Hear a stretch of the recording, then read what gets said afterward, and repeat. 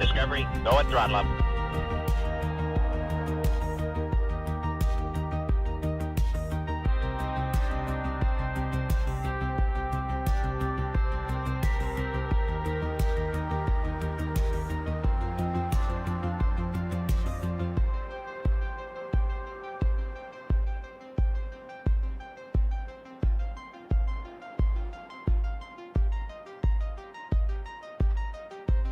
Discovery, go at throttle up.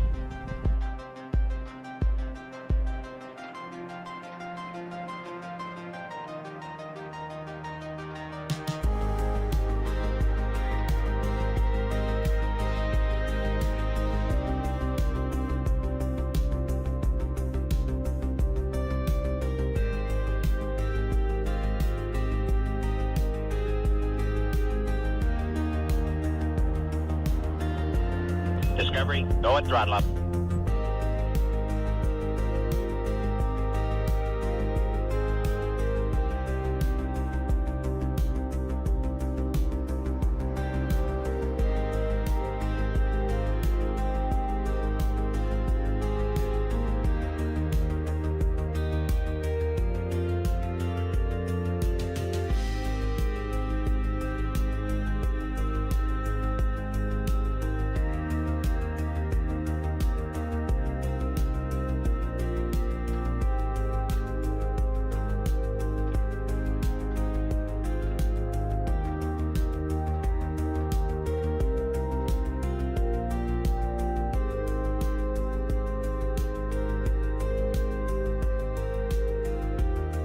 Discovery, go at throttle up.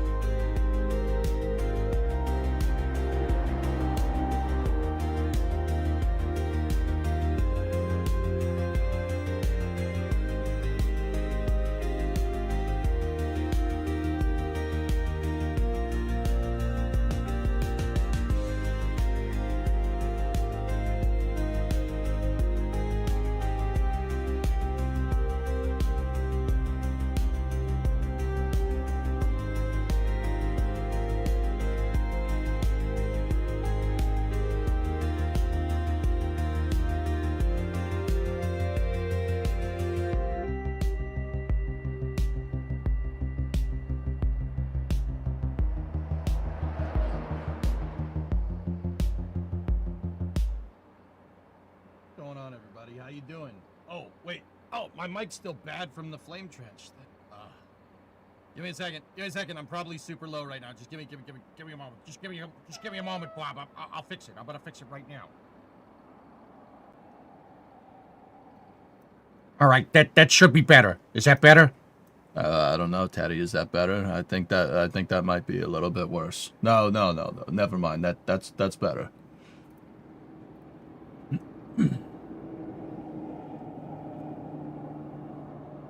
All right.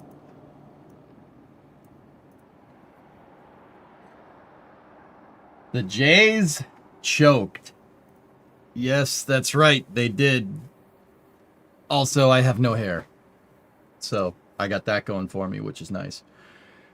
The Blue Jays did a maple leaf. They did. They did, dudes. Discovery, go at throttle up. Yep. Well, tier 2 35-month resub. Yeah. Yep. All right. Fresh cut. Yeah, man. That's right. That's right. I did it myself. Dude. Okay, let's get all the hand dig and sports ball stuff out of the... Let's get all that out of the way. I said the Dodgers would win.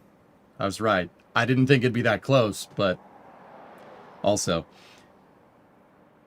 With that being said, that was probably one of the best World Series. You know, I didn't get to watch a lot of the games, but the games that I did watch, including Game 7, was one of the gnarliest World Series I think I've ever seen. Ever. Low taper fade. That's right. With that also being said, I'm pretty sure the entire province of Ontario is now scarred permanently because, well, that was one of the best World Series games I've watched. The worst part about that was that somebody had to lose. And you do not want to lose a World Series in Game 7 after 12 innings. That is probably the worst way to lose ever. The only team I wouldn't wish that on anybody except the Yankees. Except the Yankees. That'd be funny if it was the Yankees. But anyone else, nah, you don't want to go out like that. That sucks. That sucks, man. I'm doing all right, Sad. Thank you. No hat, no beard. That's right. Yep. Nice new haircut. Thanks, dudes. Yeah, it's, I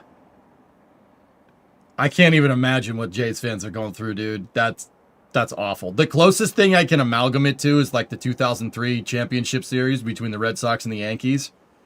That also went that far and just got tarnished, but that's not the World Series, man. And 2003 still haunts my dreams. I was watching a documentary about the 2003-2004 Red Sox-Yankees rivalry a little while back. I watched it in Michigan with Brimo's parents, and the 2003 ALCS was giving me like PTSD flashbacks. Like, not real PTSD, but I was like, I know what's going to happen, and it still sucks. You know, like, it's,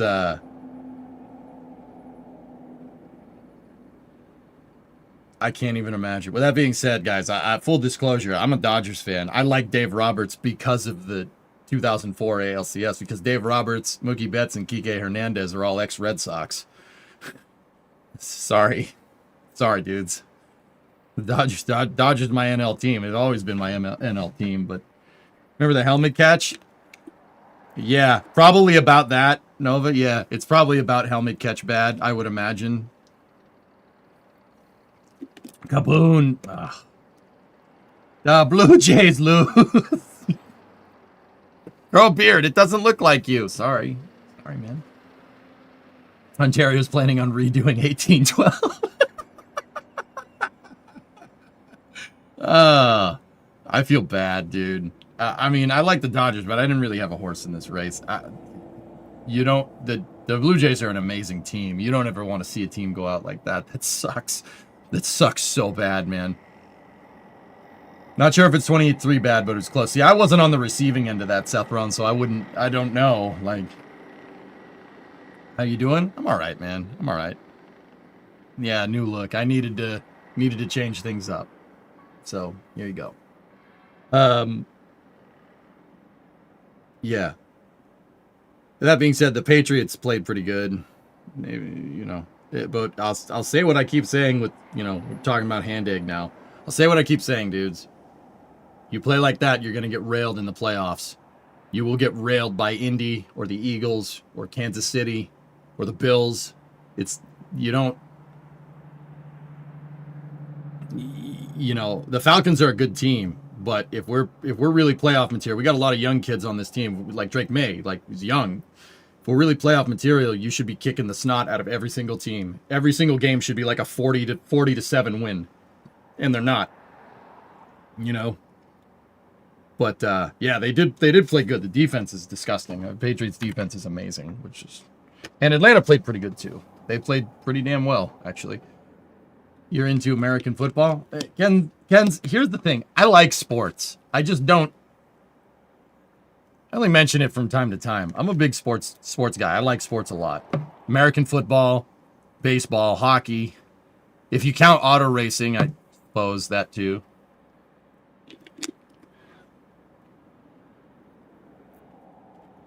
You really do look 10 years younger.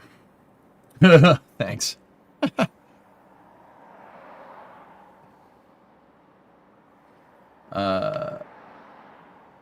Nice, goalie. There you go. Yeah, I like all kinds of sports. I'm not a fisherman, Clayton. I'm from the city, dude. We don't fish here.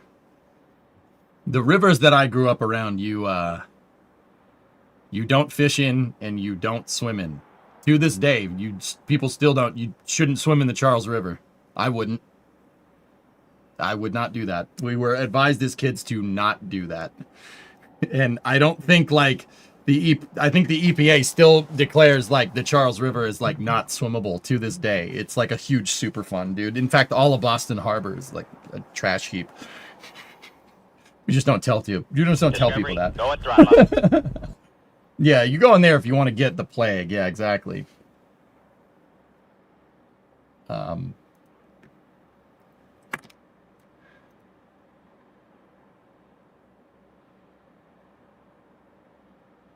Primo likes it. Do the Blue Jays feel Bill Buckner bad? I wasn't alive for that Hibbit, so I would imagine it's probably something like that, dude. Probably something like that, man.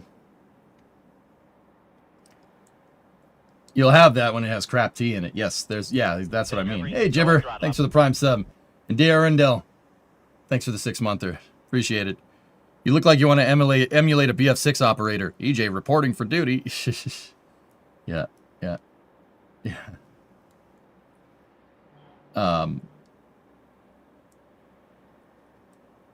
Also, I'm only gonna say this once. NASCAR playoffs should be absolved. Like they should get rid of that.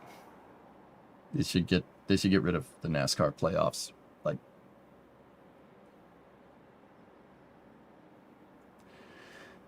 so stupid. Zilch got robbed. Hamlin got robbed. I don't even like Hamlin. He got robbed. It's a thing, Seth Ron, and it's stupid, and they should get rid of it. How about if you get in first, you get a certain amount of points. You get in second, you get a little bit less points. You get in third, you get a little bit less points. You get in fourth, you get a little bit less points. And then at the end of the season, whoever has the most points wins. How about do that? Probably a good way. Probably do that. Other sports do that. That's probably a good idea. Yeah, Buxo, fresh cut. I did it myself, actually. I didn't do anything this weekend, guys. I just needed a day off. Days off, unplug, do nothing. So, yeah. I decided it's time for a cut because I was starting to look like a homeless person.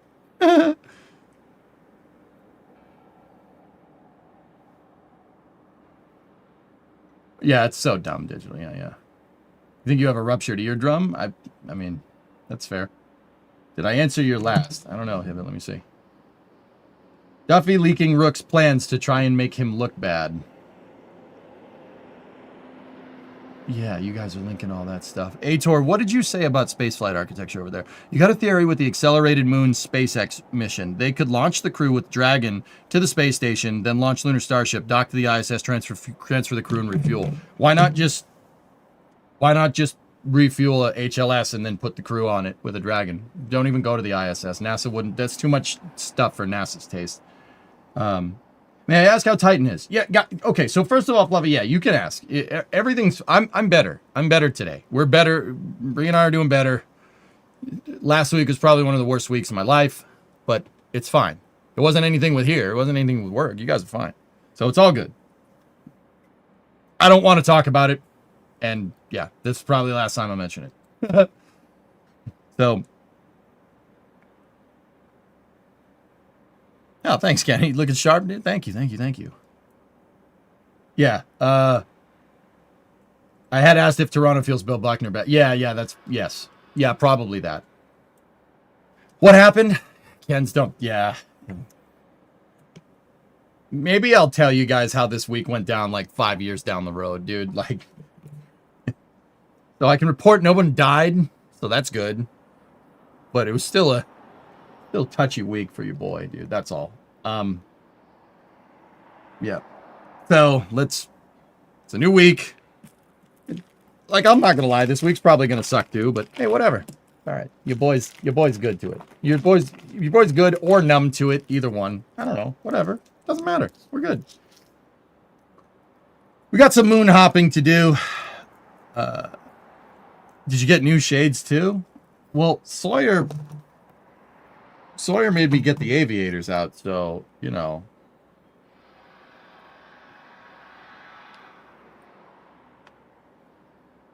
I'm glad to hear I was getting a little worried. Yeah. It takes a lot. It takes a lot for me to be like, nope, nope, nope, nope, I'm good. I just need this week to not be a week anymore, and I just need to go away. You're dangerous.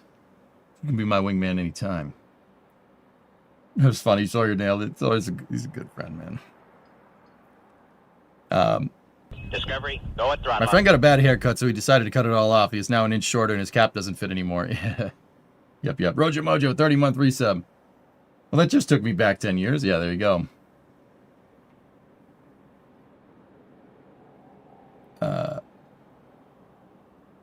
Roger Mojo, 30 months. Connie, you had 16 in there. Thanks, guys. Thank you.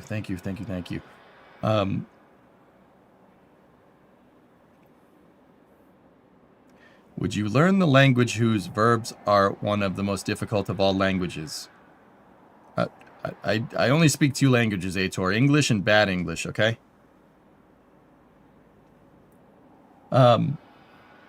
So, who's this kid and where's EJ? Don't worry about it. So, Grav, what is this, Here, well, let's get into the space mode here. I'll load up Kerbal. And while we're doing that, let's get... Oh, come on! What is this? Who does this? Damn it, Elgato! What are you doing? Are you drunk? I told you this week is gonna suck. Like what?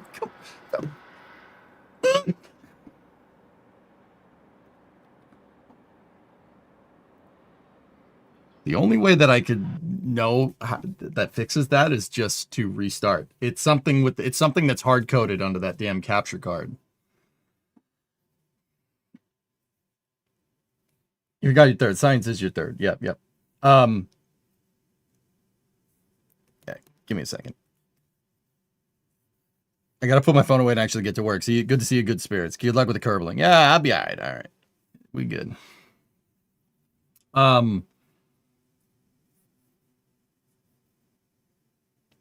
So spaceflight, huh? We got a lot to talk about for space news, huh? Discovery. K3, what's up, man? 25-month resub.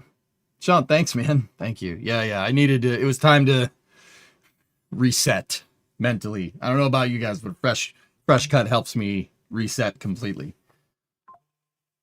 This guy's out of hits. Today's your birthday? Really, Brandster? Happy birthday, buddy.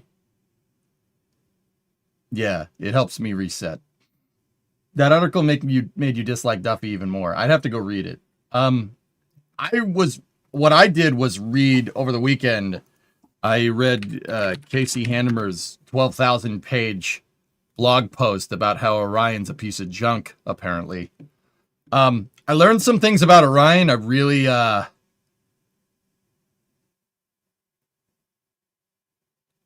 really wish I didn't know. We'll read it for Space News. I'll show you guys what I mean. Like, dude,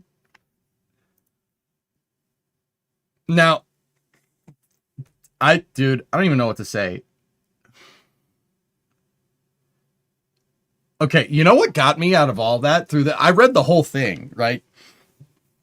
You know what got me out of all that? So Casey Handemer is I'm not even, Casey, if you ever see this, I'm not sure I'm saying your name right. I'm sorry. He's an ex-JPL engineer, and he worked at JPL in NASA, right?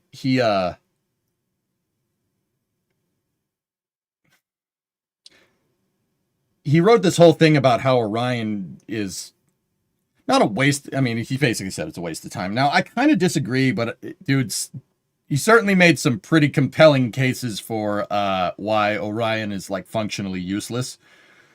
But dude, one of the things that I didn't know is he talked about Orion's hatch is derived from Gemini, from Gemini's hatch, from a Gemini capsule. What?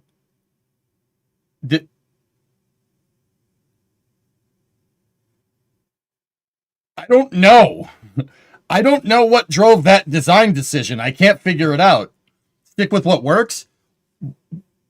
Well, if that's the case, shouldn't you use Apollo? Apollo's hatch is like 1,000 times better than Gemini's hatch. Oh, I got my SLS mug today.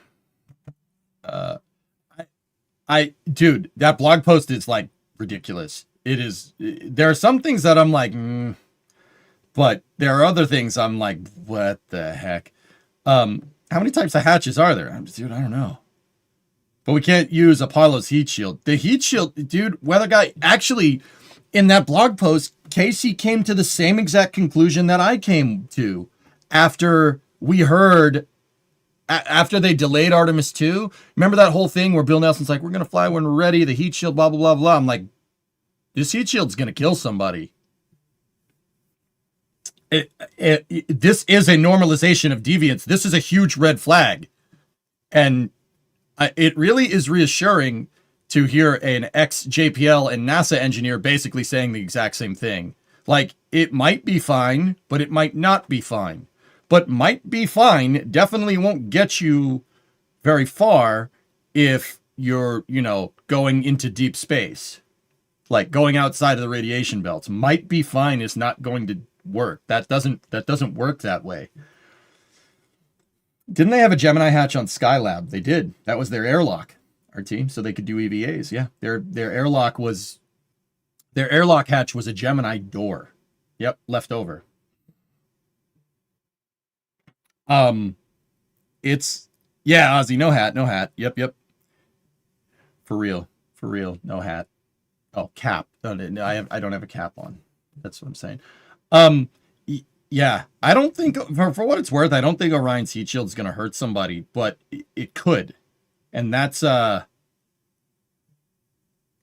enough for my, what, like, systems, rocket engineering brain, whatever you want to call me, that's enough for me to be like, you probably shouldn't do that.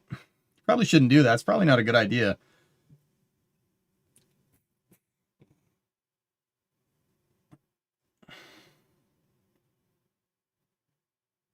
SLS is going to shuttle itself, isn't it?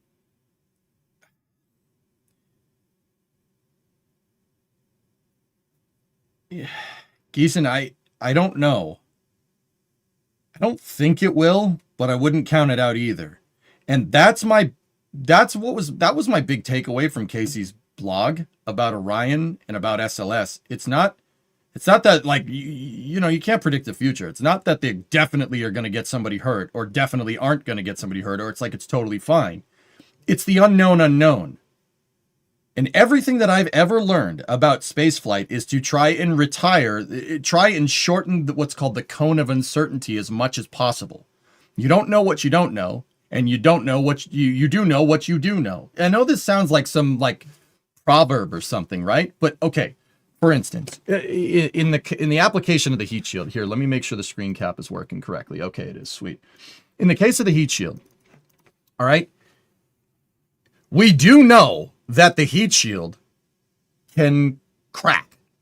The blocked Avcoat heat shield can crack. It's not that a blocked Avcoat heat shield is a bad idea. It's just that in this particular flight regime, it will crack. Discovery, go at throttle up. Okay? And it needs to be redesigned. If it needs to be redesigned, okay, why are you even bothering with let's call it the Mark 1 heat shield design? So the Artemis 1 heat shield and the Artemis 2 heat shield are pretty much the same. They're the same heat shield. The Artemis 1 heat shield cracked, and it started penetrating the shield. Basically, because the heat shield is built in, it's like bricks almost, bricks of a blader, right? And the bricks are butted up against each other. When you're coming in from the moon, right? You come in at such a high velocity, right? That plasma is actually getting in between the bricks, right? If these are the bricks on the heat shield, we're looking at them from the side. Plasma is getting in between, and it's charring the sides of the bricks, and it's charring inward, and the bricks it's eroding them basically from the back. It is removing the heat shield. Removing the ablator. Now, the Artemis 1 capsule came through re-entry just fine.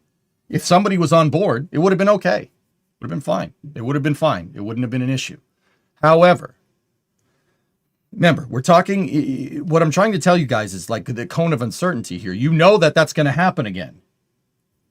And you're going to put people on it. And your solution is to fly a different trajectory. How do you know that that revised trajectory is going to work? Now, you could, I know it's NASA and they've probably done a lot of analytical work. And that's all fine and dandy. I'm sure there's some pretty good trade studies into doing a revised heat shield entry, right? With the capsule. However, this is not good. That's not good testing. It's just not. Flying a revised trajectory with Orion probably would be fine. And then they'll redesign the heat shield for Artemis 3. But how do you know that this problem is not going to happen for sure? You don't know for sure. There's just, there's unknown unknowns here that don't have to be unknown unknowns. TLDR, you know there's a risk, which you can, yeah, exactly. This isn't like unknown unknown. This is like saying, oh, you know, the heat shield could break, but if we fly on this different trajectory, it'll be fine.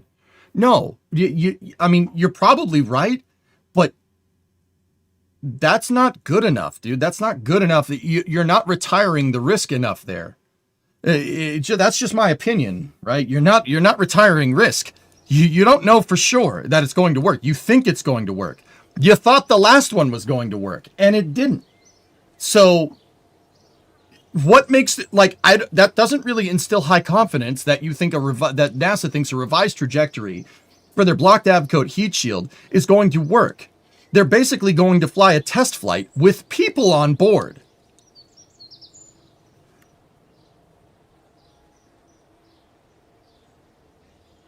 I don't know about that, man. That doesn't, you know, it probably will be fine, but I don't know how much I like that. Question, how do heat shields crack? Well, they're ablative, Clayton. They're designed to burn off. In the case of Orion, it's not like the tiles. The tiles aren't designed to burn off. An ablative heat shield burns off, and it burning off actually dissipates your heat, right? They also went with Avcoat when Pica was a more modern and proven material. Phil, here's the thing, all right? In regards to Orion, if I was in charge of the Orion program 15 years ago, with the knowledge that I have currently, I would have gone with Avcoat as well. I would have. Do we have any data on phenolic impregnated carbon ablators on a trans-Earth injection velocity re-entering the atmosphere at a steep theta angle? Do we have any data on that? We don't. You don't. We do have data on Pica and Pica X and Pica 3 from SpaceX, because that's what Dragon uses. But once again, Dragon ain't coming back from the moon, all right? This is an entirely different trajectory. So I would use Avcoat. What I would not have done is after EFT1, when they figured out that a honeycomb lattice heat shield with stainless steel backing plates is too hard to manufacture, I would not have redesigned the entire heat shield. EFT1 was a qualification flight for your design. And NASA decided that they decided somewhat arbitrarily that they are going to go with a block heat shield because there's no industry to make a honeycomb Avcoat injected ablator heat shield. Basically the same heat shield as Apollo. Instead of trying to figure out a way to make a better way to make the heat shield like Apollo, something that we know that works, they redesigned the heat shield around heat shields that we use for Mars re-entry. The blocked Avcoat ablator, which is what like Curiosity and Perseverance and stuff used. There's no data on blocked Avcoat heat shields coming back from cislunar space. There's no data on that. Why would you drive that design decision just because it was easier to manufacture? That still doesn't make sense in my head. Why would you do that? You would do that based off of an opinion, not analysis.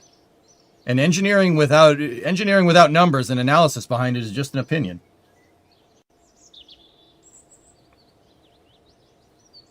I'm a risk taker, adrenaline seeker. You wouldn't catch my butt flying on Artemis 2. No shot. Yeah, exactly, Nader. It's like if you were flying around on your Harrier and your bleed system, the bleed air system had a leak. Would you fly it? Hell no. No way. No. No, you will die. Like, it might be fine, but what if the leak gets worse? You're screwed. You wouldn't fly that plane, right? Exactly. Like, it's just stupid. What do the 4 think that are supposed to ride on it? I don't know. If they think it's fine, go. If Reed, Christina, Victor, and Jeremy think it's okay to fly on that capsule, you're the astronauts, man. It's your hide. You know, if they want to fly on it, go ahead. I don't think risk, like, the capsule should be safe enough, but we don't know if it's safe enough. We don't know for sure. We're pretty sure it's safe enough. What kills me is that we're pretty sure it's safe based off of an Discovery, opinion. go at throttle. But if you did a little bit extra work, you could prove that heat shield is good. You could prove it. But they don't want to, because that's more work. That's the short answer.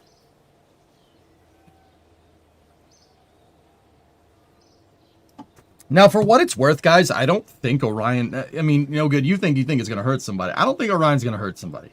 I really don't. But my thing is that you don't know.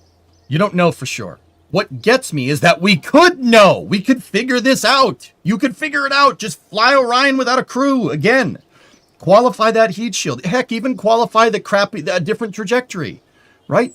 Just change the trajectory a little bit, like you want to. Don't fly it with people, though. You know, just make sure it works. Qualify it. Do the analysis, but we don't want to do that. Do they have the cash to do the testing? Geeson, I'm going to read that blog for Space News. And you guys might want to take like a Prozac or something before I read it. I'm dead serious. You're going to get pissed. You might want to take like a Prozac or like a muscle relaxer or something before we read that, before we go. Dude, it's so bad. I was reading it when I was watching sports yesterday. I'm on the couch and I'm like, Bray, this is so stupid. What are they doing? Bray's like, I don't know. I just want to watch sports, man. I'm like, all right. Get like a Xanax or something. I don't know. Just got here. I'm also scared for the Artemis 2 crew. That thing is a death trap. I don't think it's a death trap, Trey. I really don't. I think Orion will be fine.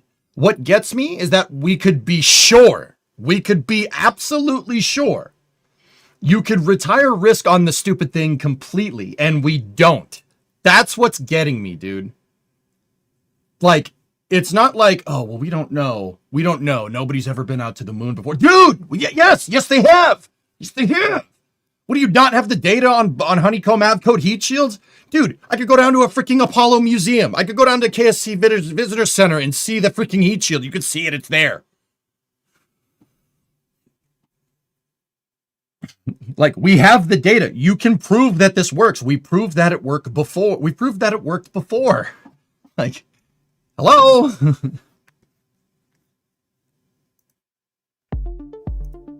That's what gets me, dude. I don't think Orion's going to hurt. I mean, I hope it doesn't. It's not that it could or couldn't hurt somebody. It's that we could be sure that it'd be fine. We could make sure that it's safe, and we don't. And that's what gets me. It's just, we'll talk about it more for Space News, dude. I don't want to get all riled up right now. It's just so annoying, dude.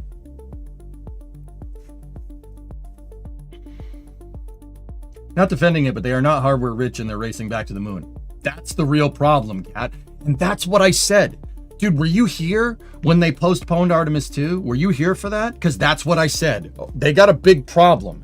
Your problem is that you're not hardware rich, so you can't. You can't test it. There's only two Orions left. And there's only not two Orions left. There's only 2 Delta 4 second stages left. There's 2 ICPSs. That's your problem. There's no other way to test Orion. You're not going to launch it on a Delta 4. Delta 4 doesn't exist. They're not hardware rich. That's the real problem here. And once again, we can talk more about that later. So, At the end of part 20, we barely got Jeb, Bill, and Bob home. The capsule, my Taurus capsule, we sent them out to the moon. The Taurus capsule worked great. It worked exactly how I wanted. It worked perfect. Sorry, this little thing with the green screen is just pissing me off. Right? The capsule worked fantastic. Because we qualified the capsule and we reduced the cone of uncertainty, we knew it was going to be okay.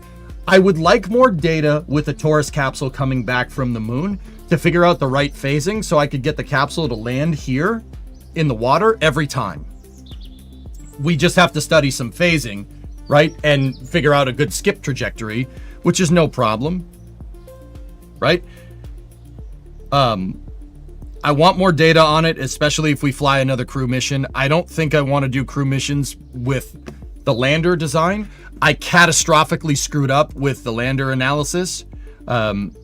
Let's just chalk that up to me having a bad week last week when I rebuilt the Ascent module. The Ascent module is no good, man.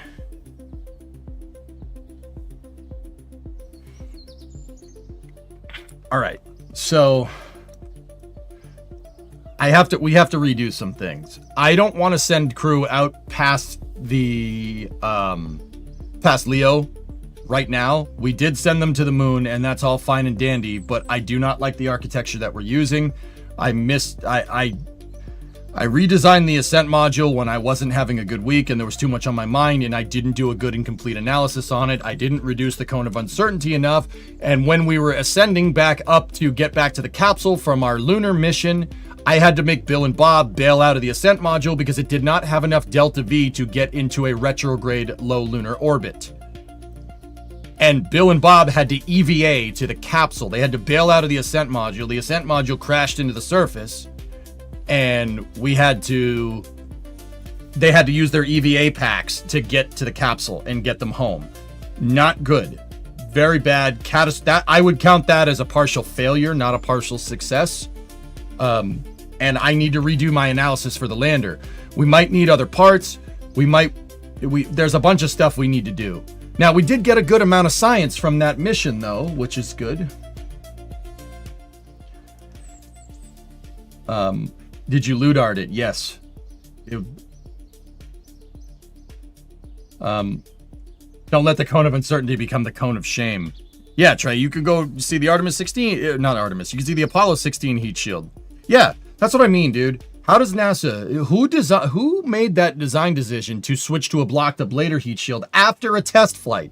You refactored your design after a test flight? Dude, that's like a huge red flag. Huge. Huge. Like everything in the systems engineering book that I have over here from NASA says don't do that. Don't redesign after flight data. That's a really bad idea. Now, if you want to let flight data drive your design decisions, that's fine. Switch to iterative design. Iterative, meaning high flight rate, which is Orion does not have that. It was supposed to have that with Constellation, but we didn't do that. We decided we wanted to do whatever Artemis is. Anyway, our lander is not good enough. I did not reduce the cone of uncertainty enough with the lander. I hate it. We need to redesign it. Specifically the Ascent module, which is going to basically change how the entire mission works, and I'm not happy with it. I want to make sure we have the cash, and I want to make sure we have the science to really be able to reduce the cone of uncertainty to be able to do routine missions to the moon and to Minmus. Oh yeah, Elon's pissed, dude. SpaceX is going after the moon. Oh, they're going after the moon. Elon wants it. He wants the moon. Good. Good. It's not even under funding Hellfish. I'm telling you, dude. I will show you. We'll read that blog post for Space News, and you will get annoyed. Like, this is not like regular EJ rants. You will get pissed.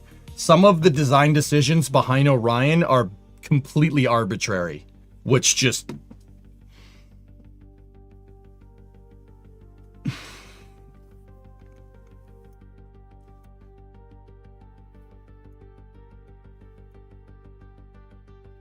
We need to cash to upgrade the VAB for the unlimited part cap. That's right, Sharktails. Hey, Reindeer, what's up, buddy? 42-month resub. All right, so we have 300 science. What do we want to unlock? I was thinking we could get the better solar panels. I did unlock the Sentinel Space Telescope, surface scanning module, survey scanner, so we can start scanning for resources around the moon. Looking sharp, hope you're good. I've had better weeks than last week, but I'm okay now. I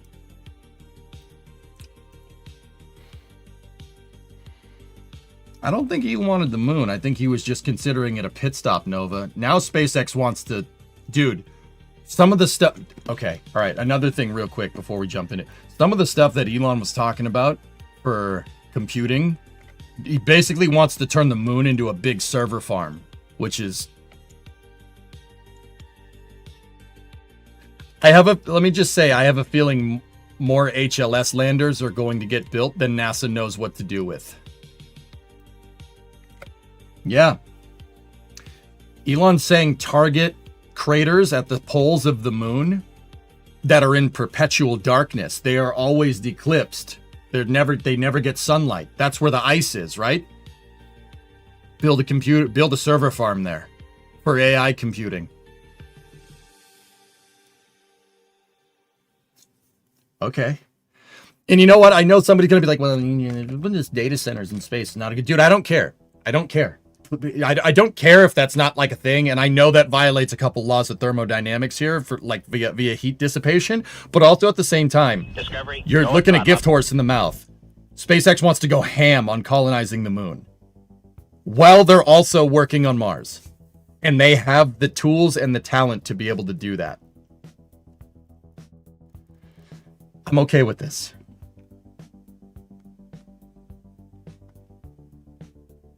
Some YouTuber did a shout out to Scott Manley.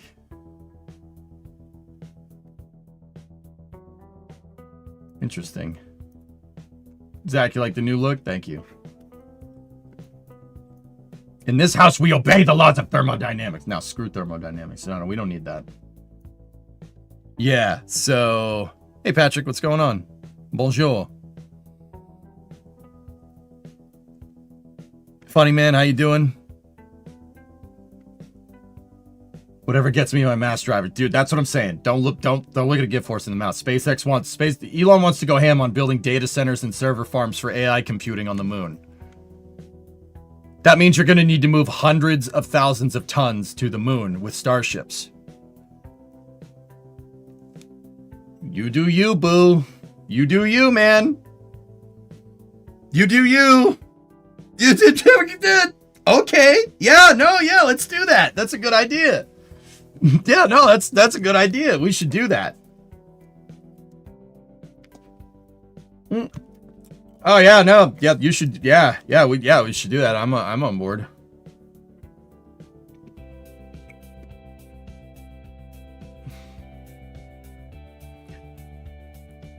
Should we be spending the science points in better rocket parts so we can put more mass in orbit for our save? Well, Trey, the problem is the VAB. We need to grind cash. I'm hampered by part count. And that's why I can't build a better ascent module right now. We're hampered completely by part count. So we gotta, I want a lander that's way more robust. And I decided based off of what we saw with the ascent module, I think it would be better and for our architecture. So because we can rapidly iterate in KSP, right? I think it would be better to come up with a reusable descent module. Something like the RDM that I made in an old career mode save. I want something that can get stuff to and from the surface relatively easily. People, not people, whatever, it doesn't matter. But in order to do that, we need higher part counts. I need to be able to launch bigger landers and bigger rockets, right, from the VAB. So we really need cash. It's not necessarily science that we need. So our VAB upgrade, right, we need 1.69. Nice. Let's just say 1.7 million to upgrade the VAB. You couldn't do on-orbit assembly?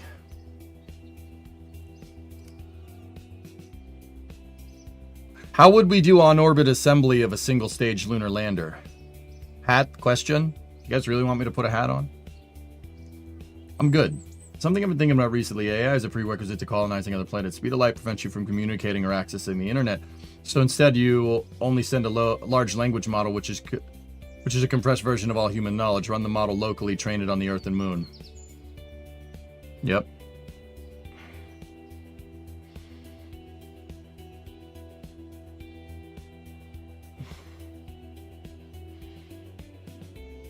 Yeah, or not, that's pretty much what's going on. Also, new car covers on, dude. Looks sharp. Can we activate the exchange rep for cash?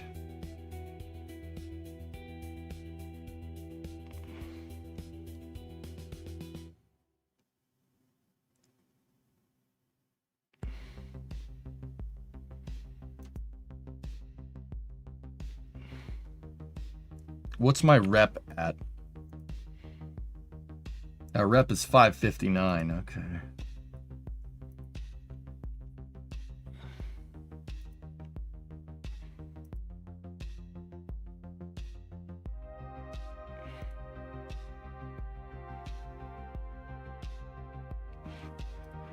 So, I would really want about 2 million in the bank here before we did that. So we need about 1.5 million.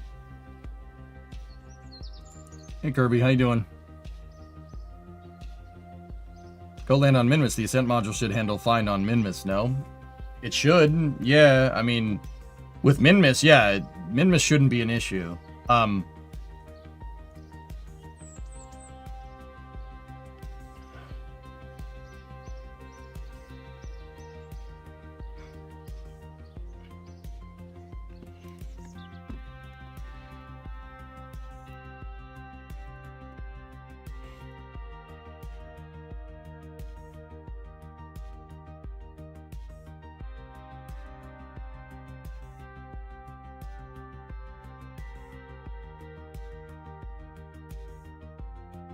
We could change it for cash, but I'm just not sure how much. Let's take a look.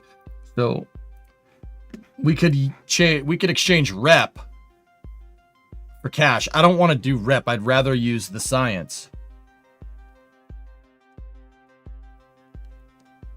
Takes 5% gains from contracts, yields 2101. Oh geez. The setup cost is so bad, dude. That's not really worth it unless we absolutely have to. It's just, we just gotta grind, man.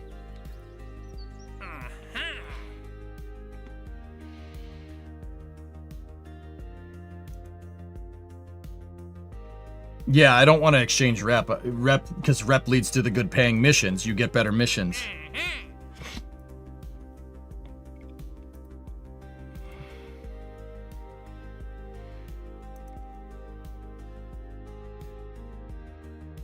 Science data from the surface of the moon. Hold on one second. We can get that right now.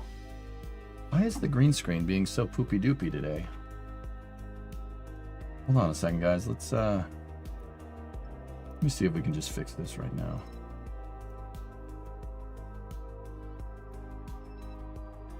There we go. That should get rid of it.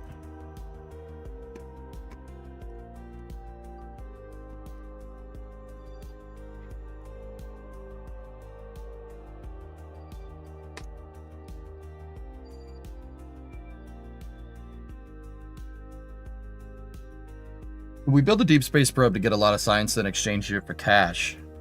I'd rather just grind out missions, Trey. That seems to be the best move. There's no easy way with this stuff. It's spaceflight after all, dude.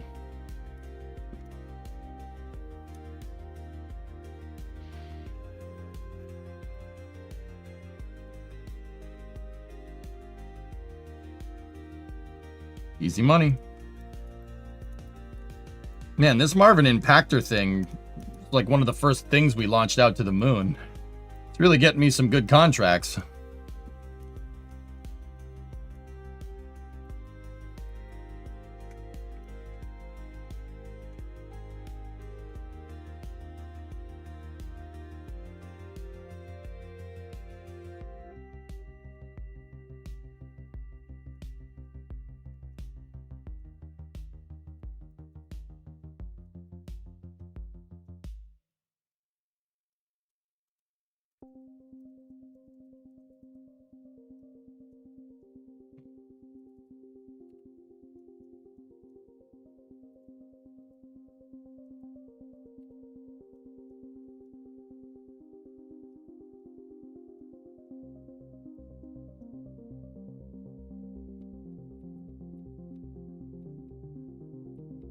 Oh yeah, debris doesn't show up on the scope.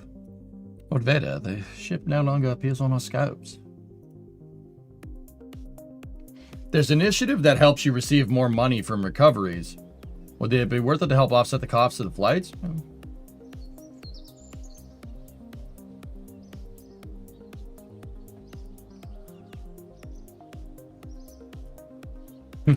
Byron, well, we got Kitten Space Agency, dude. That should be adequate.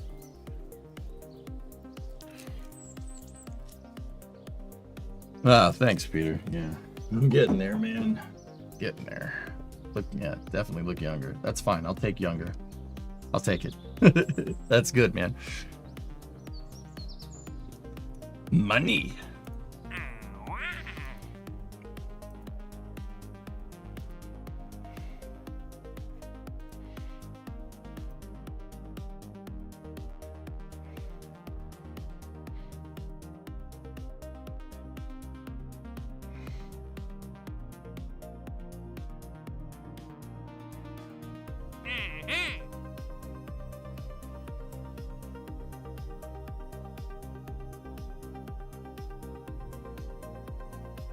Plant a flag on the moon? Again?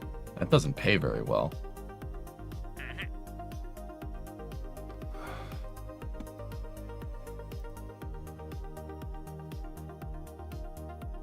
Position satellite in a specific orbit around the moon. Here, let me get out of the way for you today. Have you considered our SSRO? Nope, no, okay. You want to play your way, such a crazy thought.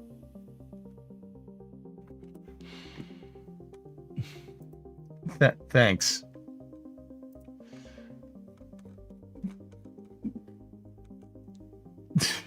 Thanks for the help, man. I think.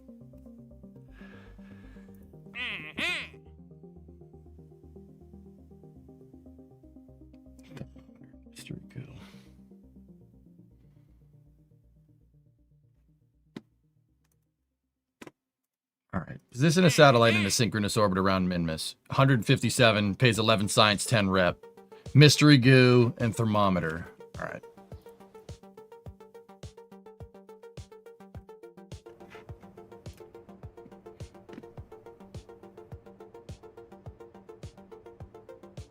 Let's go down to the Octo.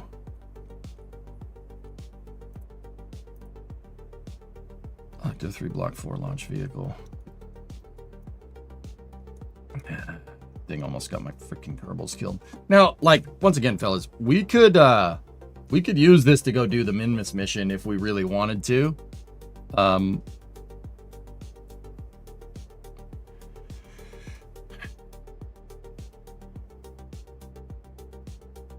But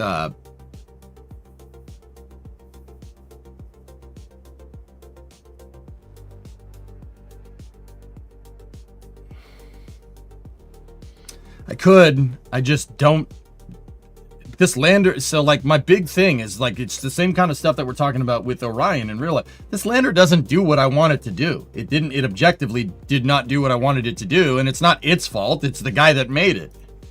You know, that's my fault. And I don't. I did the analysis on this lander and crunched the numbers when I was not having a good day, and. Frankly, I don't trust past the EJ from last week's analysis on anything. So we'd have to requalify this lander.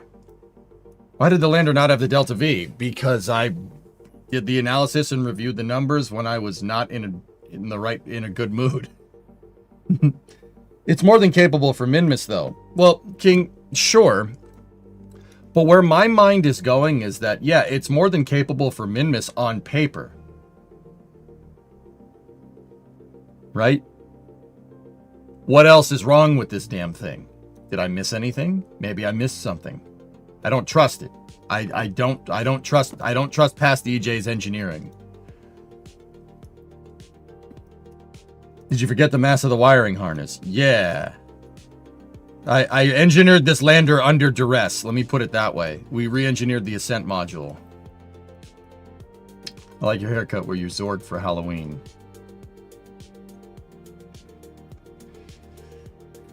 Nice.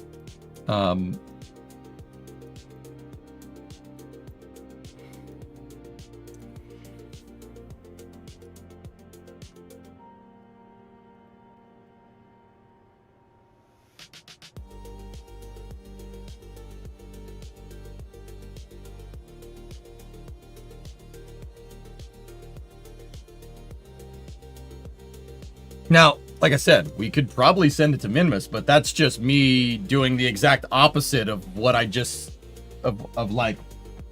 That's me doing exactly what NASA is doing with the Artemis 2 Orion. It's the same thing. I don't trust it, and I don't want to trust it because I don't know if it works. It should be fine on Minmus. I'm pretty sure we're not going to have a problem. But pretty sure doesn't mean dick in spaceflight, now does it?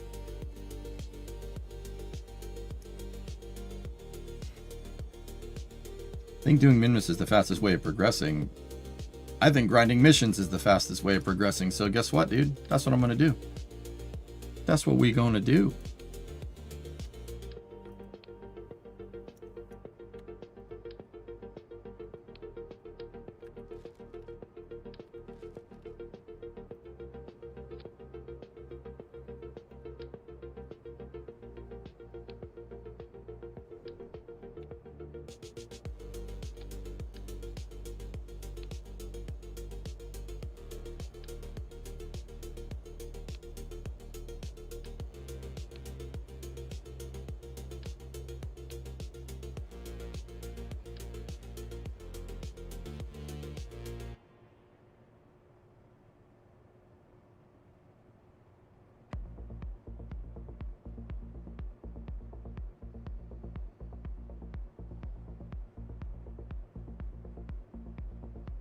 Did the moon rock samples have mass? I think it was the retrograde insertion that killed me. Guys, the retrograde insertion is what got me. Now, King, if what you're saying is send this out to Minmus for the position satellite in a specific orbit around Minmus thing, yeah, sure.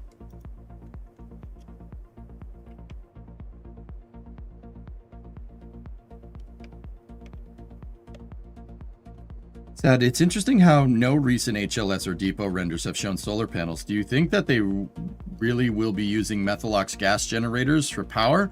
Yes, that is totally possible, Sad. Yeah, it's absolutely a thing. You would use that generator to keep the tanks pressurized to prevent boil off. If you can hold the tanks at pressure, boil off can be mitigated, as long as you take into account the thermal conductivity of the thing sitting in the sun. Sure. If of all people, ULA has talked about doing stuff like that with a Vulcan Vulcan Centaur, the Centaur 5. They were talking about doing that 10 years ago. It's a good idea. It'll work. And depot ships don't need to loiter for too incredibly long. And they need to mitigate boil off anyway. So eliminate the part. You don't need that. It's actually superbly smart when you think about it. Depot ships aren't going anywhere further than low Earth orbit, at least for now.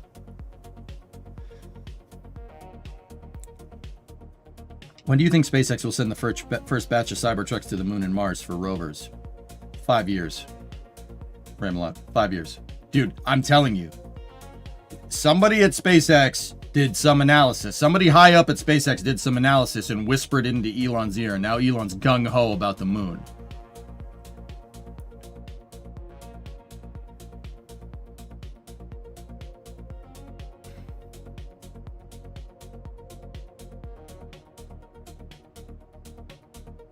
Yeah, Victory, that's right.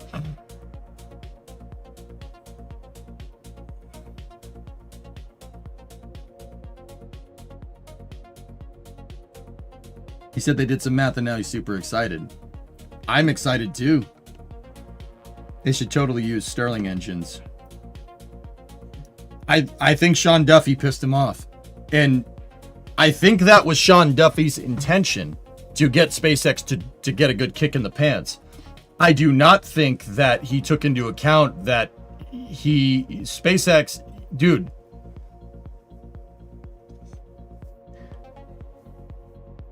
I don't know why Legacy, all right, real quick. I don't know why Legacy Aerospace, politicians, whomever, like, why they keep saying, oh, SpaceX won't be able to do that. They won't be able to do that. Elon can't do that. They can't do that. What they keep saying this thing, and there's no way that they're saying it because of reverse psychology. Like, oh, you can't do that. Fine, watch me, right? Like they're not saying they're saying it because they still think that SpaceX is not viable. Like,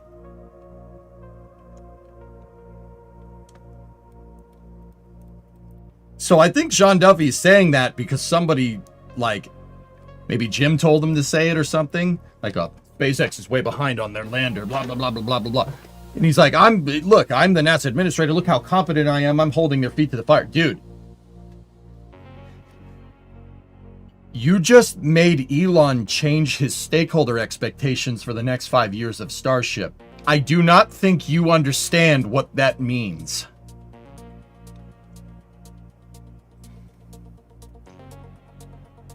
Brother, Blue Origin is going to land their Mark II lander on the moon, and don't get me wrong, it's going to be awesome. There's going to be an army of Optimus and Cybertrucks and data centers waiting for them there when they do.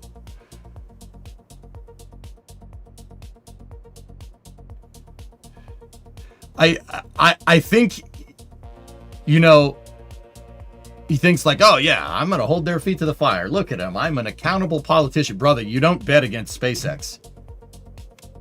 Everyone that has bet against that company has lost. Like, lost. We're talking like late 1990s Yankees. You will get trounced. Like, you don't even have to like Elon. You don't have to like SpaceX, dude, but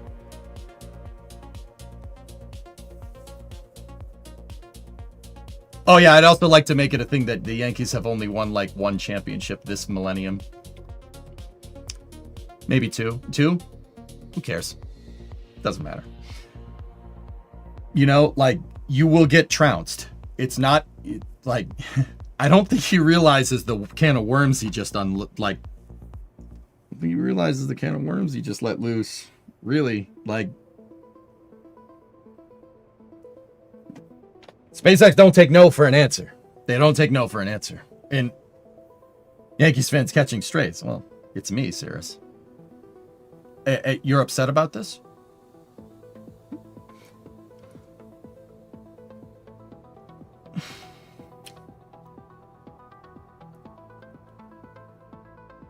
Buck, exactly. Elon's been riled up. SpaceX is going to get there to humiliate them. Yeah, I don't think this plan worked the way... Dude, that's it, Buck. You said it. You said, I was trying to put it into words. That's it, man. I don't think you... Dude, he's not there. You tried to hold his feet to the fire. You know, like, oh, I'm being a good politician. Like, look, I'm going to hold a contractor. This is NASA. Accountability is back. Dude. What you said is right. That's exactly it, man. Elon's been riled up. SpaceX is going to get there first just to humiliate them. Yes, you think this is like, oh, I'm holding people accountable. No, SpaceX is there. Elon's going to make you look stupid. He's going to make you look stupid. Discovery, go at throttle up. Have there been more Elon tweets? Dude, Elon's on a roll right now, Redbeard. I'll tell you about it for Space News. Dude, SpaceX is going ham on the moon. They are incorporating long-term sustainable lunar architecture into Starship's stakeholder expectations.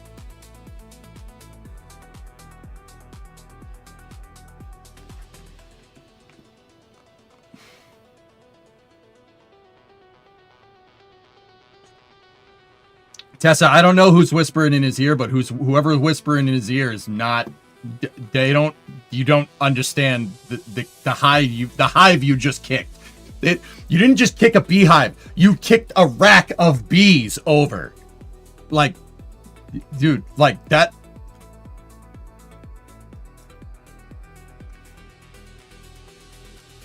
The moon is much more practical. King, SpaceX is gonna do both, man. They're gonna do both of those things.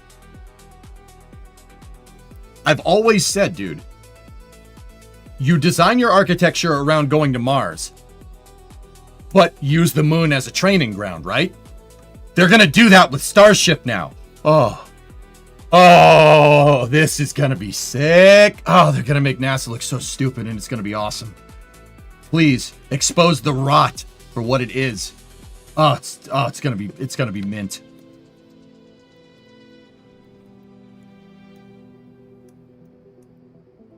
I think they will, Dons. I think if, you know, if Rook doesn't get that NASA administrator position, dude, I think SpaceX is gonna send him to the moon. And he's gonna land on the moon while Sean Duffy's in some friggin' cubicle somewhere.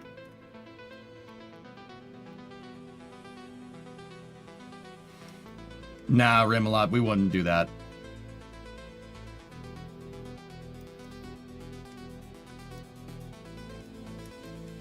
They are, Nova. If with Sean Duffy at the helm, they will. How much processor materials can be made at the moon for chips? We'd have to work on extracting precious metals and raw materials from the lunar regolith blackness. There's not much research on that, but if we can land 100 tons on the surface routinely, the research will change.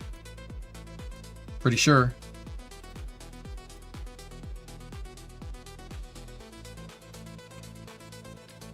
All right. What we could do, guys, for that Minmus thing, we could go and test the lander out there if we want to, but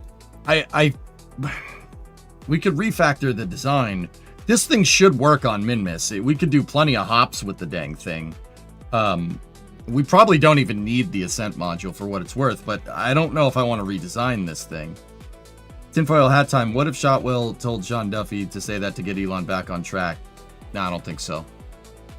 I think this is personal opinion, entirely anecdotal on my part, guys, so take it with a grain of salt. I think Sean Duffy pissed off Gwen. Because it's one thing to see Elon, like, posting around on Twitter saying this person's an idiot, you know, screw this person's an idiot. But for the SpaceX actual account to produce, like, this whole thing about how Jim Bridenstine is bought and how his opinion is compromised, that screams Gwen to me.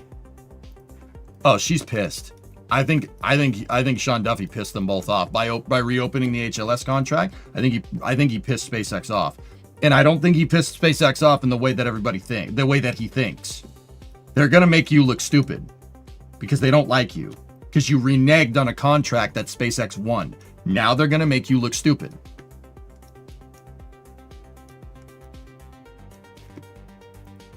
Yeah, Gwen hasn't said anything. When Gwen gets quiet, you got a problem. That's what I've noticed with SpaceX. That means she's on a grind. And once again, I don't speak for her. I don't know her, but I've been following SpaceX since 2013. Dude, I know the behavior. We've seen this before.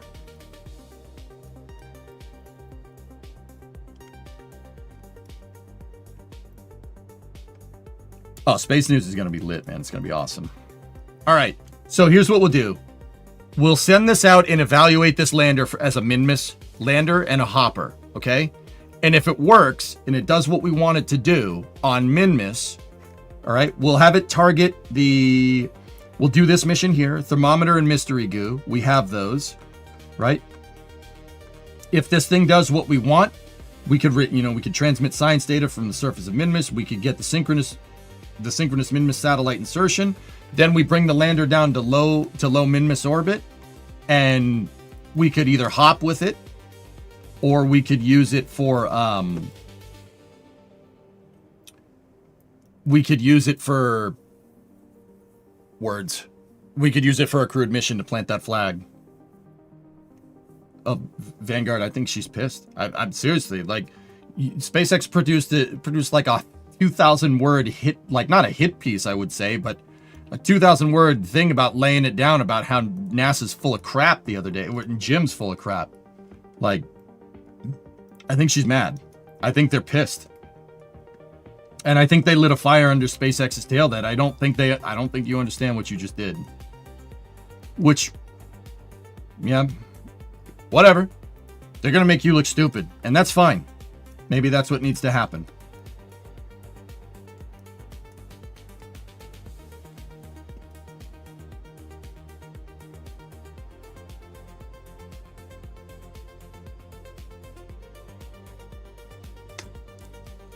Looking sharp. Thanks, Chaz. I'll decided to redo your booster model for much, much higher fidelity. Nice. Just saw that Escapade is listed for launch this Friday on both NSF and EDA. Could someone confirm that that's right? Well, the payload is encapsulated, dude. We'll talk about that for Space News. Yeah. Yeah, that looks right to me. Friday at 2:51 p.m. Oh, hell yeah, man.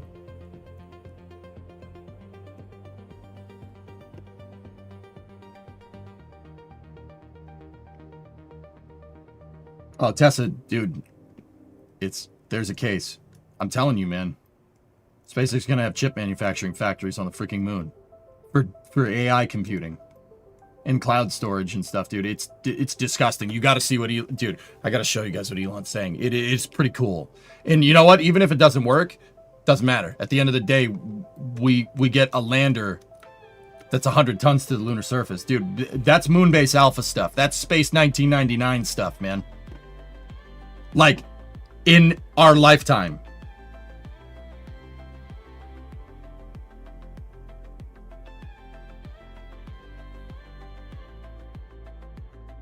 NVIDIA is going to contract these SpaceX for these data centers. I think they are. Yep. I think it's no secret that Jensen Huang met with Elon at Starbase a couple of weeks ago. They're cooking something up. Dude, we're going to get the future that the shuttle program promised, guys. Guys, ever look at the original space station Freedom shuttle space station stuff?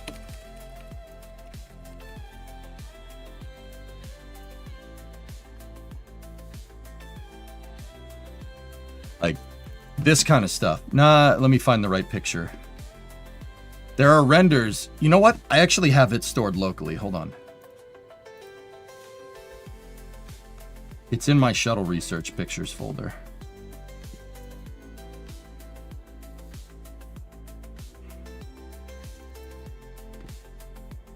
That's the trust segment. Where the heck is that picture?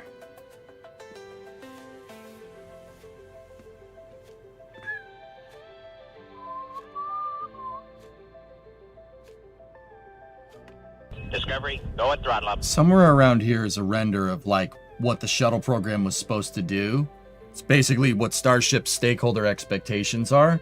And there's a picture of the shuttle sitting at like a gigantic space station that makes the ISS look like the ISS is the size of a football field. This space station in the render makes the ISS look like it's on a squash court.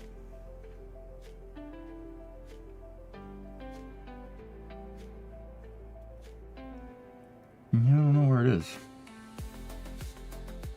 I like how they said the contract is minuscule compared to the investment. Hey, Peck, what's going on?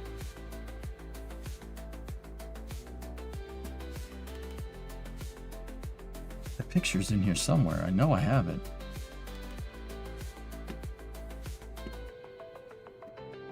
That's the MPTA, OPF, ML, MDD, Vandenberg, E2 storage. Now keep in mind, it's obviously not a real picture, it's a render. There it is.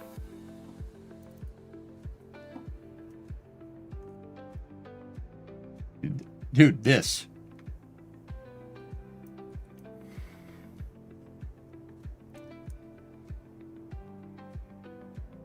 There you go, Redbeard.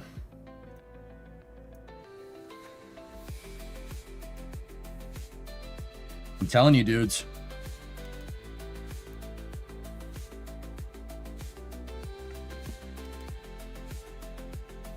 Yeah, exactly. Exactly. I don't know if you guys saw these renders from NVIDIA last week.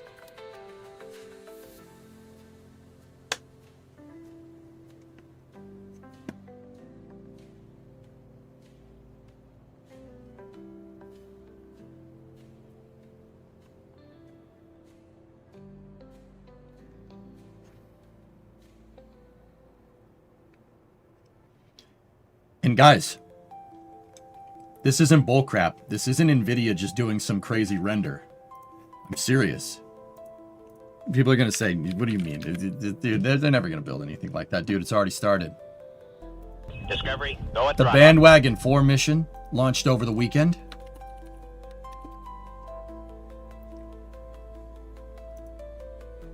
Look. Hold on. Right Star here. Cloud 1, separation confirmed. Star Cloud 1. That right there is the first NVIDIA H100 processor being launched into space.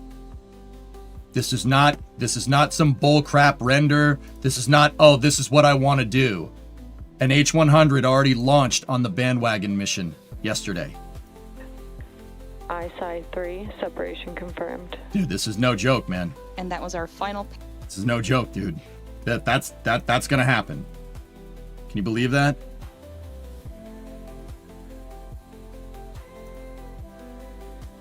Brother. The space renaissance that's going on right now, or at least the foundation of this space renaissance that's going on right now is like the only thing that's keeping me going. I'm like, this is sick. This is so cool. Dude, you're gonna see stuff like this, man. If everything runs its course. Look at that. Look at that. Oh gosh. Dude, we have a good enough computer. I would build this in KSP. You know, we'd have to screw around with it, but I would do this. I'd build something like this, sure. If we ever get to that point, like in this career mode save, we start building out shuttles and stuff, dude, I'll build this. We should be able to do it with this computer. It shouldn't be an issue. Save it for KSA, whatever. All right, cool.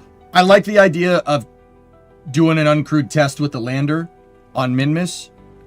So let's send this thing out there and go. Is there a KSA timeline? There's no specific timeline on it. Just let them cook, reindeer. That's really where we're at.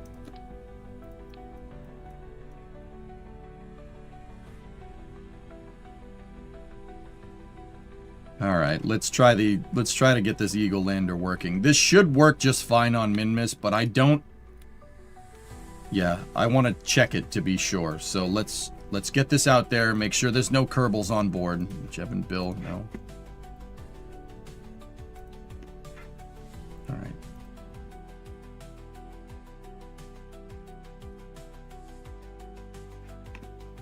Look at the original posting confirmation from Elon.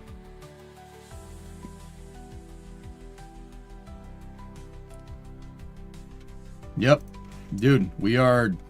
This is... Like, guys, this is happening. Yeah, if you told me 6 months ago that data centers in space are going to be a thing, I'd be like... But, here we are. Okay. Let's make sure we're in the right phase. Oh, boy. That's a lot of junk. Okay, let's make sure we're in the right phase for Minmus. Let me just check... Minmus first. What type of orbit are we going into? What does Rokia need? 25.5. So posigrade. So let's do a prograde. Let's do a prograde insertion around Minmus. Let's make sure we're in the right phase.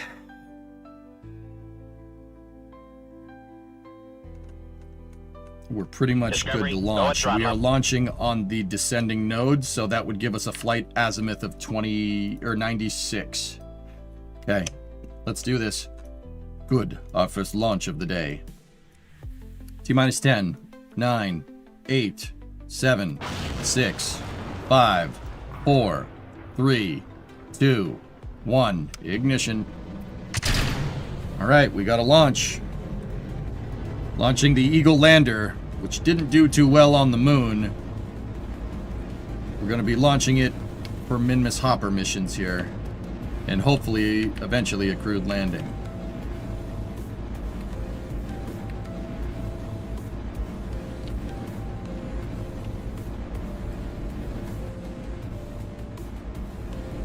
Roll pitch program is good. You're gonna need a lot of radiators, Owens, yeah. the thermal control systems on data centers in space are going to be insane. But once again, I think SpaceX can get away with it, man. Like, the reason why I think they can get away with it, dude, is because when you think about it, like, look at all the Starlink satellites. All the Starlink satellites that are launched, those have to find a way to dissipate heat. So SpaceX is technically already mass producing radiators. It shouldn't take much more to scale that technology up. Thermal control loop and the cool thing about thermodynamics is that it's pretty straightforward stuff. It's addition, because heat is quantitative, right? Like, if your satellite generates this much power and uses this much energy, it's going to make this much heat, right? Like, it's not some like crazy like logarithmic equation or something. Okay, we're past max Q. Throttling up.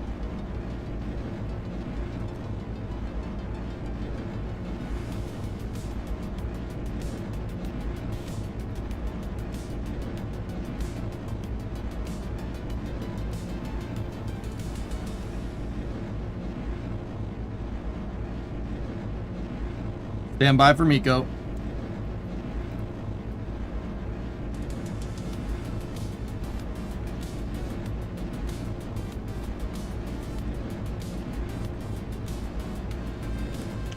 We have Miko confirmed. Stage separation. Upper stage ignition. Upper stage ignition on time. Bearing separation. Bearing separation confirmed.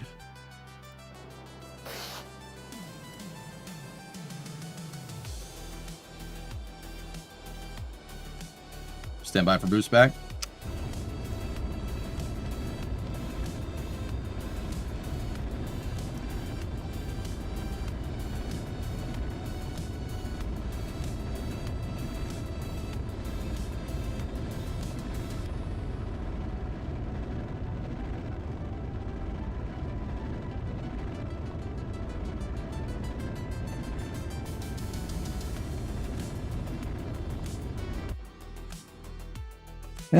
This one's gonna go in the ocean.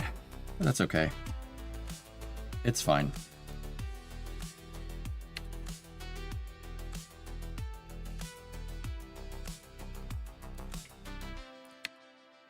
I'm just testing out boost back profiles with this to try and get the booster back. It doesn't have any landing legs. I'm just trying to soft splash it down.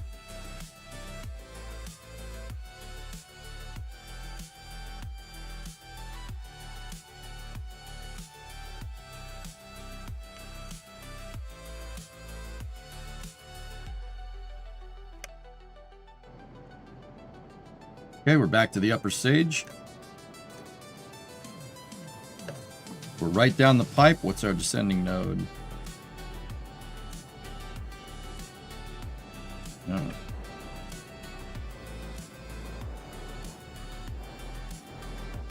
2 degrees off is not great. May have launched it smidgen early. It's alright, we can change it on the way out. It's no big deal.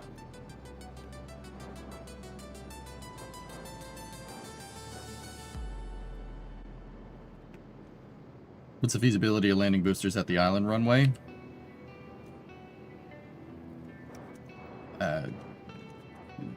Useless. Just, I mean, it's career mode, guys. We're not playing mission mode or anything. If we just landed in the water next to KSC, the game doesn't care about the difference. Do you think if the shuttle kept flying, they could have eventually replaced the SRBs with 2 Falcon 9 cores?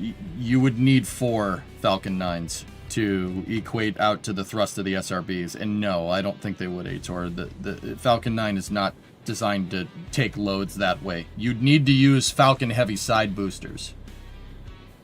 Actually, no, not side boosters. You'd need Falcon Heavy center cores with a side booster nose cone on top. But the load dissipation pathways for like the 5 and 4 segment SRBs is not even close to the load pathways for a Falcon Heavy center core. They're different. I mean, I'm sure you can make it work, but who knows?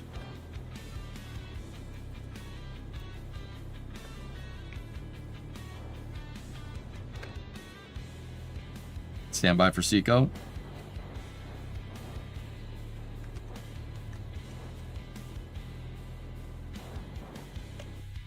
(91 by 79).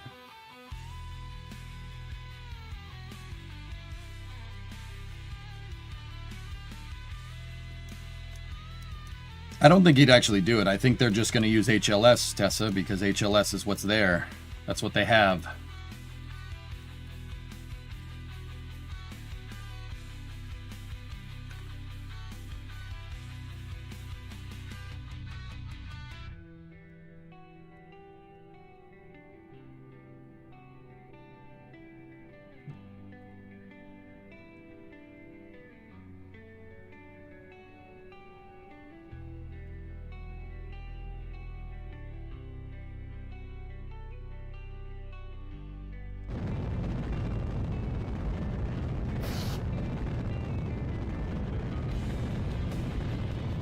Nope.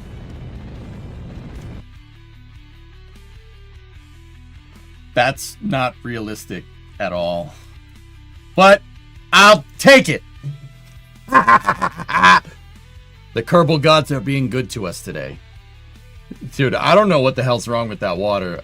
See, one of the mods changed the settings or something, dude. That should not be doing that.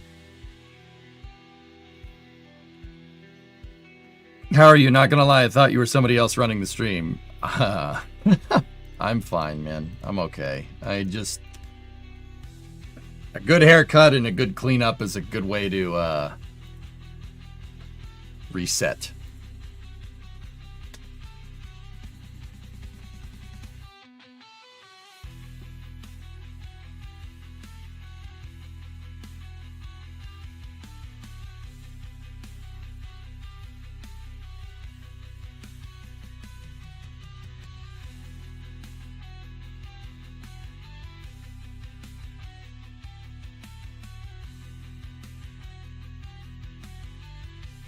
There's an Ariane 6 launch tomorrow. Oh boy.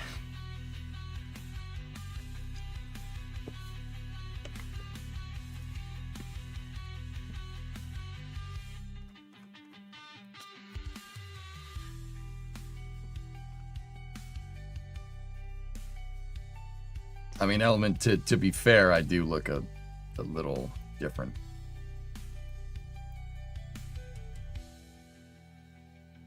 Yeah, that's not really the best time to do this. We need to make a min sat or something. Any recommendations on getting into CAD as a hobby?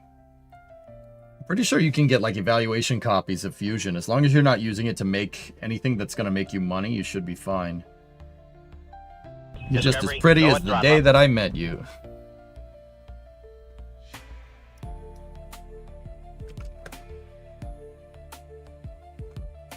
Well, looking sharp. Thanks, mate.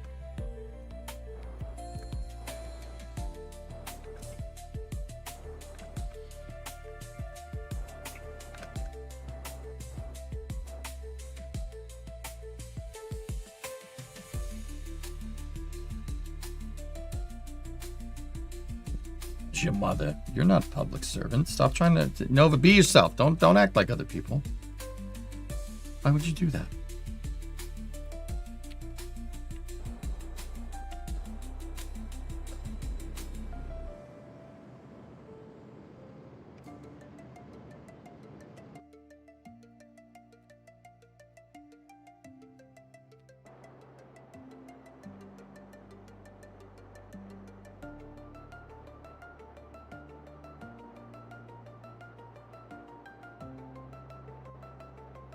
Man, this save's getting a little messy, huh?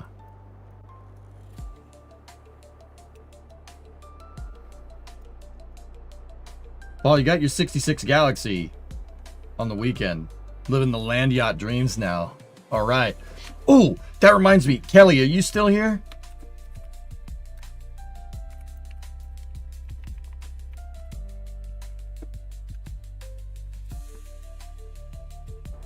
Over in the Twitch chat? Kelly McElrath. He asked me about the crew cab charger, and I didn't answer. Dude, we're good. We're good to start drilling holes for the trunk pan. I got trunk pan fitment perfect. We're gonna do a crew cab charger stream on Wednesday. Okay? Pending nothing crazy happens in my life again. No guarantees. We'll see. Okie dokie?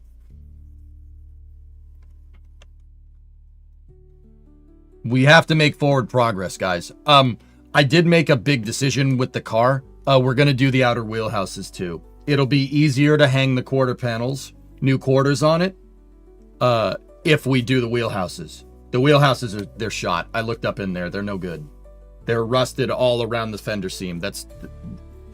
We'll just cut them out. Just cut them out and replace it. I don't want to attach really nice parts to rusty crap.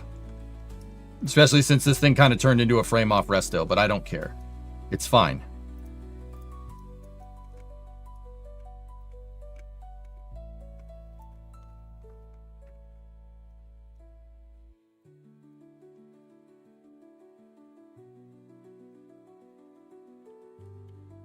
You're replacing everything except the frame rails. No, the inner wheelhouses are okay. I can just repair those.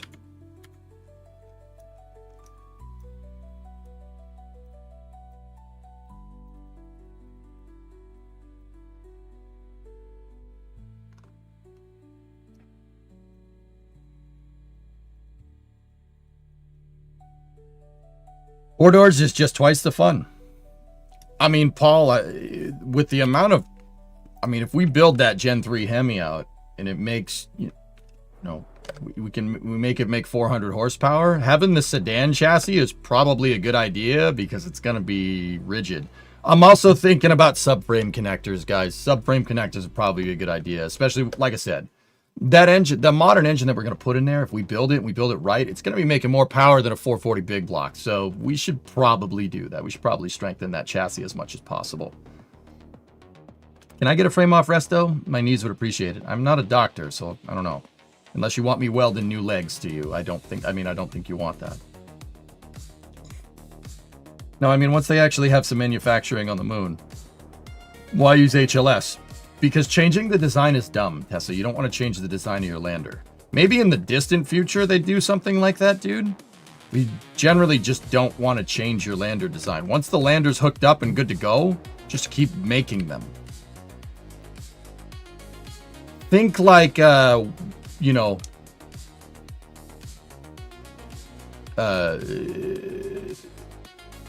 Spitfires or Hurricanes. Just keep making them. Just keep making them. Spitfire is a pretty damn good plane. I mean, I would argue the Hurricane's a better plane. Just make them. Just keep making. Just keep making them. If you're gonna do this, you're gonna need. Just keep making them.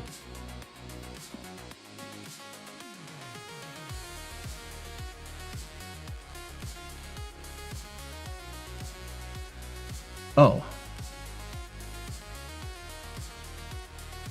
Scatter is causing the jelly water mod. You can go into the config when you're at the screen looking at your buildings. And there are some settings to override water crash tolerance and drag, which you want to turn off for a more vanilla water experience. I do. Thanks, Trailer Park Tycoon.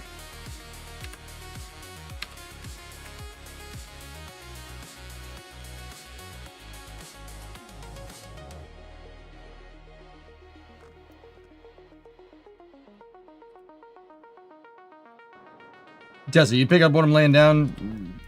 Elon wants to do what, like, the British and the Americans did with airplanes during World War II. Just make a lot. Just make a lot. The lander design, get the lander design good enough.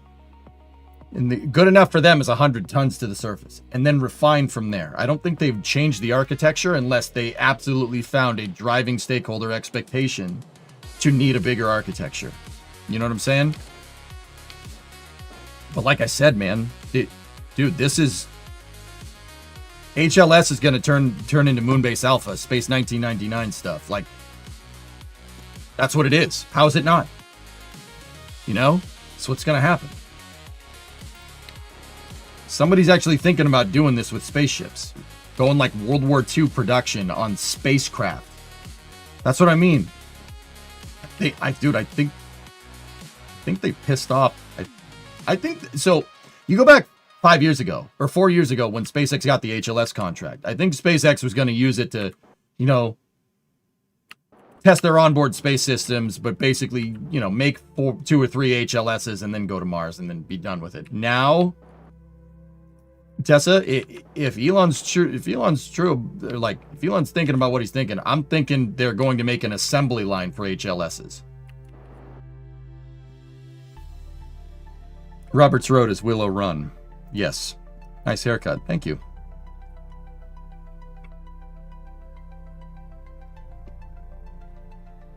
Yes, they could A-Tour. I might have done sub after that one, saying the Hurricane is better than the Spitfire. You heathen! Dude! Look at the production numbers for the Hurricane. Look at the production numbers for the Spitfire. You tell me which is a better plane.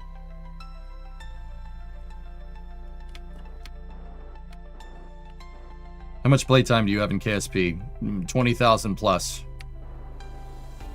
Alright, here we go.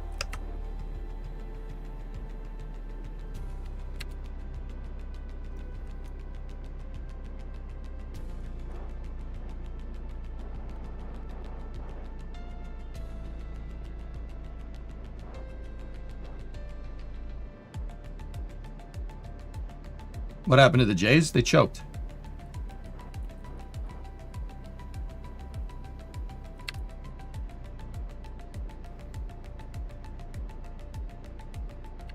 Okay. Stand by for flame out and spacecraft separation.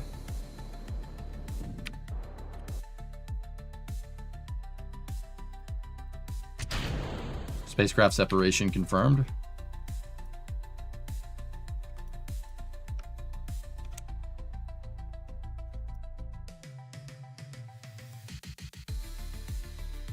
Service propulsion system motor is on.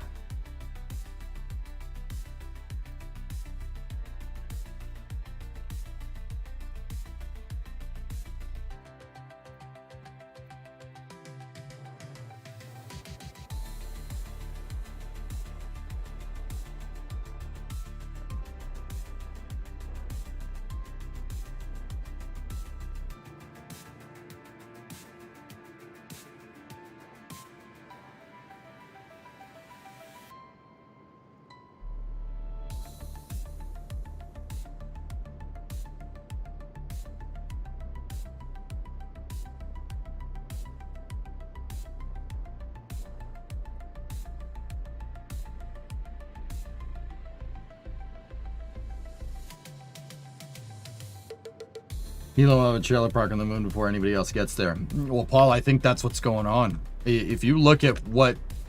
Dude, I think he hates Sean Duffy and is trying to beat NASA to the moon to make him look stupid. And I think he's going to do it. Just personal opinion.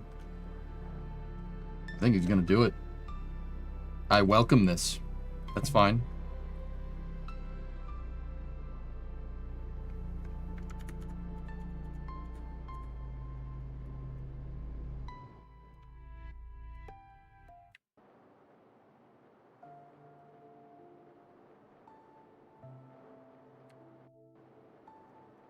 Hey, Erudite, what's up? What's up, man?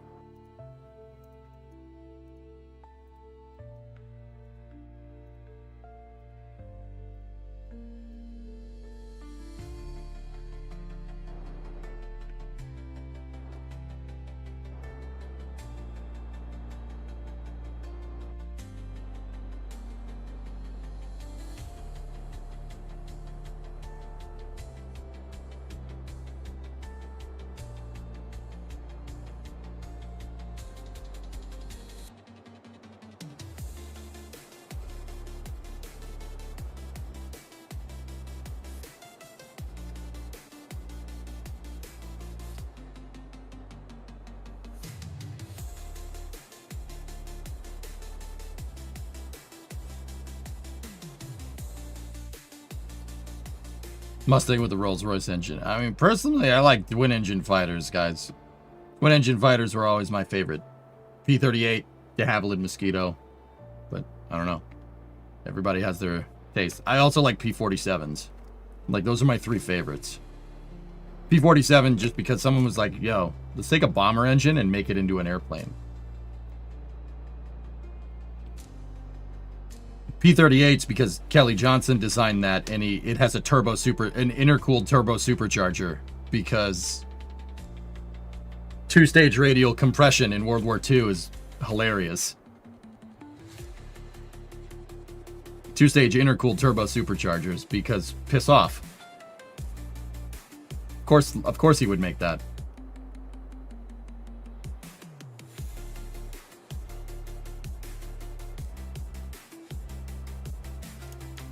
Yeah, we have a capture on Minmus here. We just got to slow down a little bit more.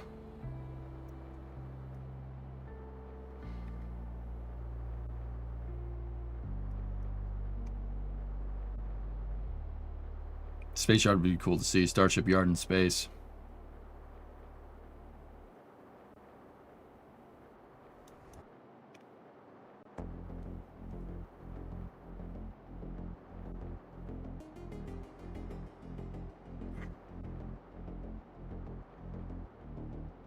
Yeah, P-38 and Mosquito are my two, probably like my top two for World War II stuff. I mean, don't get me wrong, Mustang is up there, but yeah. It's P-38, De Havilland Mosquito, P-47, and then, yeah, probably the Spitfire and the Mustang. Oh, also the F-6F. The F-6F it was a pretty damn good airplane. Pretty damn good. Twin Mustang. That thing was weird. Okay. Good. We got a good orbit insertion here. Let's lock the system, make sure the legs are working.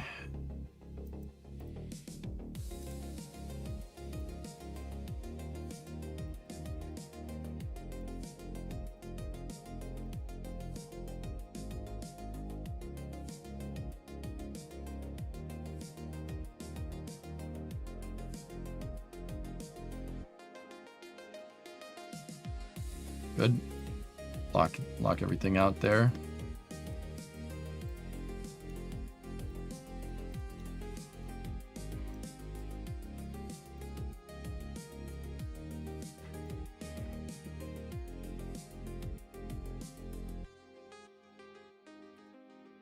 The Lank, and that's a bomber. Differences. Okay, so two things here. We have good insertion around Minmus. We have to,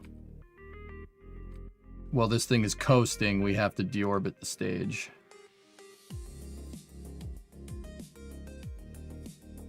Gwen, you all right?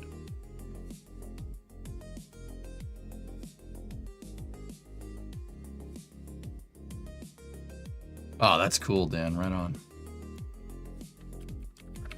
Switch back over to the stage for proper stage disposal.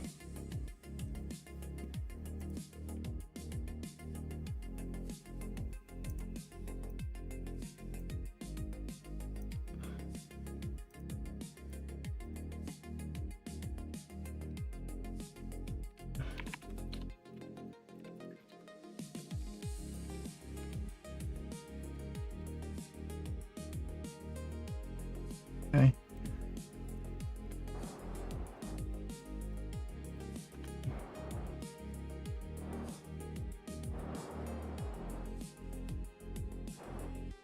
You think Blue and SpaceX are getting ready to team up? I wouldn't be so sure.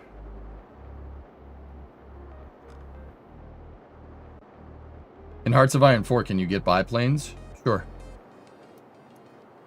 Yeah. A26 and the P61 both underrated. A26 is pretty good. I like the A26 is cool, but I like the ground attack B25 myself. The one with like, what is it, like 10 50 cals and a cannon built into the nose. Those are cool. I'm quite fond of those. Okay, we're just doing a stage disposal here, guys.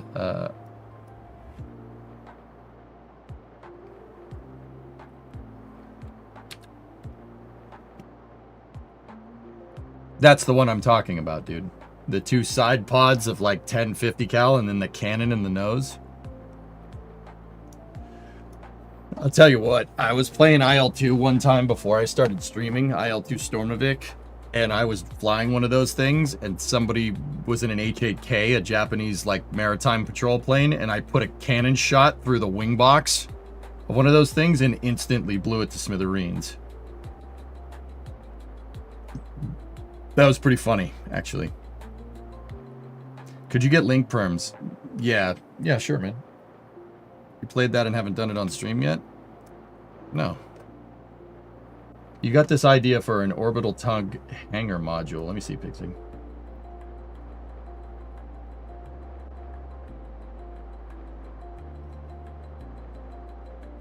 In Kerbal? Ah.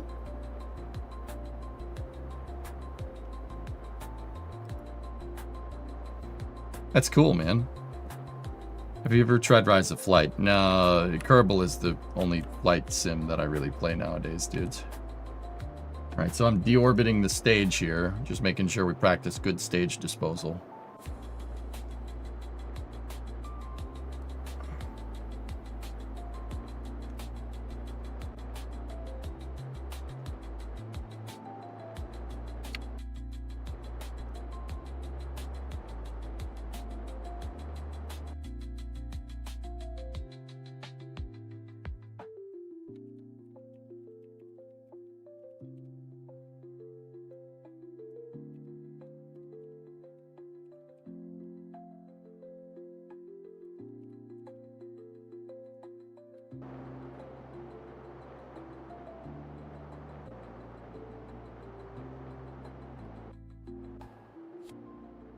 You saying DC is really sad you're on other flight sims? No, not at all. I just don't have enough time in the day.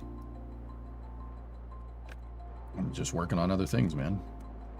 I'd rather play Kerbal with you guys, teach people about space flight, and do other stuff.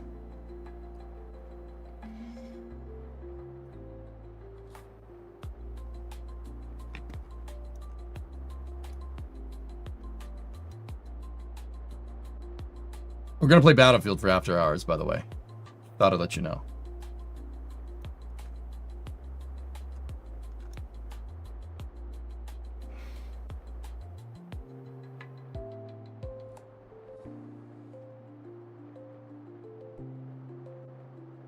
Flying with you at Flight Sim was a good time back in the day, though. I remember the USA tour you did with the chatters in tow. That was fun, man.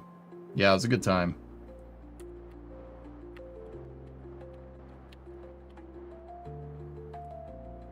Is it difficult to join up in a Battlefield match with you guys? I finally got my sifters where you level up quite a bit. Yeah, if you add me on friends, you can join the game. I don't...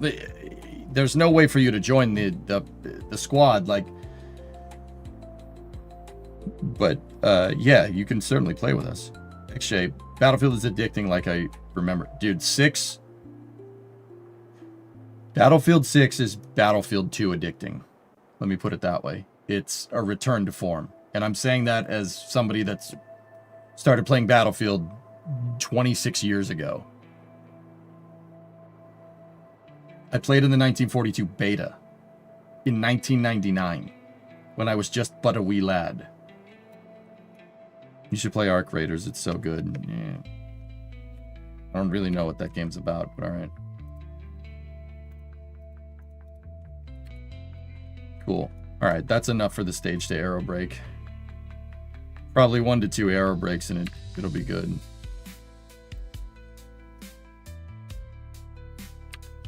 You ever play 2042? No, I stopped playing Battlefield games after 3. After BF3.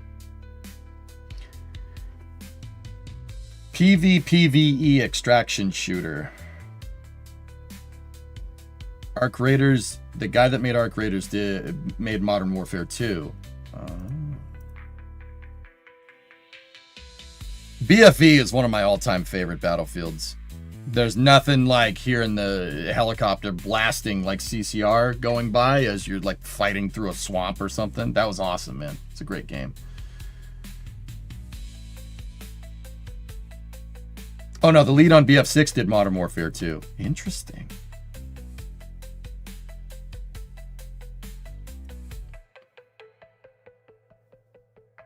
Yeah, we'll play more for after hours.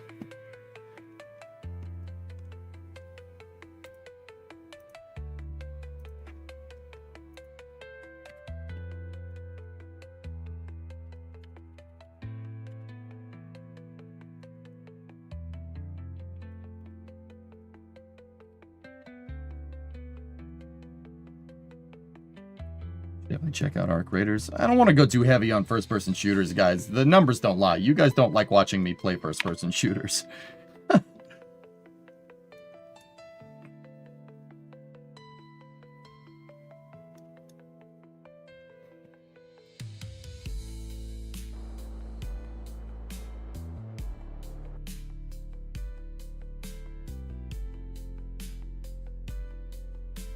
Arc Raiders is third person.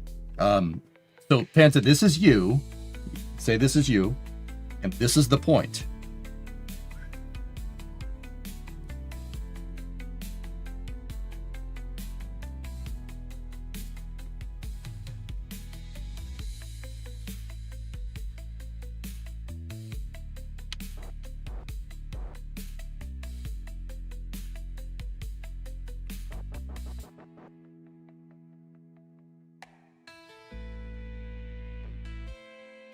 Hi, Minmus. Dude, I just don't think that's the type of content people want to see during the day, dude. I'm sorry, like, at the end of the day, you gotta, like, I mean, for what it's worth, I like spaceflight stuff better. I'd rather be doing this than playing Battlefield. Right now. Maybe later, though. Like, later in the night, it's usually fun for playing Battlefield. You gotta be cognizant of signal strength. Canberra's... Yeah. It's a nice way to unwind and, you know, tell somebody, you know, call random people on the internet morons. You know, some people do that with social media. I do that with Battlefield. Okay, let's get our Minmus circularization here. All right, we're good for Minmus circularization.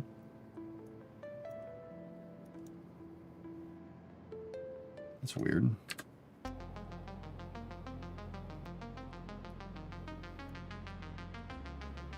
New Glenn is scheduled for a daytime launch. That's right. That's a good point.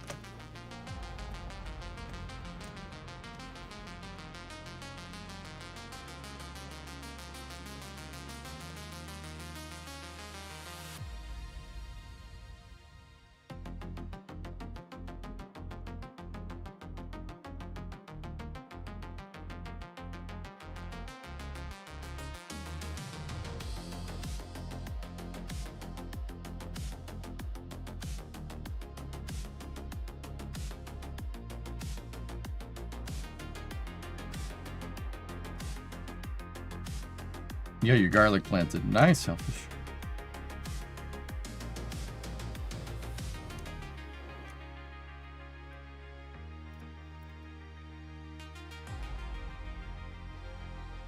Early flame trench blue gloom coverage. I don't know what we're gonna do that day. We probably won't play KSP on Friday. And we'll probably just do New Glenn coverage. And yeah, I don't know if NSF is gonna do flame trench. I have to talk to them. My newfound hatred in Battlefield 6 is that when you're about to rest somebody and they despawn instead.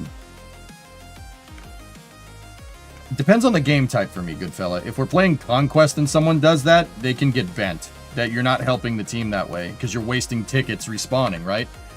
In or Escalation or something, not as big of a deal. But, yeah. Dude, my pet peeve is people running around with suppressed light machine guns and toting them around like they're an MP5. That is I'm just like, I hate you. I hate you. A suppressed light machine gun. And you're just running around and running and gunning. You could just pick up that 20-pound gun and just pretend it's an MP5 and somehow outshoot me. Okay. Yeah. In fact, I think it's really funny people using suppressed anything. That like People are using suppressors with guns that shoot supersonic ammunition, which is... Sure. Sure. Whatever. Ready?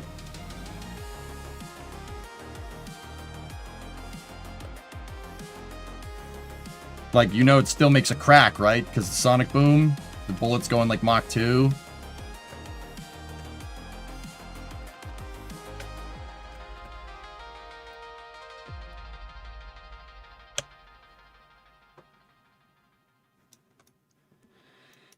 See Raris's comments. I'm digging the new casual breakthrough mode. Casual. What does this word mean?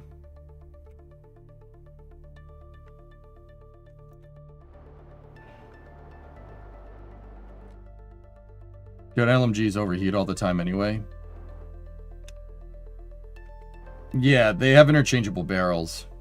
But they're used for suppression. Like, no one uses LMGs for suppression in that game. Because for some reason you can run and gun with an M60E4, which is like weighs like 30 pounds, and people are taking M60E4s and they're like,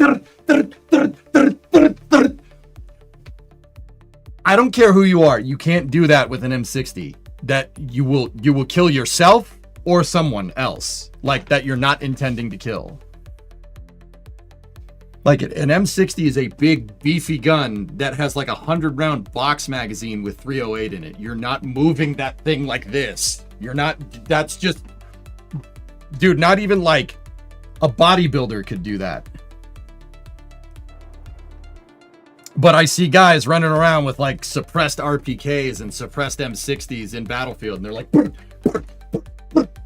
they're toting it around like it's an MP5, and I'm like, what, dude?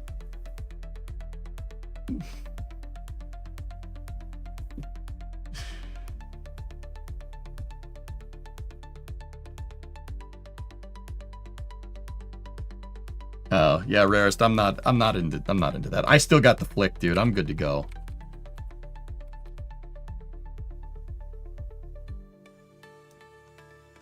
Let's on the descending node here, if we do a slight radial, we need to do a radial outburn.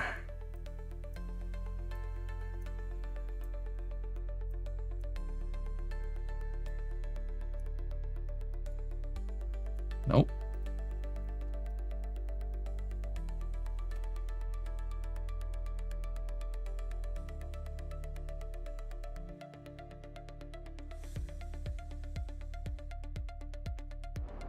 An M60E4 is a short-barreled light machine gun that's designed for... I mean, but either way, any LMG is designed for suppression.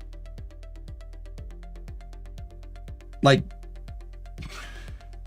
it's designed to just put bullets down range to keep people away from you so you can move. No game, like, save for maybe Tarkov, gets that correct. But then again, you don't really do that in Tarkov either.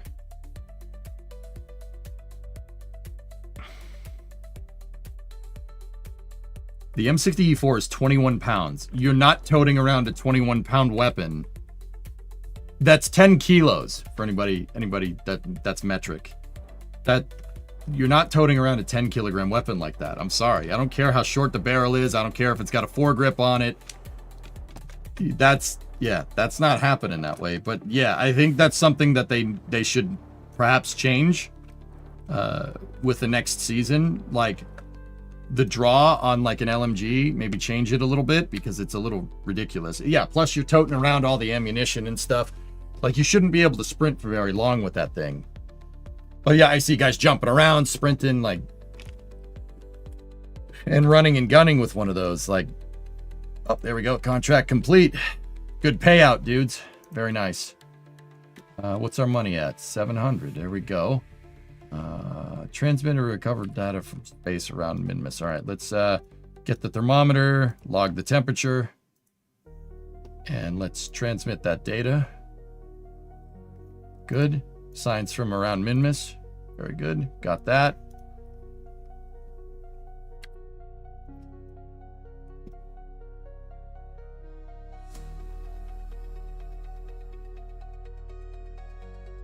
What inspired you to return to Minmus? Money!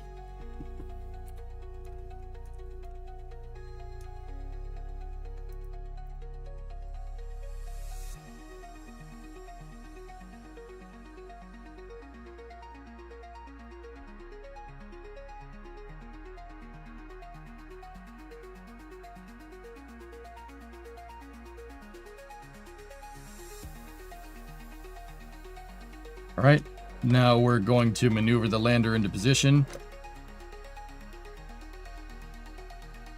Who are you? What have you done with EJ? No hat and no beard. I needed to reset, and a haircut and a shave is a good way to do that.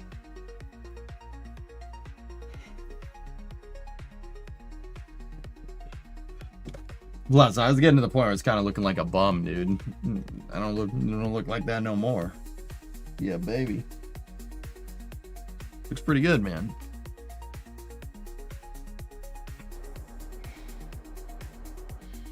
I did have a mullet, for what it's worth. I kept like the whole back here long, but that got vetoed. We didn't like that. Shame.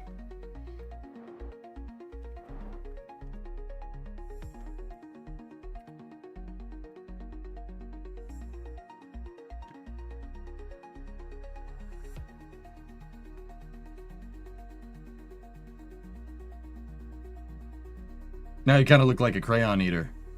Kind of am. Like, you know, crayons are tasty.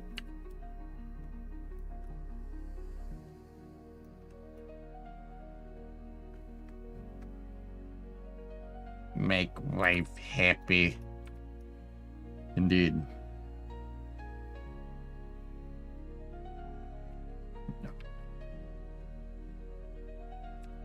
Okay. Where does that mean the mess? There are these.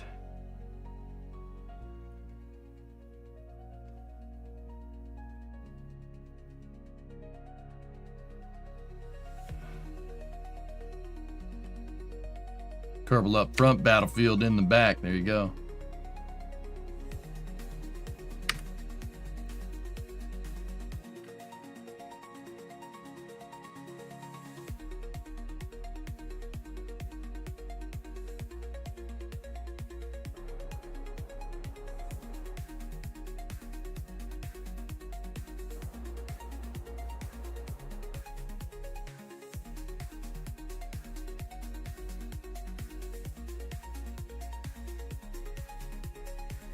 Okay, got our circularization burn dialed in for the lander.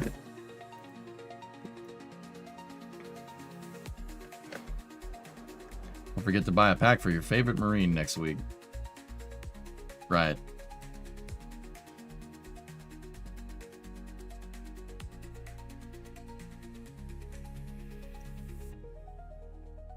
Like I said, I ain't no Marine, but I'll eat crayons. Sure, why not? Probably tastes delicious.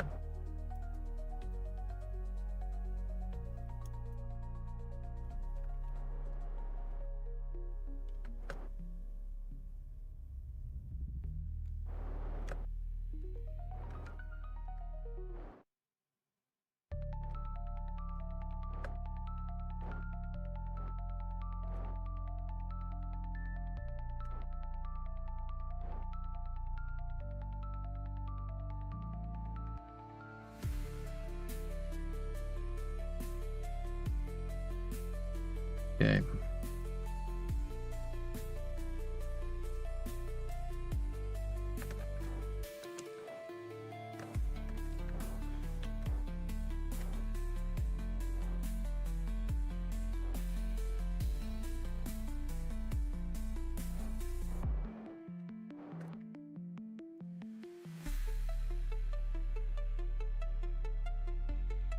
Coming around, Rogue Leader.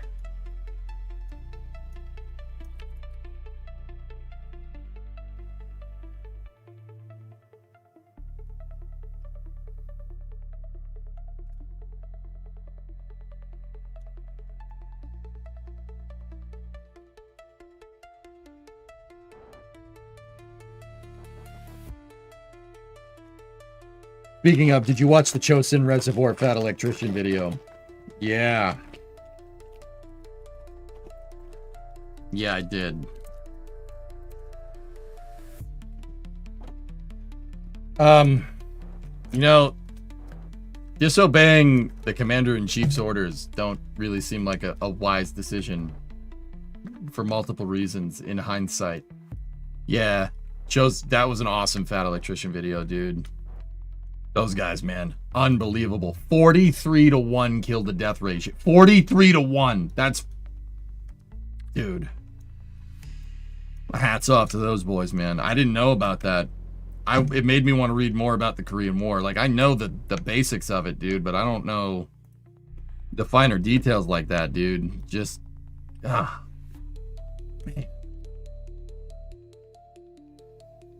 Yeah, at least they stopped keeping track.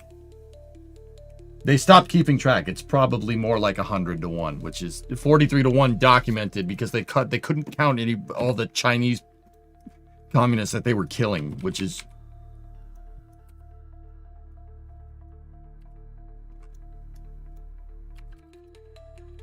That is just, all right.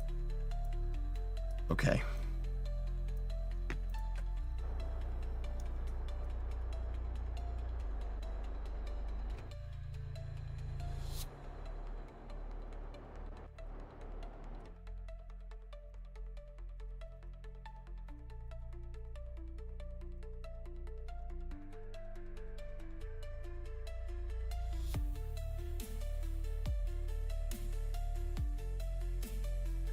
Get us 0 degrees inclined here.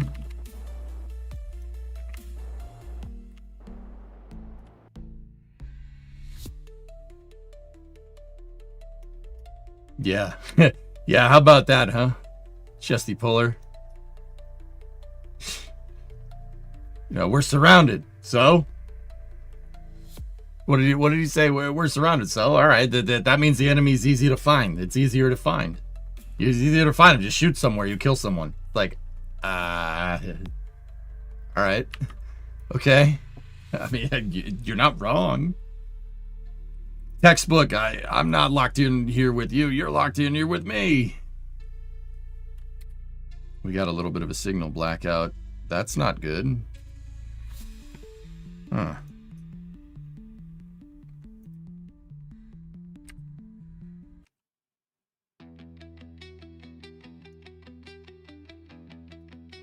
Oh, so much for that maneuver.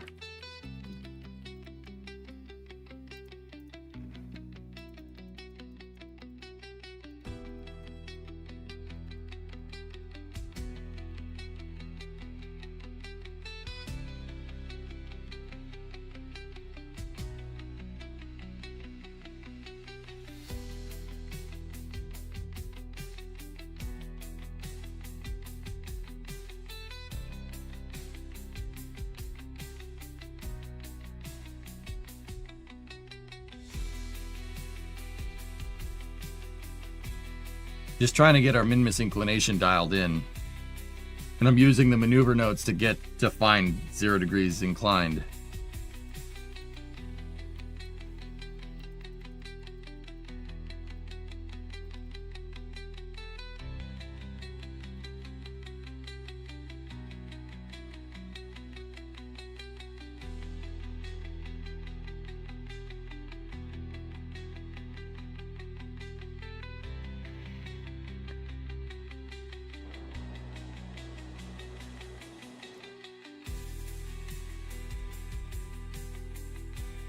What does ejection represent? Angle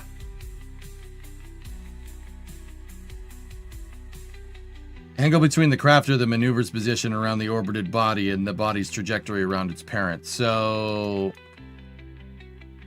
that's the angle between the orbital path and where the maneuver node is relative to Minmus's orbital path.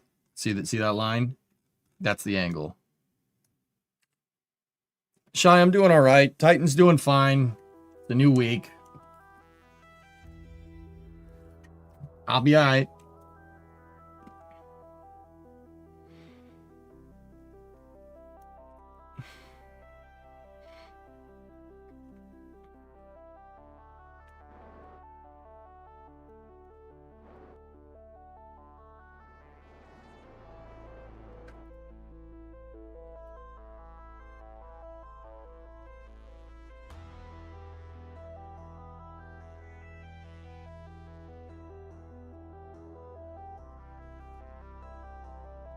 All right. Remember, I might eventually want the capsule to rendezvous to this thing, and if we're gonna do that, I want to make sure that this thing is in as clean of an orbit as possible. Whenever you want to rendezvous two things together, always take your time. Take your time and make sure you get the orbit right.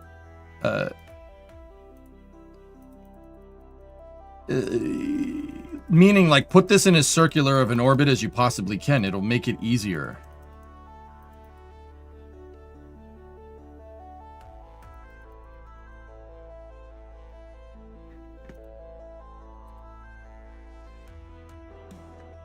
Hey, Gentos, what's up?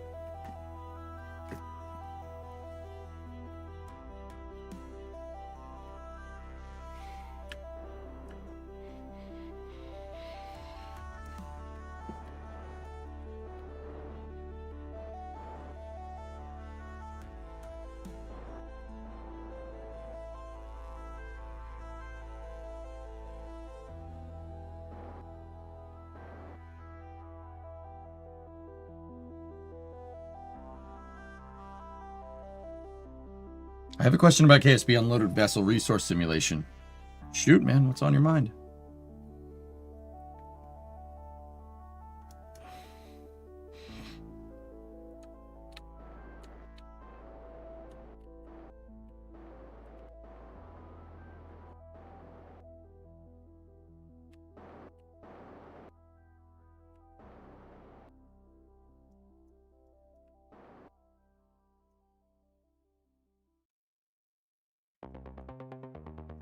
Need some Tootsie Rolls?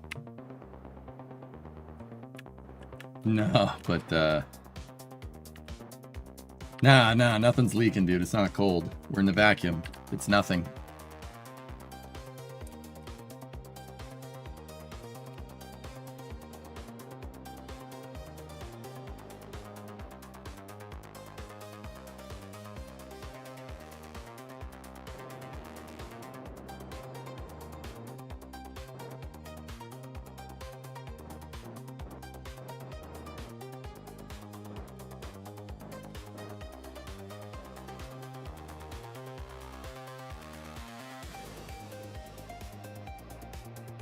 Unloaded vessel resource doesn't seem to work as it should. I have a few mods. One of them is tax support. Unloaded vessel resource. Oh, with mods, dude, I don't know. I'm not sure, Jantis. Like, if you're using a mod, I don't know if I'm gonna be of much help.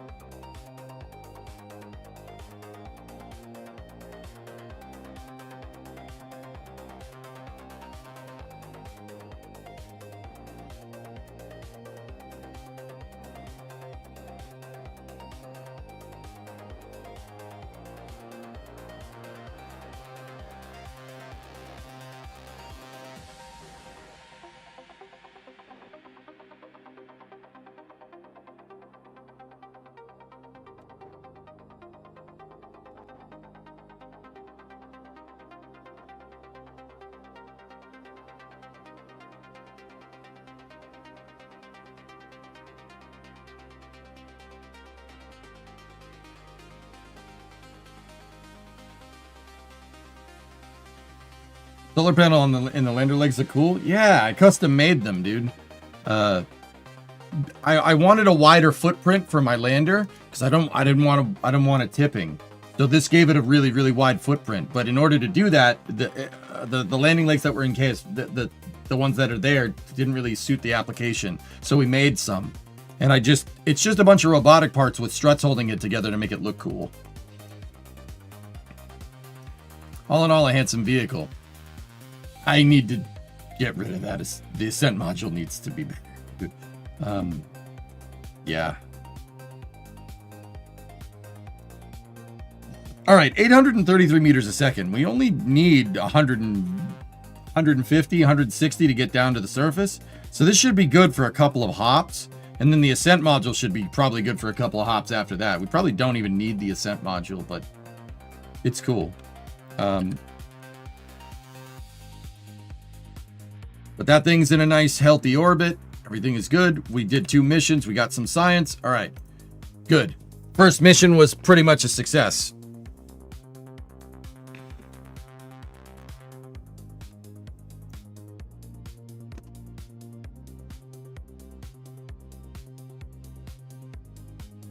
Yeah, something didn't jive right. Something didn't jive right with synergy there, dudes. I hope I didn't lose anything. All right, well, Kerbal's reloading. I'm gonna go evacuate the waste tanks. I will be right back.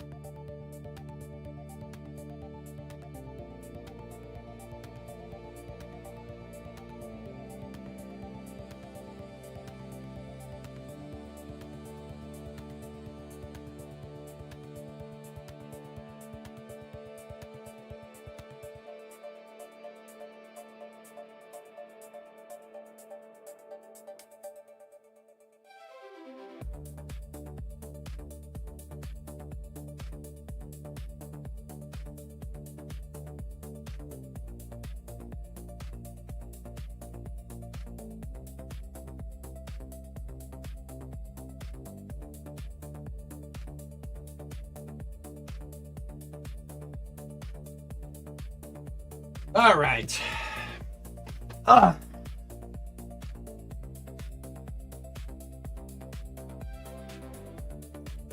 Discovery, go at throttle up. Super. 113 month resub, dude. Thank you.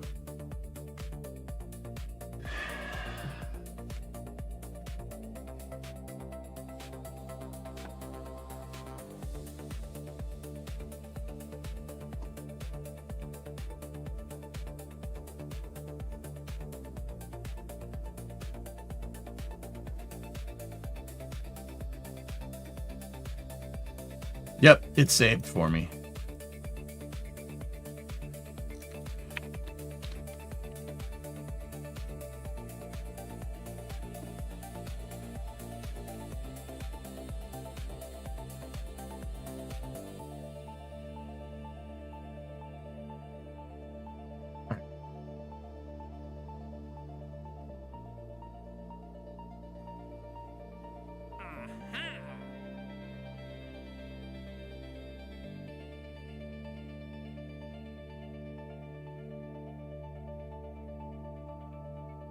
Conduct seismic. We want to confirm some theories about seismic disturbances on Minmus near Site V8PW. Head there and take a few readings. The lander has a seismometer on it. That would be a pretty damn good test for it.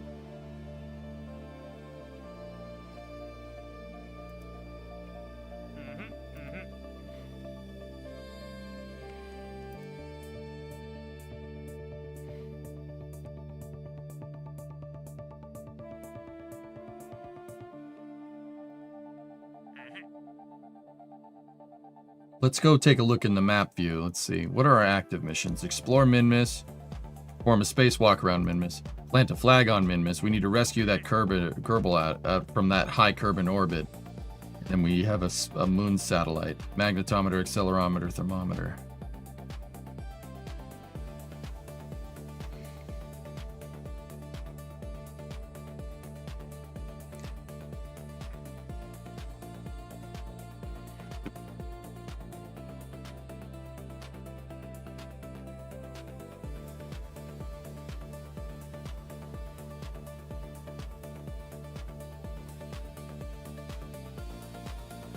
They're all next to each other.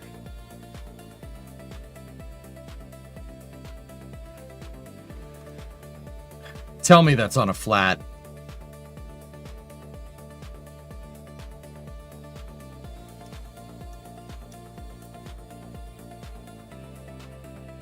It looks to be on Highlands, if I'm looking at the shadow right. The failed satellite contract looks tempting. Yeah, but the failed satellite is dead.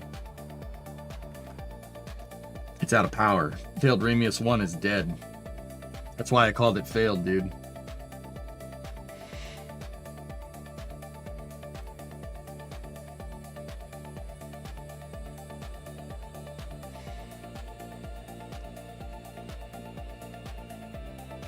No, that's all part of one mission, and that mission seems to pay out really well.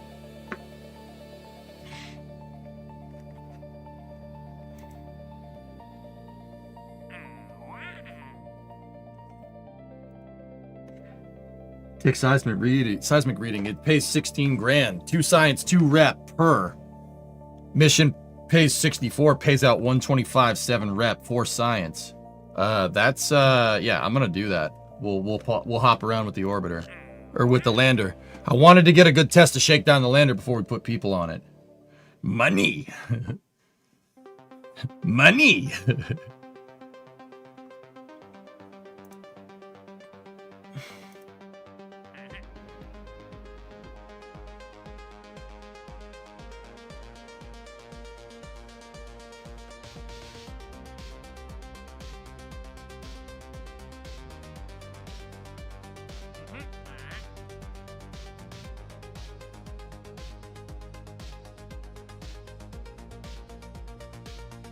Yeah, that mission pays dookie.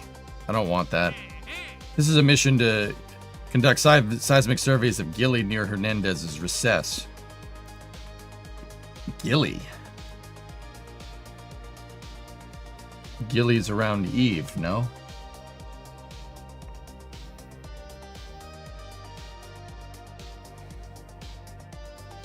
SpaceX, why are you building 3 Starship pads at the Cape? Money!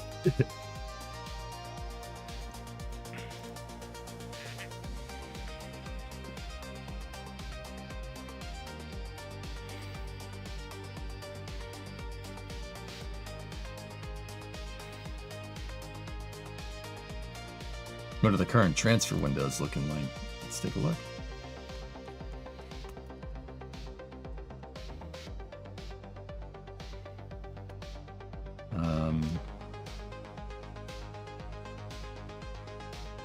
Nothing. We just passed a Duna transfer window. Yeah, we just passed one. I like opportune. Kind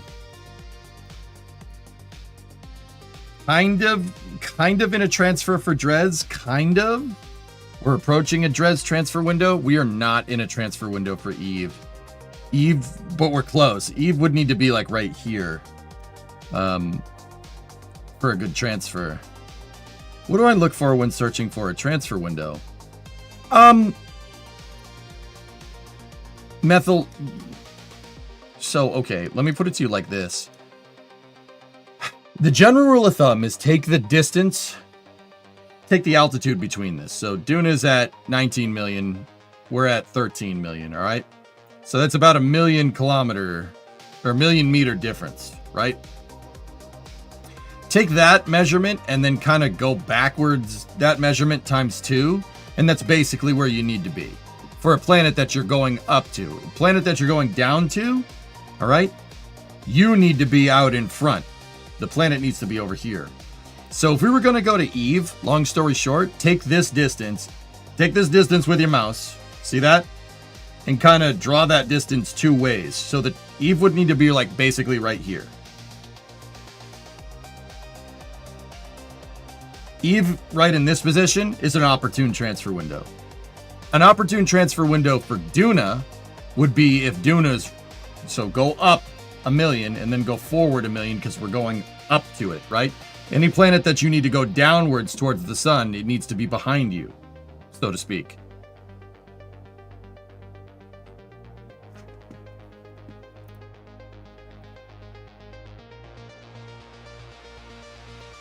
Right? So if we wanted to go to Duna, we go up 1 million and then go forward 2 million, right? We want to go to Eve. You go down whatever the difference is. 9.4 million meters versus 13.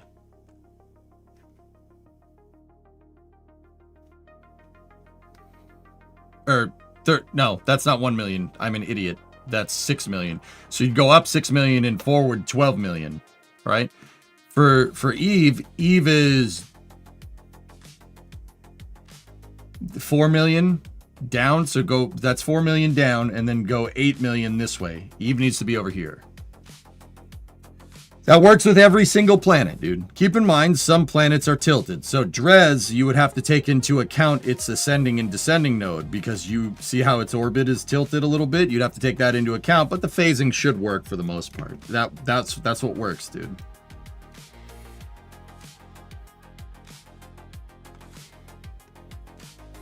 Jean-Baptiste Emmanuel Zorg. There's also a phase planning window, dude. Methel, if you want to, what Mayor is space linked over there, 2 messages, but down from when you said thanks. There's a transfer window planner that shows you opportune transfer windows, but I can do it by sight, dude. I've played this game way too much. It's easy. It's just take that, and that rendezvous works for anything, guys. It works for anything. You know, a craft. Say this was a space station, and this was a ship that I'm trying to get to the space station. Take whatever the difference in altitude is, times that by 2 and go backwards. If you're going up 2. If you're going down 2, do the reverse. Take the distance, go forwards. It works with craft orbiting around a space station, work with orbiting around the sun, because orbital mechanics doesn't change. How it works is pretty much the same. It doesn't matter if it's planet to planet or station, or ship to station, or lander to station, or lander to ship. Doesn't matter. It always works that way.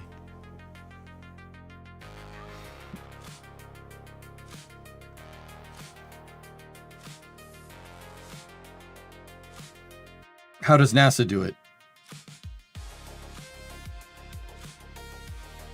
Trajectory planning and optimization is done with computers. Like years ahead of years before you like go to fly. They do a lot of math. Yeah, money and math.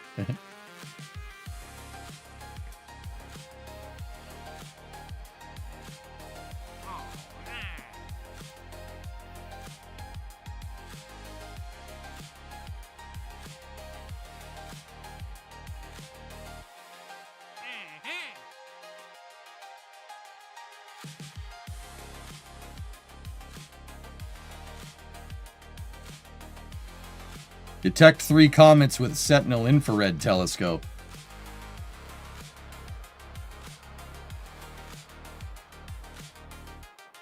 How much time do we have to do that? We need to do that over a 5-year duration.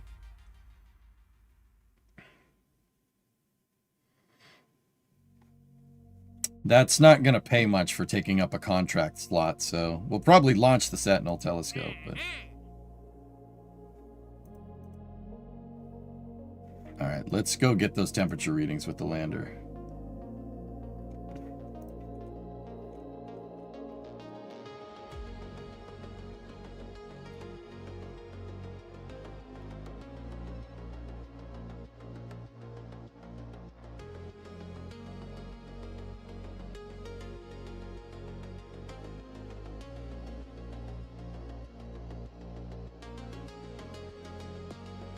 Discovery, go at throttle up. So I know I just took some time to put this thing in a really nice orbit, but we are not going to do that.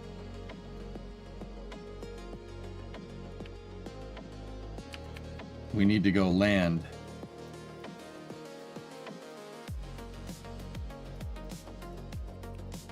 You know what? Let's, before we do that, let's just go around here. Let's get these things, get the landing sites into the daylight.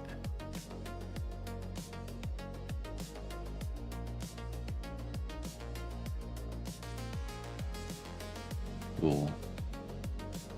All right, let's bring the lander down to the surface, shall we? That should get us a good enough trajectory. Delta V margin is way higher around Minmus. Shouldn't be an issue. Hey Ramos, what's up, man? Okay, reorient the lander.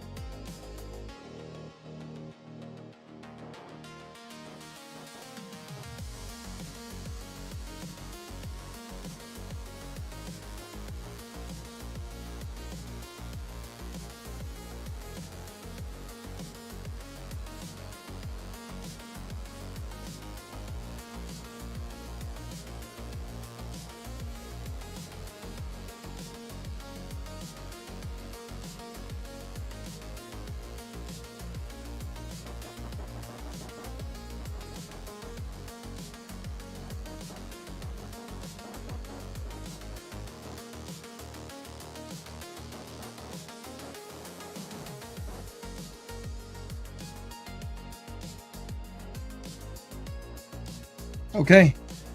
All right, let's test the deorbit burn here. Ready? Whoop. A little bit early, but that it doesn't matter on Minmus.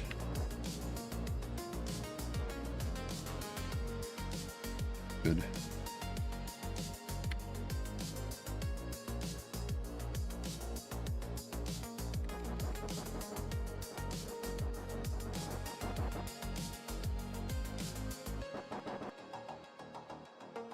All right, sun's coming up. Let's do this.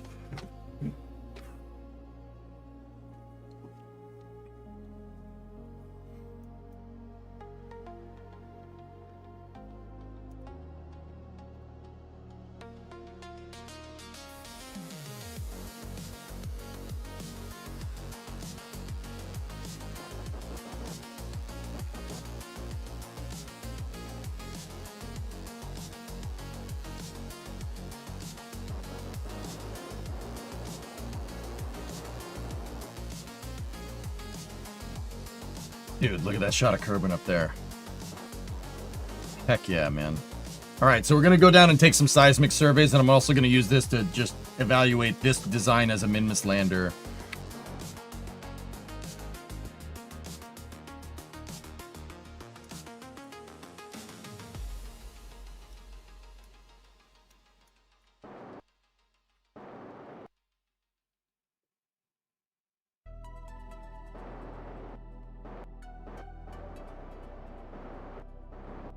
Okay. Let's go. Bring her down.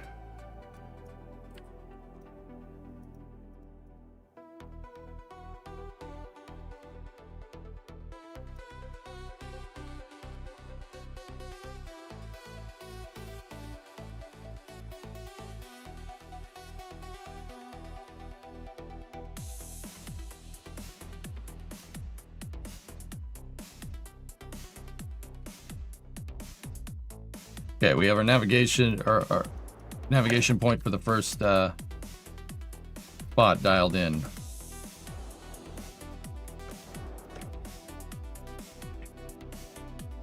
Minmer science grinding. Yep. Look, Vlad, the new haircut. Thanks, Casual. Appreciate it, man. Look at what our knock found. I saw you guys talking about it, dude. How much is it?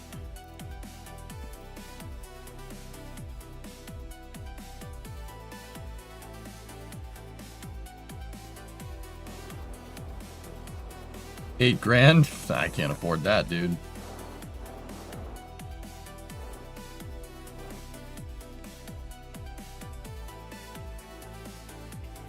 That is cool, though.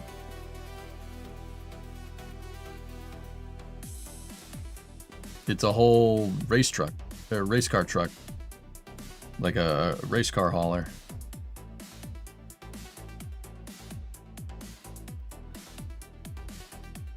Neat. Should probably try to land, huh?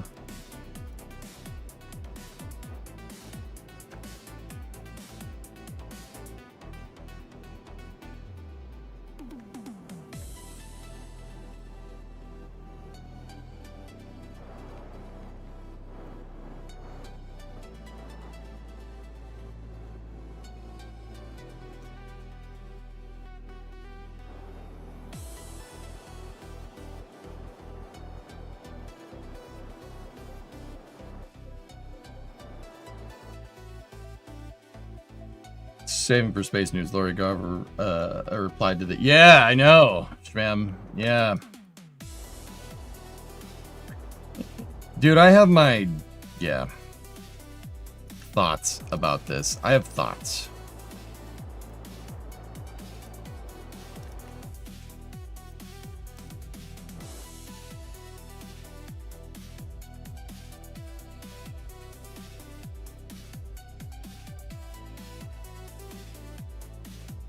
All right, ground altimeter's on, reading 2400, coming down 24 at 41 meters a second, 22 at 43.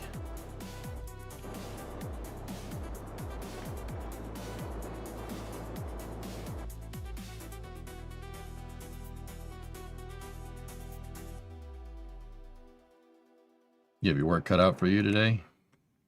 Something like that, man, yeah. 1200 at 50. All right, we're gonna start landing. 1000 at 43. Descent engine is on. 800 at 34. 700 at 29. 600 at 20. Okay, we can let off the engine.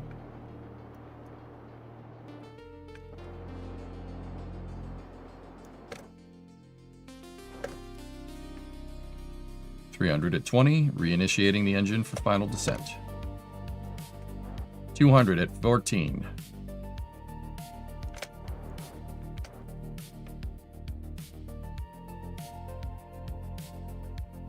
100 at 9.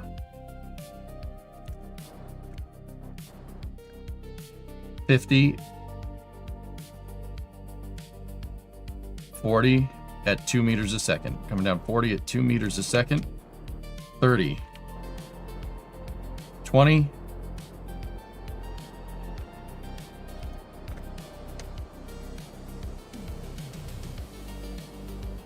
3, 2, touch. A little bit of a bounce. Okay, we're on Minmus with the main lander. That landing was actually pretty good.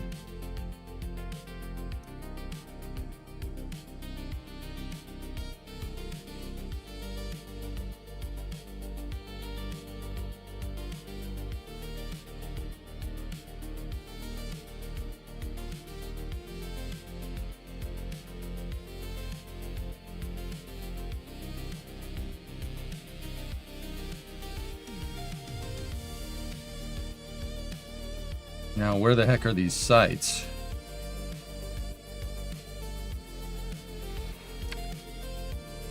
South.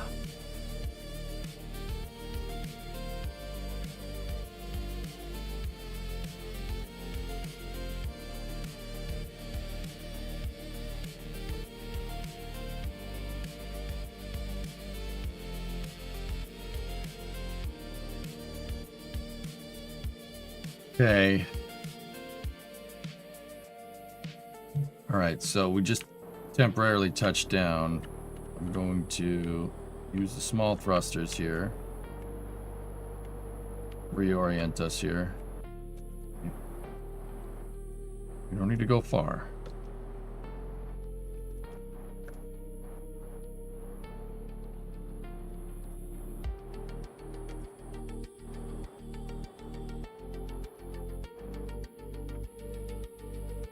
Okay, we're back up. Just trying to go due south here so we can get to those spots.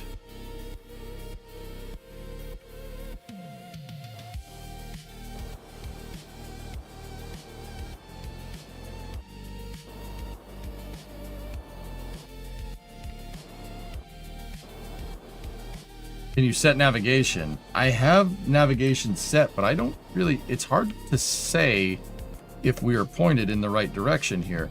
If I maybe control from here, yes, okay, much better. Problem is my RCS is set for the right for the control surfaces this way, so we fall out of favor.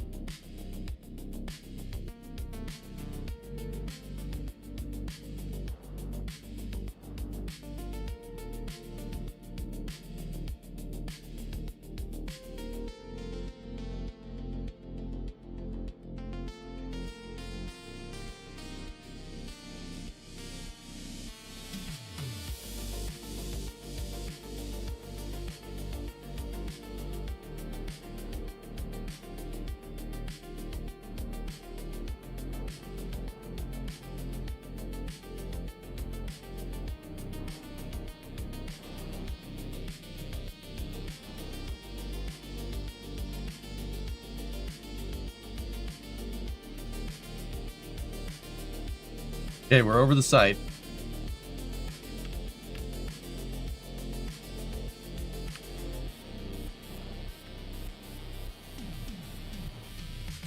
We have some upwards velocity still, so we just gotta... Okay. Alright. Enter landing mode again.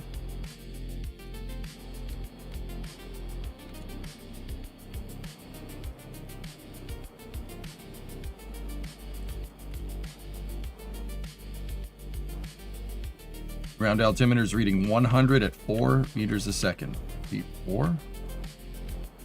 Okay. Coming down. 50.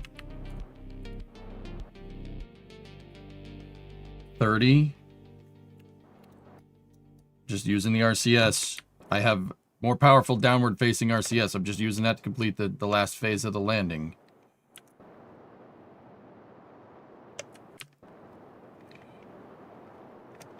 A little bit of lateral velocity, but we're all right. We're down. Okay. So we're in sight. We should be able to log seismic data. We have... Yeah, good. We got it. Excellent. We got one. We got the gamma site. Okay, cool. That did pay out 16. 2 science. Good. Good, good, good. These legs are a little bonky around Minmus, huh?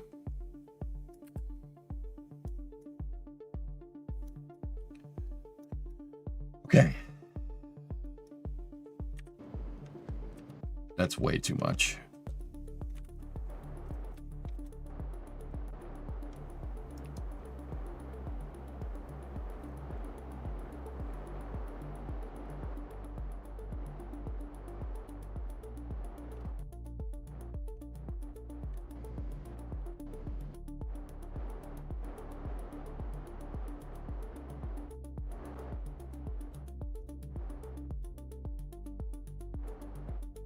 Okay, moving to the next site. We have a 10 meter a second lateral velocity. And we're just kind of flying this thing over the surface. Hello, wow, you look younger. Thank you. So what if there was a shipyard in space? Will you or stay?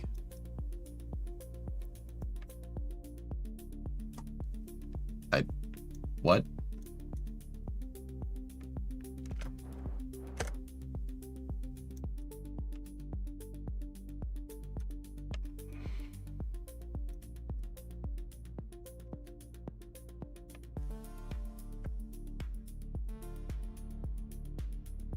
Just hovering at about 30 off the deck.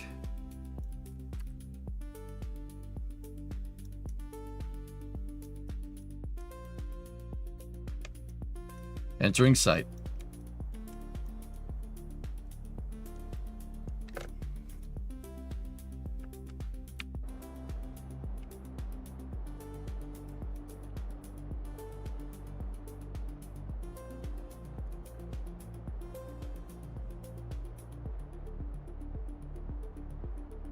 Okay.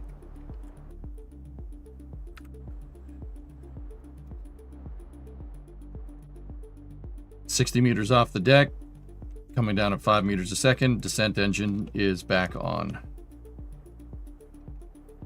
30. Got a little bit of lateral velocity, trying to dampen that out here.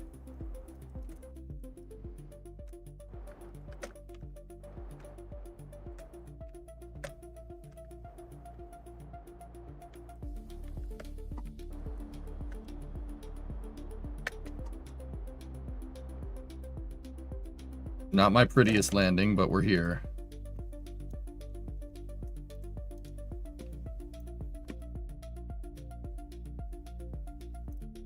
Okay.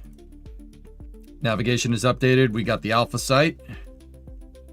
Looks like we have to go due east from here. So let's jump it.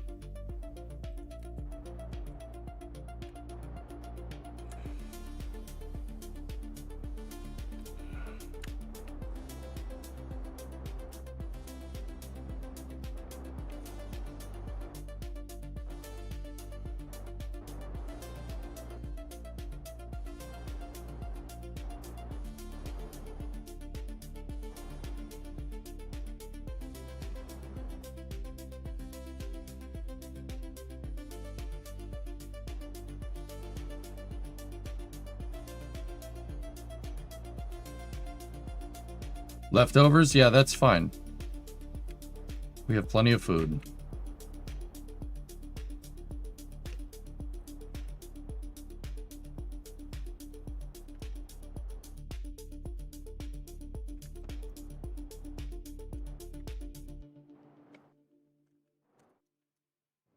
We are over the site.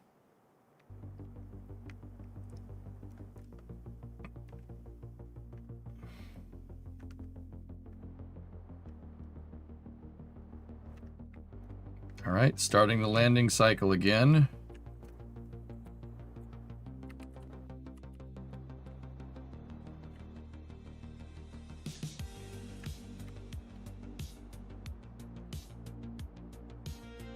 Okay.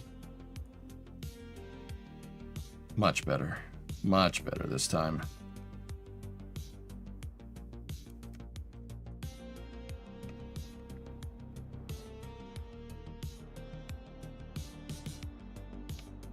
Okay, we got a touch. Oh, God. We're certainly putting those landing legs to the test here, guys, but we got it. Got the third site with the seismometer. And now we need to go southeast from here. So, 135. We're already pointed the right direction. All right, so pop off this thing.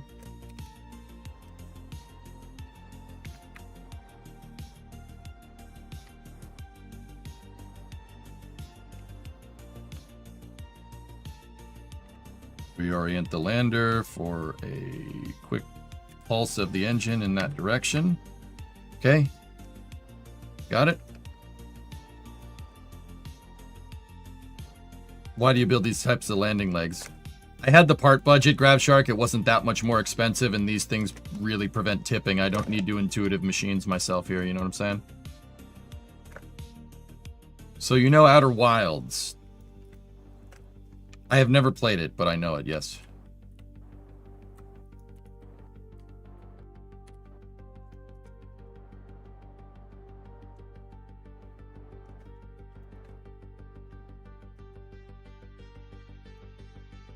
That might be how bouncy and buggy. That has something to do with it, dude, for sure.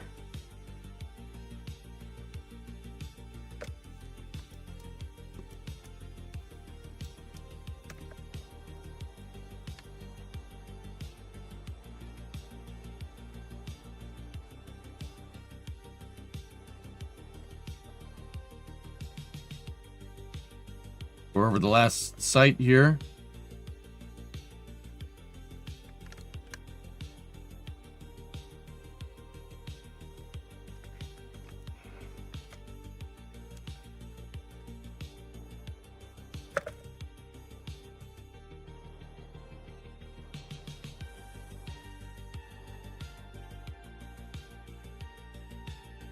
Coming down.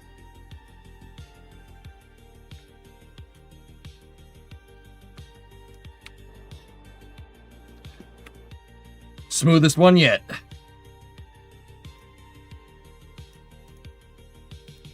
Nice. Got it. Got him. Okay. 125 Gs. Score. This thing still has 248 meters a second delta V left. That's enough. It's enough to go back up. It's not enough to come back down. We need 300 to go back down. So, who stole your beer? Do I need to hunt them? No, it's ablative, dude.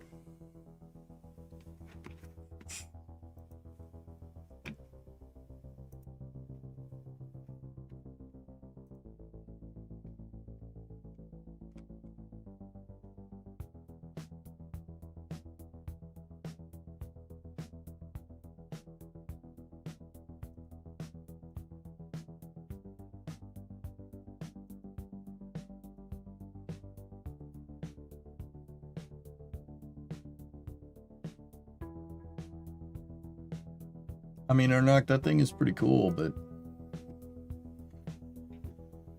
I got enough projects, homie. I'm already neck deep in the Coronet. Who are you and what did you do with EJ? I know, it's still me.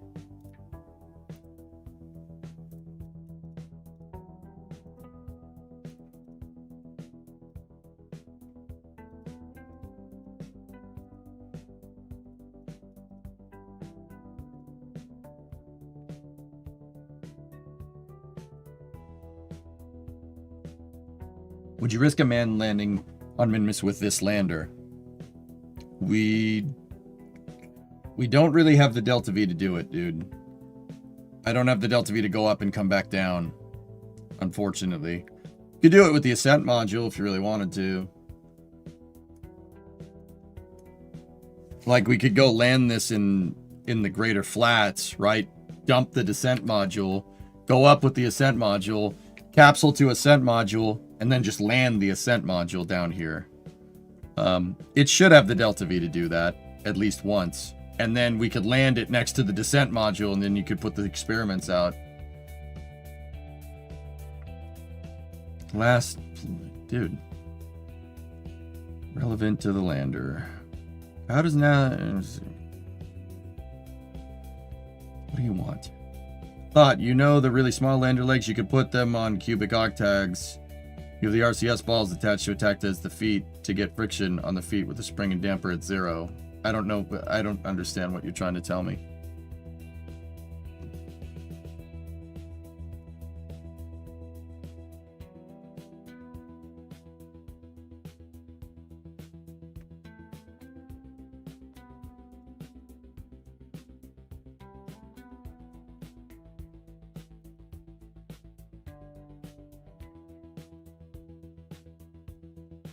I like using the RCS balls. The spherical collider makes it very nice, Tessa. And they have high impact tolerance. I'm fine with the leg design. I don't want to change anything with the leg design.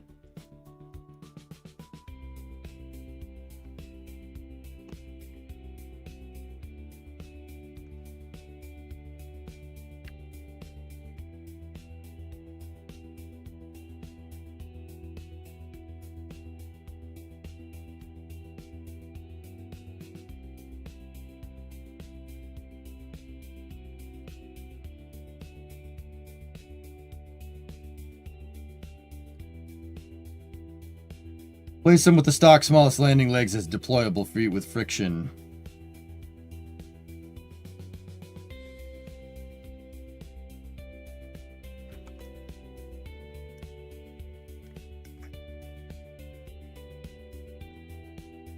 Yeah, I guess, but this design works just fine, dude. This does exactly what I want. Why are we reinventing the wheel? Thanks, Opress. Appreciate it.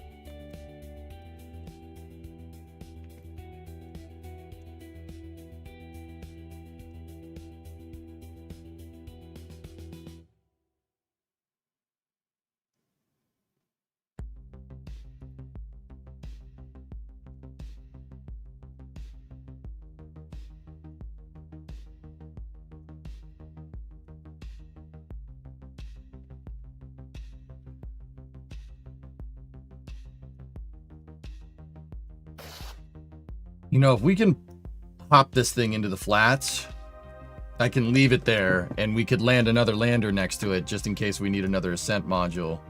Could be used as a backup. I think that's what we're gonna do. Let's initiate one last landing. I should have enough to do the hop. We'll see. All right, RCS on, and we'll park this thing in the flats. I'm gonna aim for this canyon right here, because that's close to Minmus's equator. Make it easier to get to. Right there. Okay, ready? Discovery, go at throttle up. Okay, pulse the engine. Get us a little bit of a hop. Turn this thing due south, almost exactly.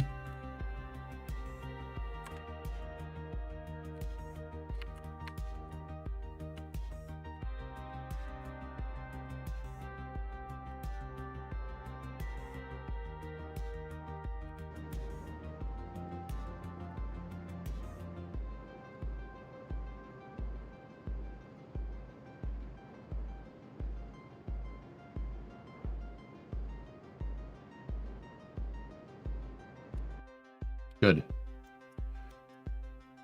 What's up, Trojan? How you doing, man? No, I just don't understand what Tessa's getting at for a use case here. I put these on here because they don't buzz around, because the landing gear buzzes around. putting the landing gear back on it, despite having friction control, is going to make it buzz around again. So why am I adding to my landing legs to fix the problem that I already fixed? I'm failing to get that part. Gotta be careful. We only have 100 meters a second left. Ooh, this descent module might be dead. We'll see.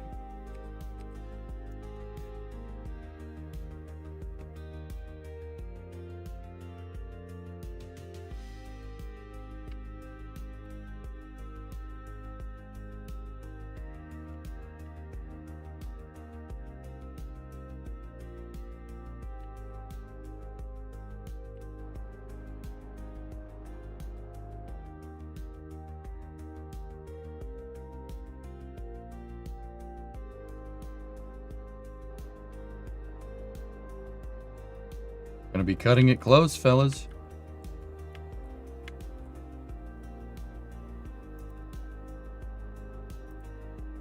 Discovery, go at throttle up.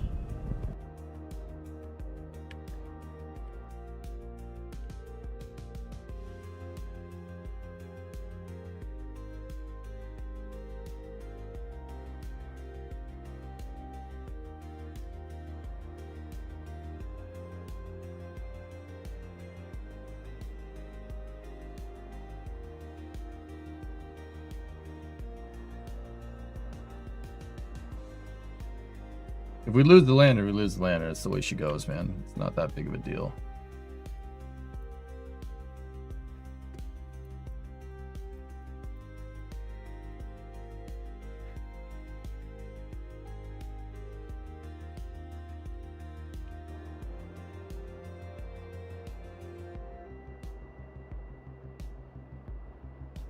Tapping into the ascent module's monopropellant supply.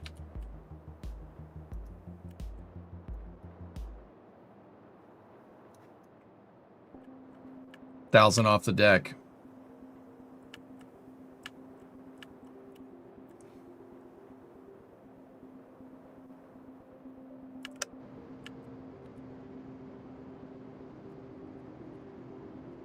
Firing the engine.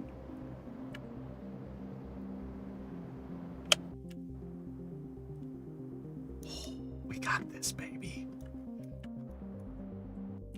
We got this in the bag, dudes. Come on. We got this in the bag. We good. Of course we're good. It's us.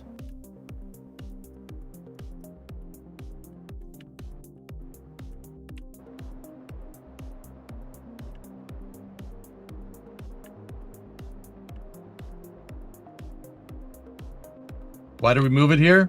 Flat. Easier to land next to. Ready? 4, 3,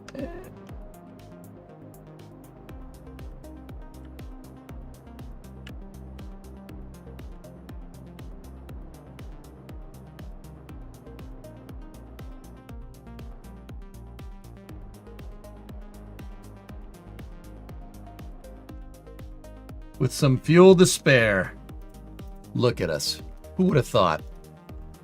We used about half of the ascent module's monopropellant, but that's okay. It has way more than we need.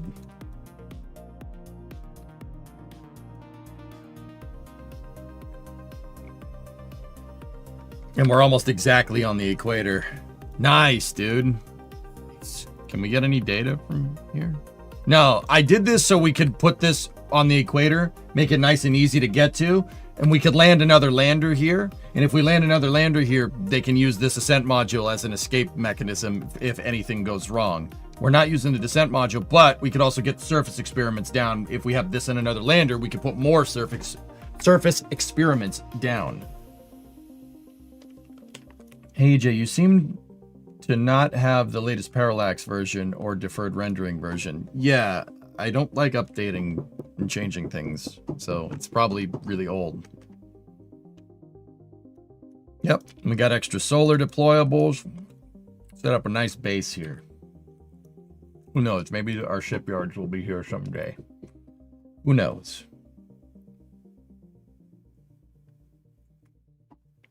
All right, dudes. Good stuff. Good stuff. How much money we got? We're over 1 million. Excellent. Can we get any science here? I'm pretty sure we got all of it. What about the barrow? Nothing. Seismo? There is some science to be gotten here from the Great Flats. What about the goo?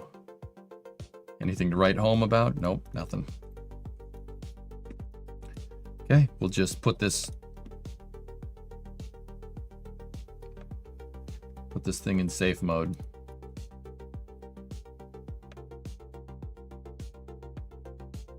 Just trying to get rid of all the fuel. There we go. Excellent. No, I'll press probably not. Oh god, it's not Minchip 2.0. Why not?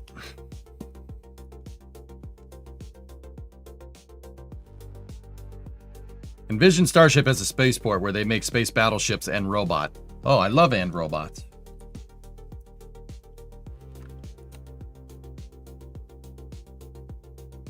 For Minmus, it's specifically worth it.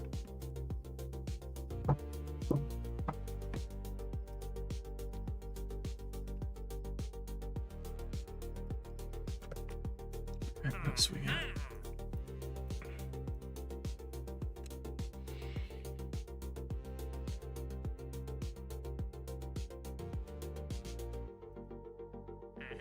So we have over 1 million, guys. We're a little over halfway to our goal. I want 2 million before we upgrade that VAB.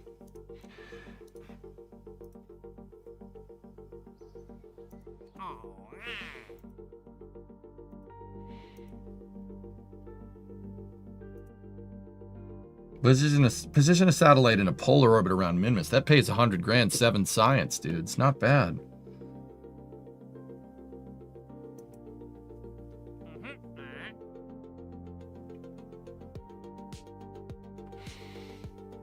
Yeah, the passive mission doesn't pay anything, Tessa. And I think it's gone, so don't matter. Just say Smith. None of this matters.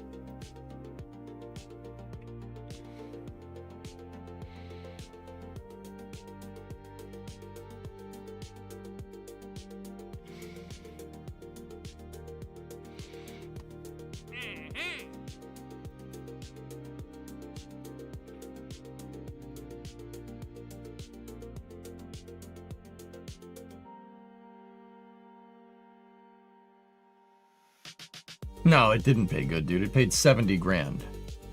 Finding comets with the Sentinel telescope, it was a 5-year contract. Finding 3 over 5 years? Doubt.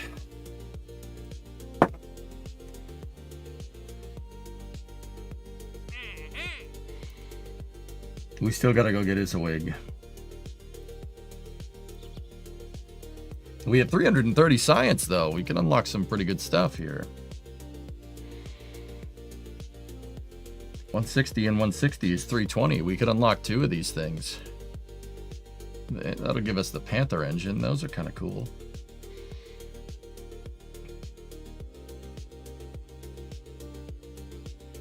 The grip pads are over here. Or no, they're in some random group that they have no business being in. Maybe it is this one.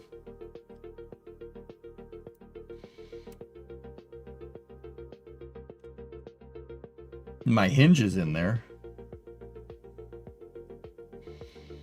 Bigger fuel tanks for bigger vehicles. Bigger fuel tanks would be right there.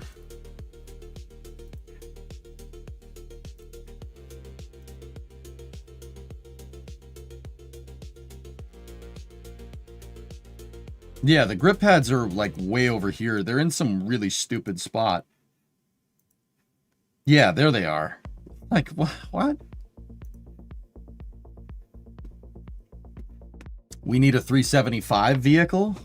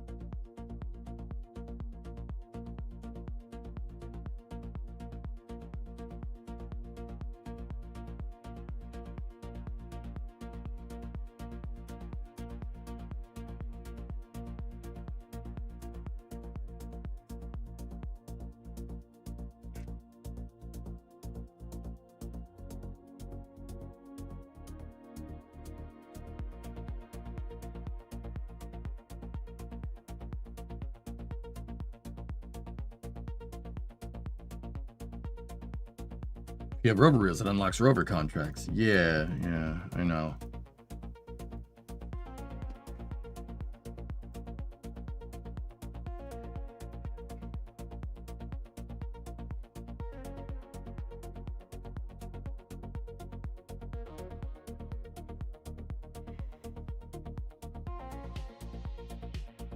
The 375 system will afford us to unlock some pretty cool stuff, Shark Tales. Yeah, I mean...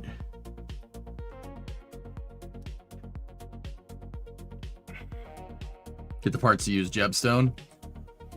To get Jebstone, we would need this one and that one. I can't unlock that one because we'd need to upgrade the facility.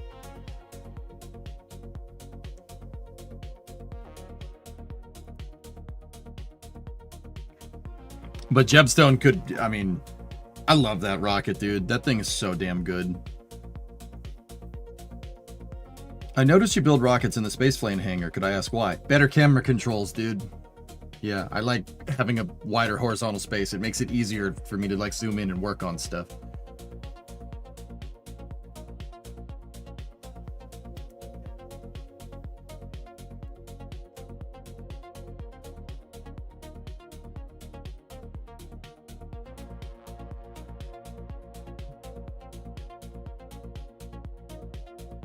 How does NASA or general aerospace engineers find the best right form for a shuttle?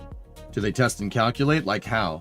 You start, it all starts with stakeholder expectations, Kirby. That's the big one. It starts with, okay, answer yourself a question. You want to make a shuttle. Okay, that's cool. You want to make a reusable vehicle. All right, so it's just a really, really straightforward logic processing flow. But the thing is, it's only straightforward if you really have a good understanding of what how every rocket works.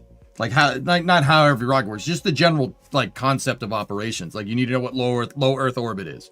You need to know like what re-entry is, etc., etc. So it starts there. It really starts with establishing what's called stakeholder expectations. Okay, what are your expectations for the vehicle? What are you trying to do? All right, you want to build a shuttle. What are we trying to do with the shuttle? Is it just for crew? Is the shuttle just for crew? Is it moving cargo? Is it just for cargo? What is the point of this shuttle? How much, if it's for cargo, how much payload do you want it to move?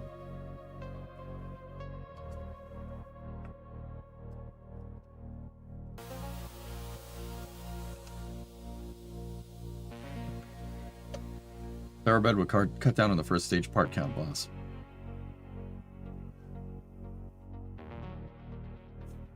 You know, that it really starts there. Like, what are you trying to do?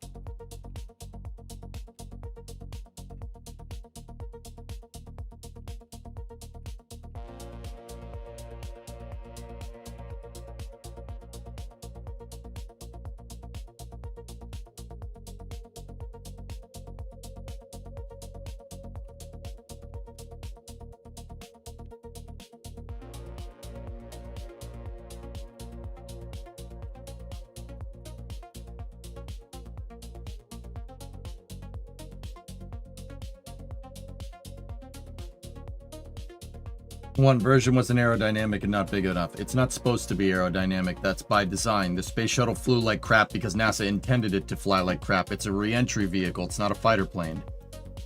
That's like saying I want my cruise ship to be a speedboat. It's not really designed for that. That's not what it's supposed to do. And that, once again, Kirby, it comes back to the fundamental understanding. Two version is for crew and not cargo. Okay, so you don't need to make something very big. It's not a sailboat. Whatever. Oh, wow, it's a schooner. When am I gonna see the goddamn sailboat? Ah! Sorry. So, once again, it really comes down to, like, what you're trying to do. Like, what are you trying to do? Like, what are you trying to make? So, you'd want something like Dream Chaser or something, which is fine. I need my container ship to do 100 knots. Yeah, exactly. Like, that's not really what it's supposed to do. It's not a boulder, it's a rock. Hey, McDuber, hope you had a good weekend. My weekend was okay. It was all right.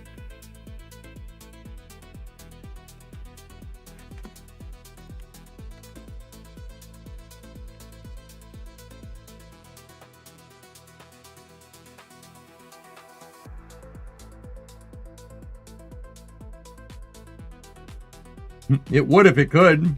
No, Chief, it doesn't have to. It's not the point. It's not. Container ships aren't about expediency. They're about being efficient. You got a better way of moving 100,000 tons?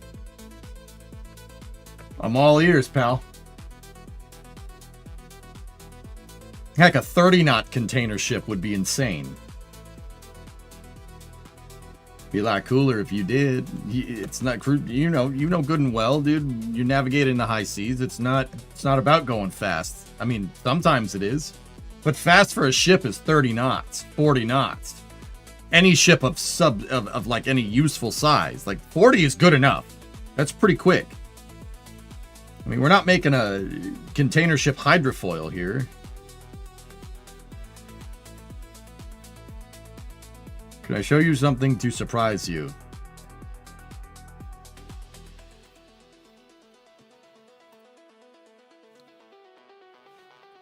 Yeah, sure, if you want.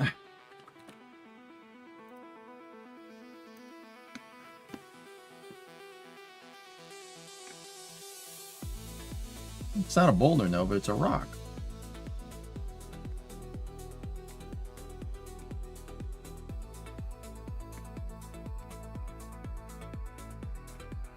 My concepts are really easy, but it's a Mars moon shuttle working with an ELM and a skyhook system with a docking that I'm very proud of, but I don't know if it works.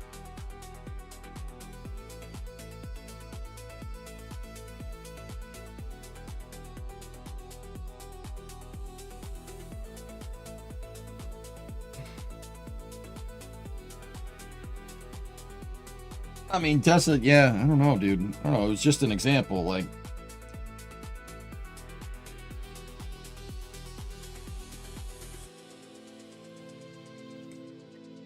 Oh, baby. All right.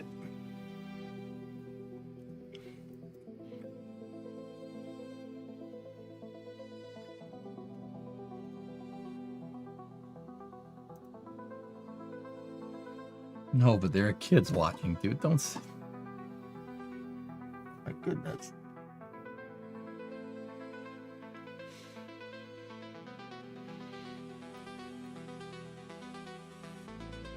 Anyway.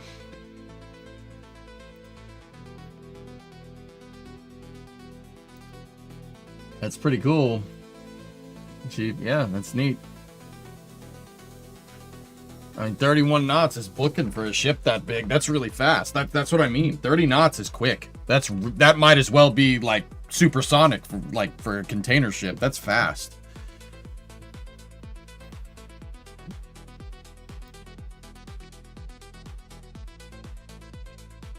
It's always tough, the science tree choices. Guys, what we could do...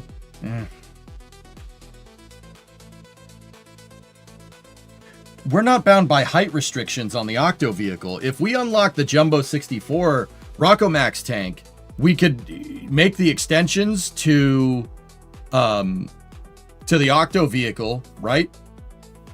And make the extensions to the Octo vehicle that we need for the boost back and landing. And if we could do that, we could do that for basically the same part count. I think I'm going to unlock that.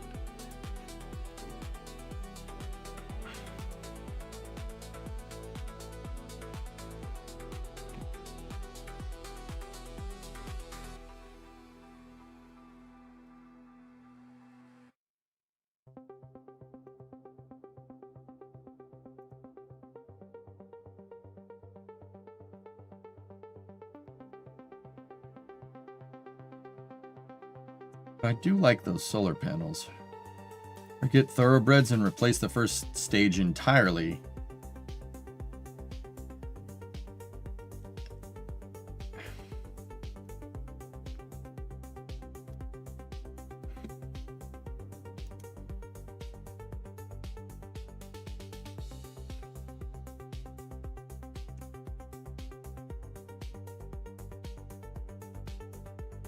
I'd prefer to stick with the liquid fuel boost back, to be honest with you.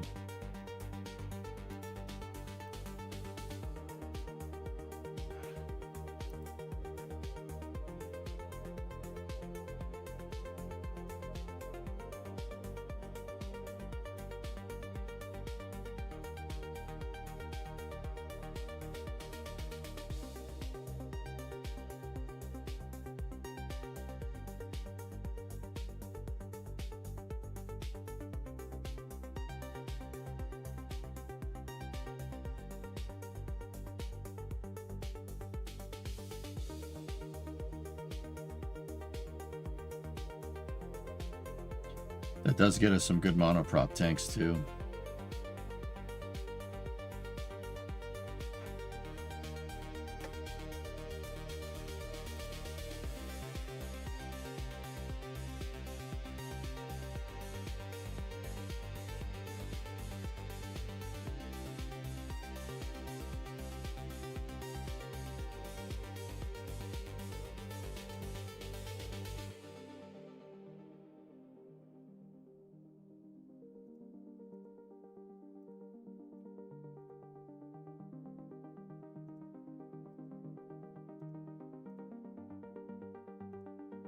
I'll get it.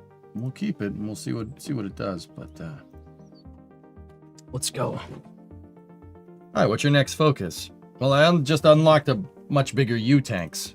I mean, monoprop tanks.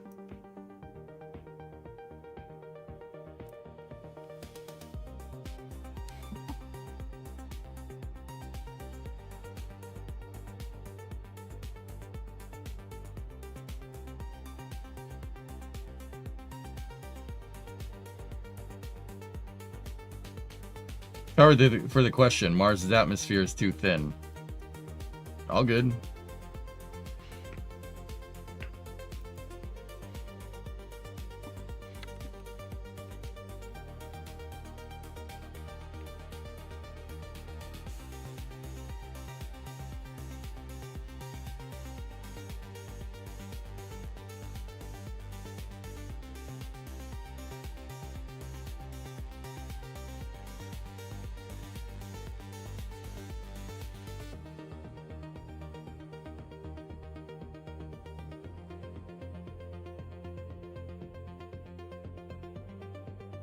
Money. Hi, I'm new here. Could you build a new rocket and do something?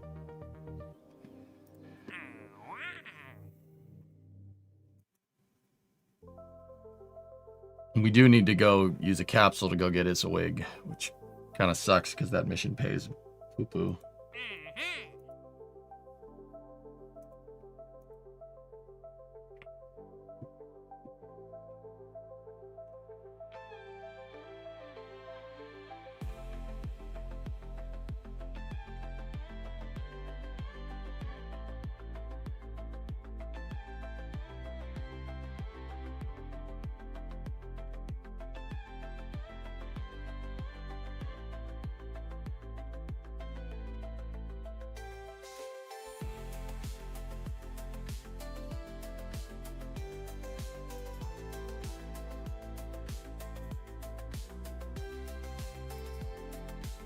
Ah, there we go. Is a wig.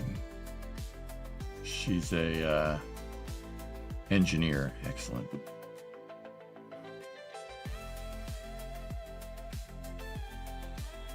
Cool. I'm thinking about what we should do next. I kind of want to clear out the queue of missions, and I don't really see anything cool here. Obfel. Where's Obfel? Might be able to get him too.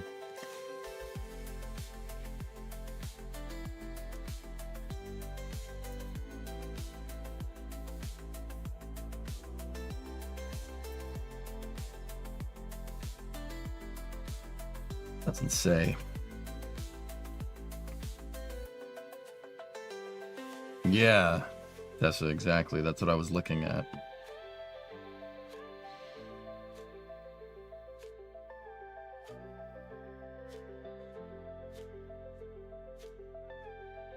How many scientists do you have? It might be space station time. Yeah, science space station might not be the worst idea. We need to get us a wig though, because we said we would.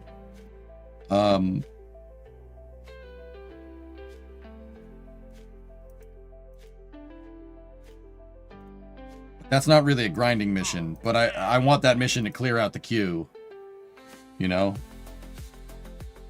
We could do a satellite around the moon, magnetometer, accelerometer, thermometer. What moon orbit is that going to?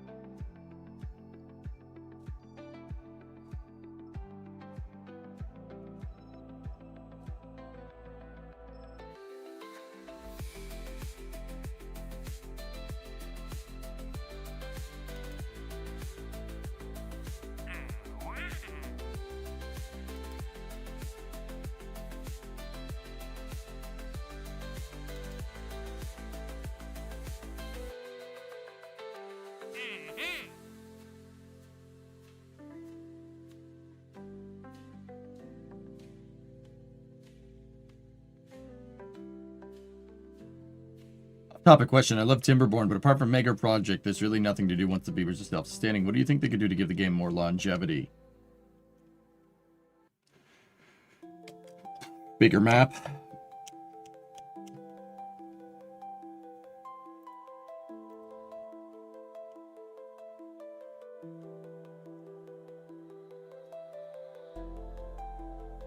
Nah.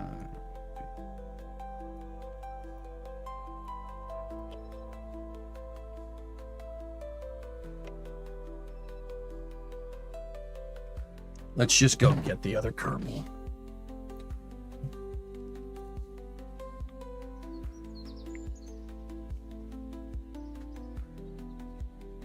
Oop, no, not the SPH. I meant to click on mission control. I'm just looking at the time allotted here before we got to start space news. We got a lot to talk about today, so.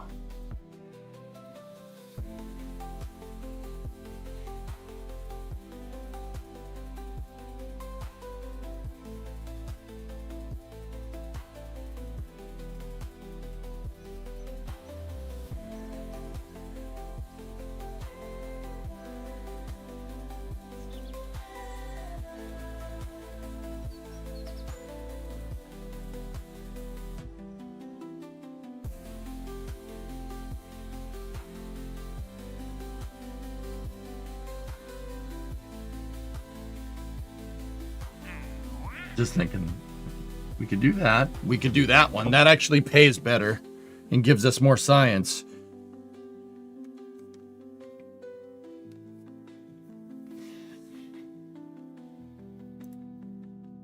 It's from space around the moon, Tessa. That's not what we're looking for.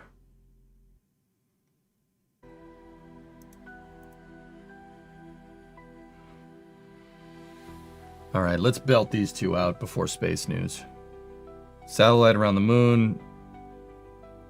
Magnetometer, accelerometer, thermometer. Okay. Close enough. Do I have a SATA? I don't think I have a satellite out there that's operable.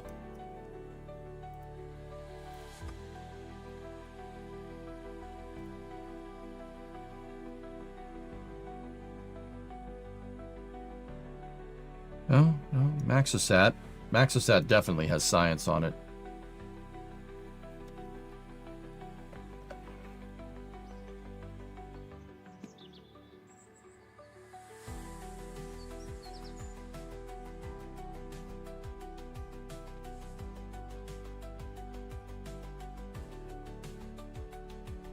Thanks, Chuck. Appreciate it.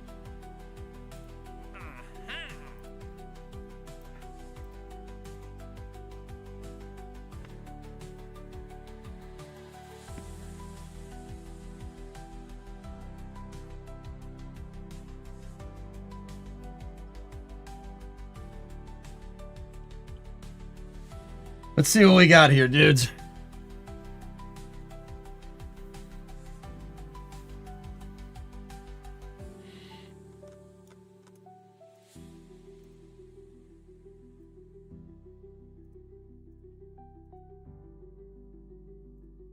Oh, easy money.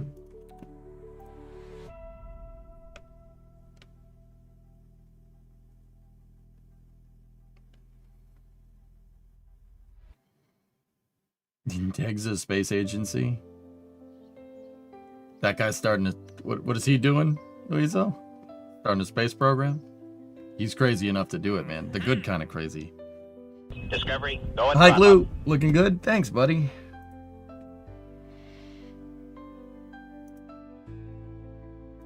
Chump change. Chump change.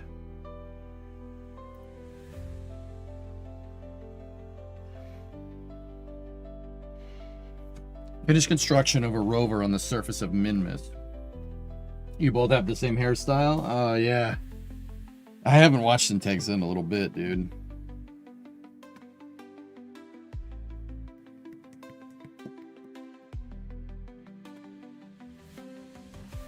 That pays 278. Finish construction of a rover on the surface of Minmus.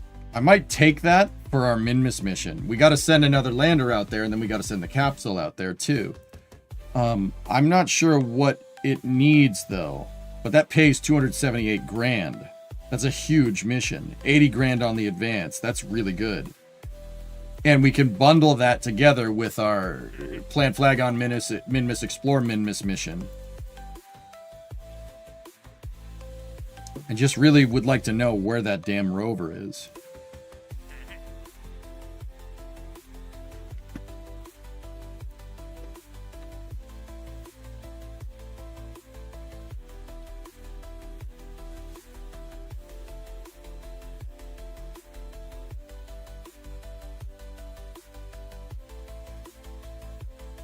Do you believe Elon when he talks about performance numbers for Raptor 4? Yes. Sure, man. Could you see possible missions on the tracking map? Not with that one, dude. At least I don't think. Look, because it says after you accept this contract, you could view the rover in the tracking station, evaluate the missing parts, and make a plan to move it to the target waypoint. You'll likely need to send an engineer to attach parts to the rover.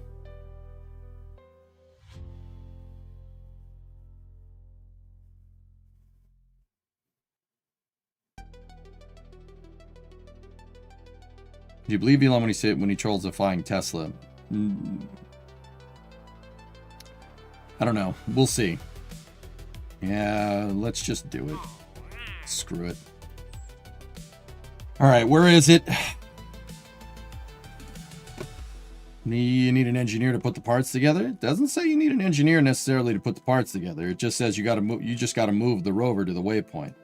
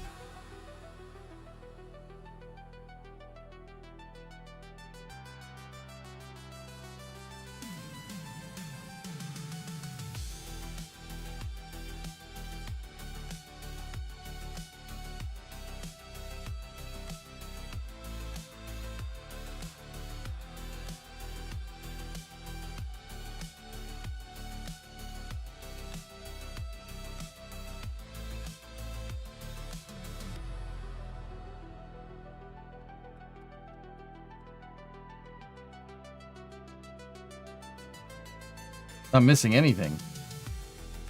Oh no, batteries. Right, I think. Probe core?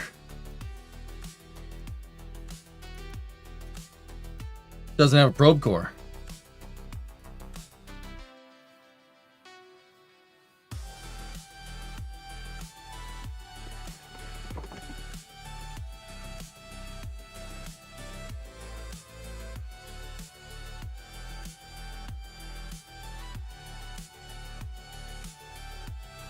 It looks like one of the lights is on.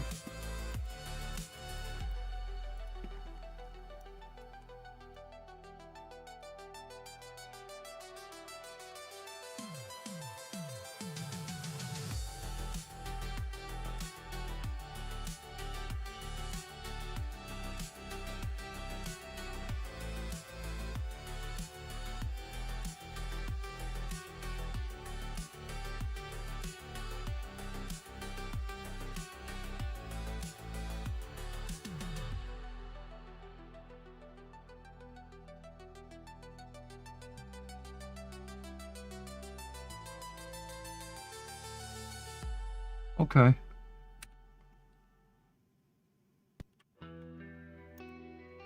Just needs a control point. That's it.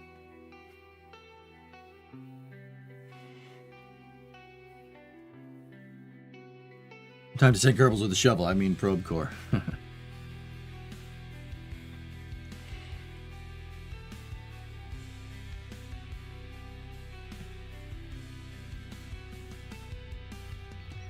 Ian, I know you said talked about it 1,000 times, but I hope everything's going better. It's a new week, dude. It's a new week. Yeah. I'm good, man. Thank you. Yeah, I'll be all right. I mean, there's no guarantees this week. This week might suck just as much. I don't know.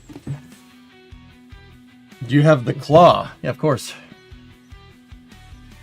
Yeah, we have the claw. We could claw a control point to it if you want, but then we could just send up Kerbals. We just demonstrated that the lander can land in multiple spots, Tessa. It's really like...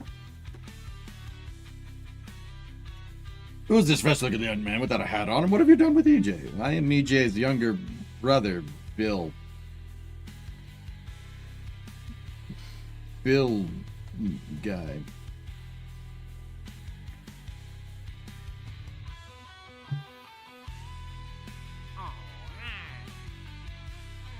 So we could plant the flag, install a probe core on this thing.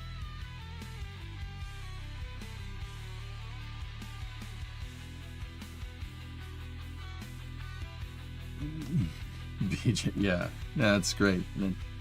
Really good for me to choose that.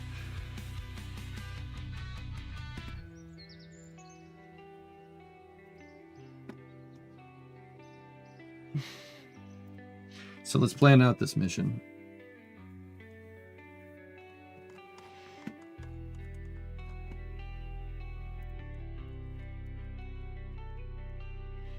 Where that thing is stranded and where it needs to drive to is not too incredibly far. We could land the lander down there, guys, right?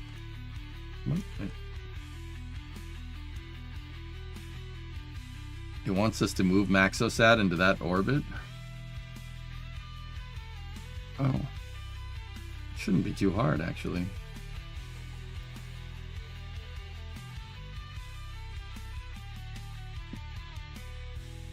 I mean, that doesn't pay very well, but it shouldn't be too hard. How much fuel does Maxosat have? Just on a side note, let me check.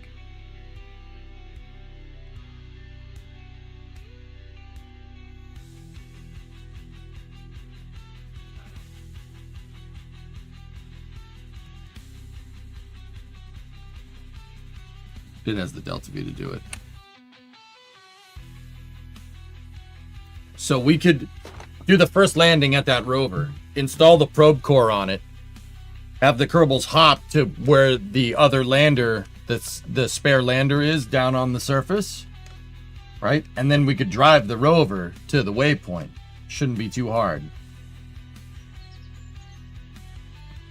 For our Minmus mission. The problem is that's going to take some time, and we got space news coming up.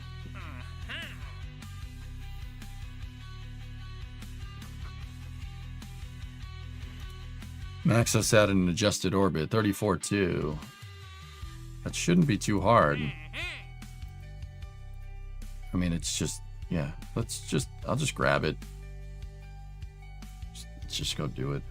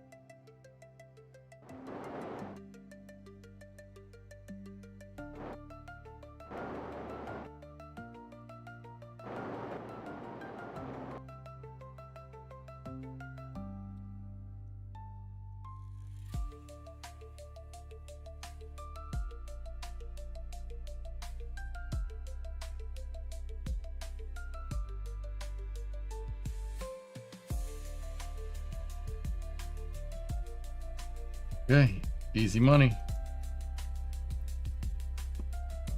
All right, so what we can do, we're gonna have to land there next to the buggy, right? And then we're gonna have to,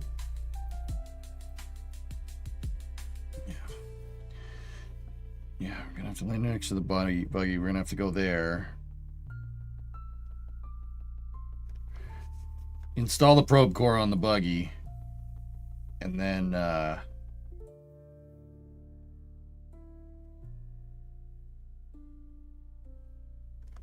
they should be able to hop to the greater flats. That shouldn't be an issue. We can set up shop over there. Now, in terms of the Maxosat, yeah, we already used all the science there. But we are gaining money. We're grinding out missions, which is good.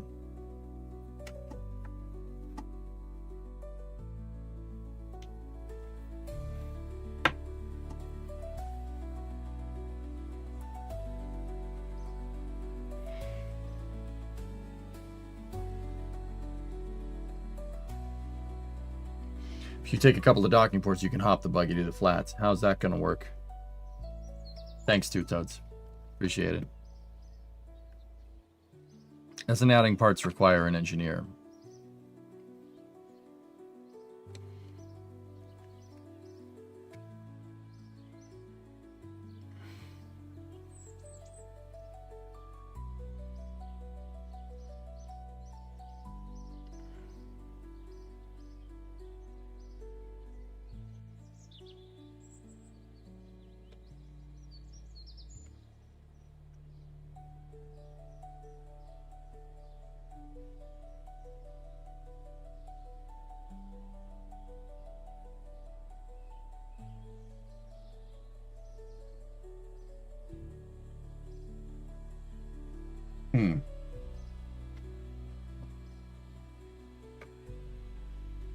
Just thinking about stuff. What missions do we have? Cover a component, obval, satellite around Minmus. That pays pretty good.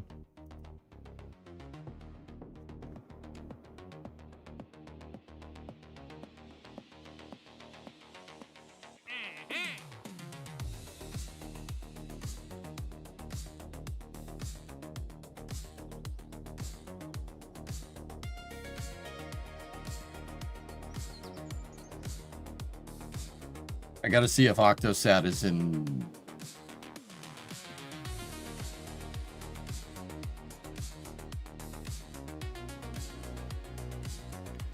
I'm not sure that thing is gonna have the Delta V to do it, Tessa. I'm not sure it's worth the 30 Gs.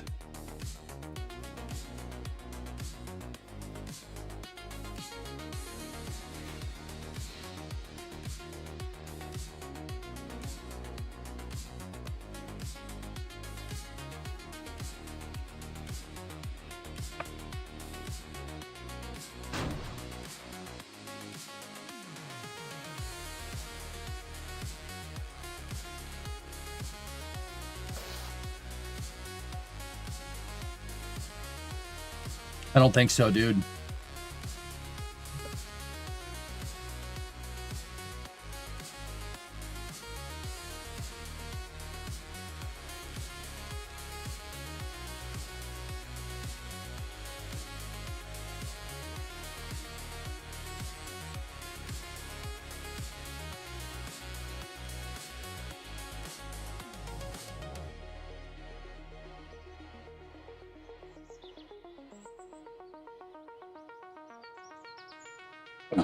Okay.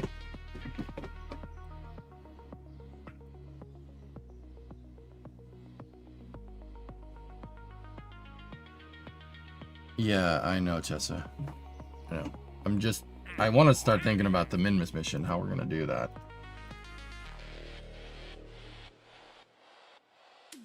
Decline is only -3 rep. I might just get rid of the Isawig mission. It's just not worth it. Somebody else can do it.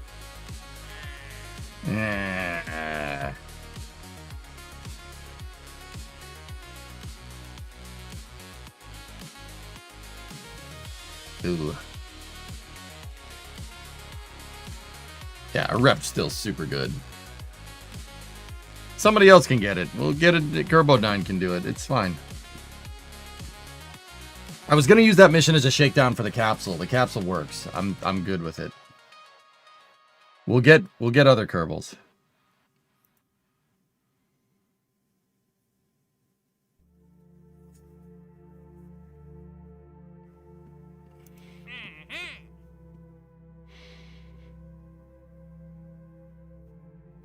A satellite in a specific orbit around the moon. I can use that as an excuse to test out the extended Octo rocket. That's probably what I'm going to do. It's probably what we'll do for the rest of the time being here. Yeah, let's send it. Let's go. All right, let's go into the SPH.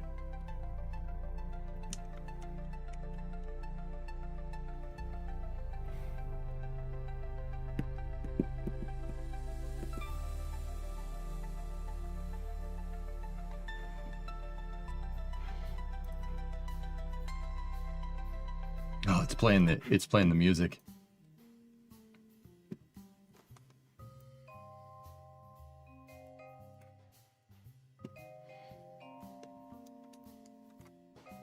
So we have the big boy tanks unlocked. Oh, you don't have the gray for the tanks. Oh, come on. There's no gray variant to those things. It's just orange.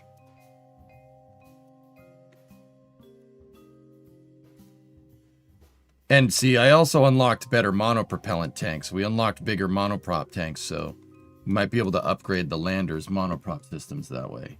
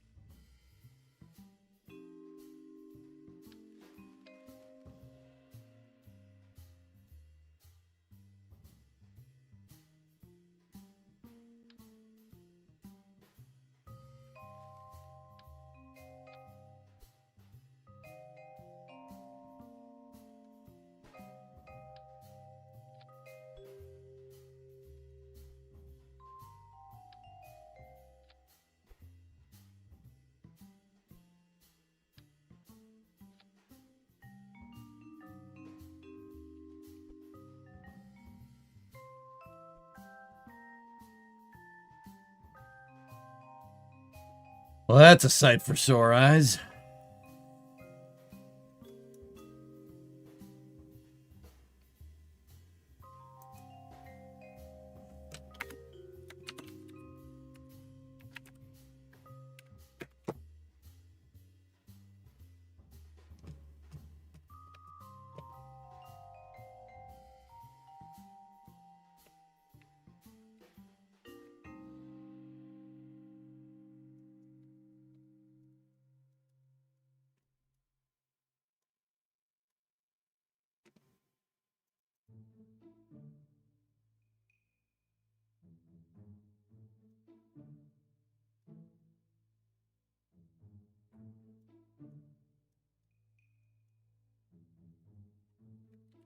Let's refactor it to Condor 9, Block 1.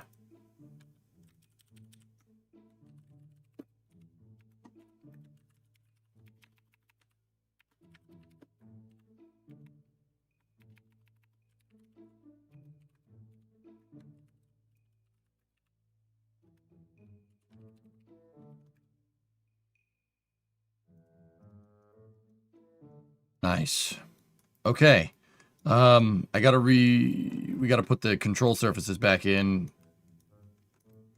Yeah, amongst other things. And Octo had the raceway on this side. So what flags was it using for the raceway? 625.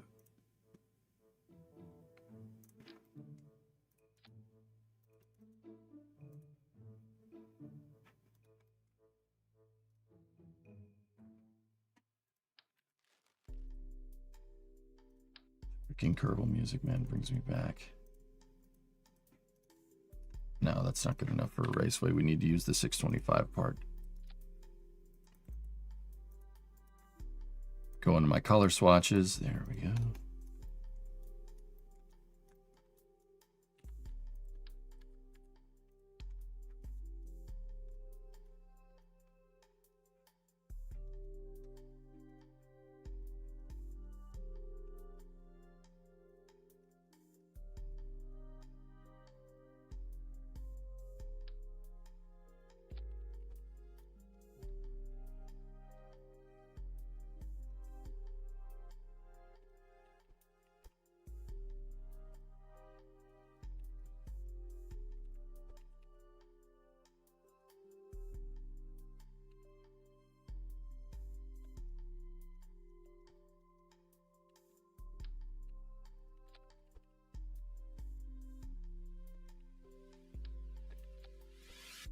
The raceway necessary? No, not really. Do I like it? Yes. It looks cool.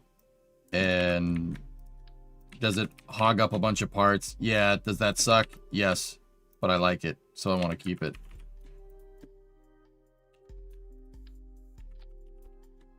We'll be unlocking better versions of this before you know it, so don't worry about that. Don't worry about oh my, you're not with us no more.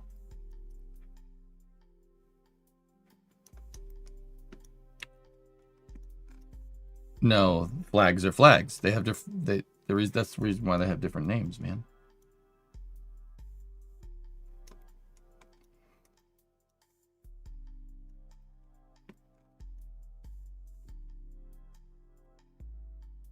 You know what? We don't have the gray, so let's...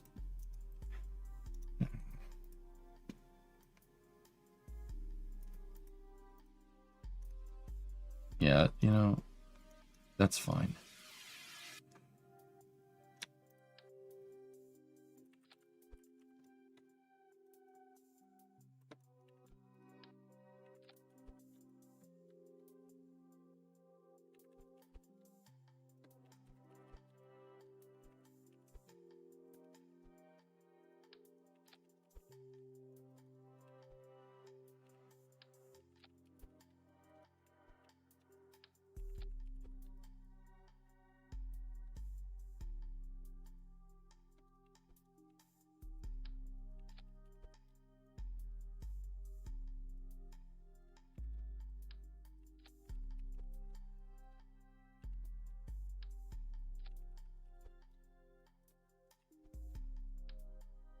I was gonna say a black raceway would make it look like Falcon 9, Block 5.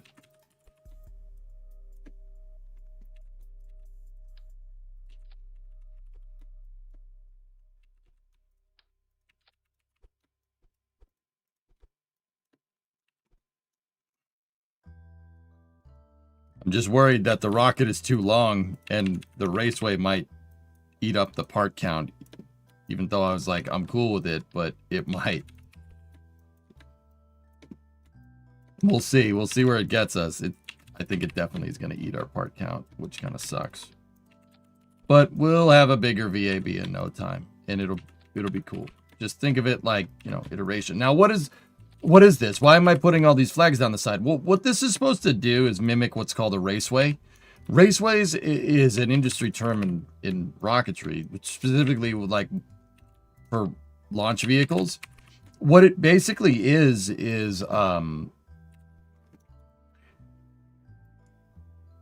it's carrying the wire harness of the vehicle, because the engines need computers. They need the computer to tell it what to do, and the computer's usually up at the top of the rocket. So you have to have a a nacelle going down the sides of rockets, and they carry all the electrical systems.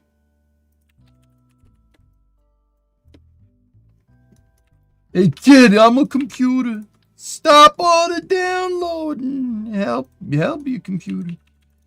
I don't know nothing about computers. My mom got one. She put a couple games on it. It looks kind of weird with the black paint and the gray raceway. But oh yeah, they also have forbidden silly putty on them to unzip the tank. That's correct, yes.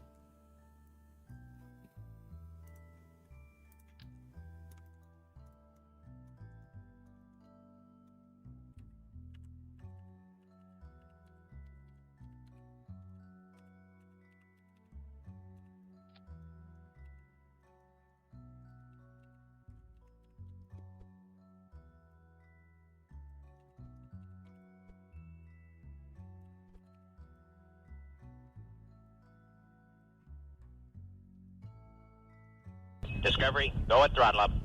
I need to poop. 64-month resub. Love how you teased us with a few streams of cities, and now it's not to be seen again.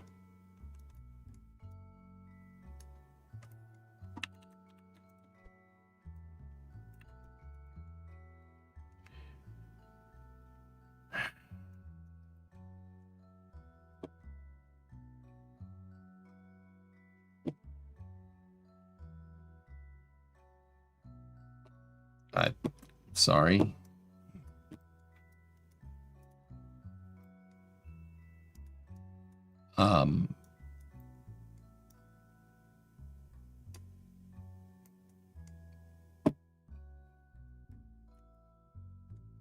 You just give me a hard time. I'm like, dude, I don't know what do you want from me, man? I've been meaning to get it back into the rotation.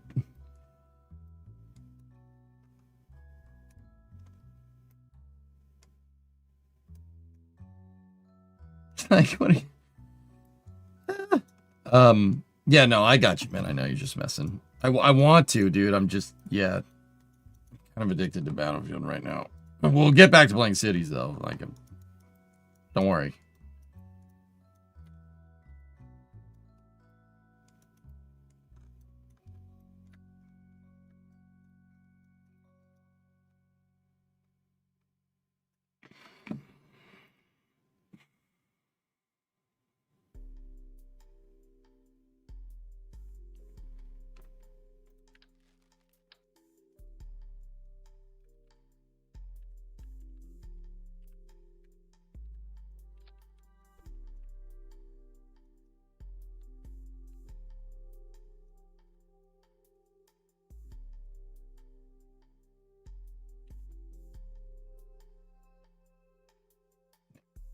Nice haircut, you putz. Shut up.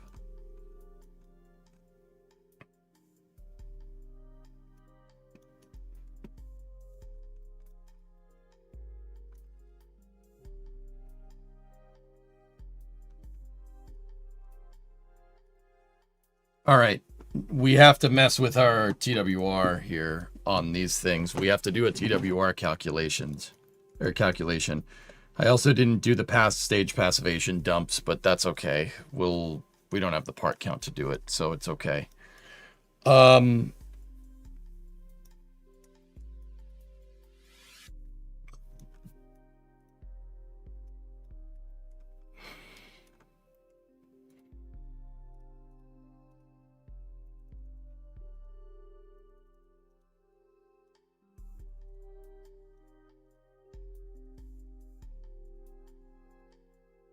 I'm a great magician. Your shirt is red. Oh, how does he do it?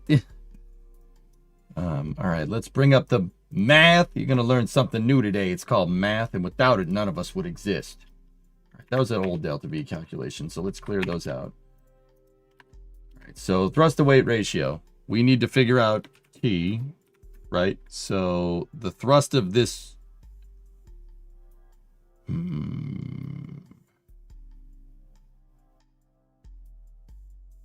I need to do some calculations out. Hold on.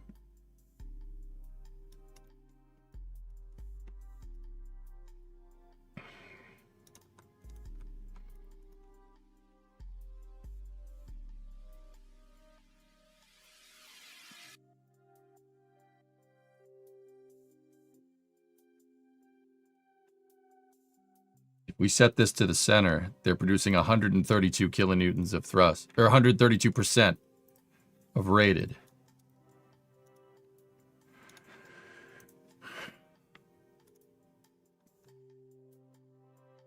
Okay, so we need to do 168 times 0.32 should give 53.76. So 168 plus 53.76 gives us total engine thrust output. Damn.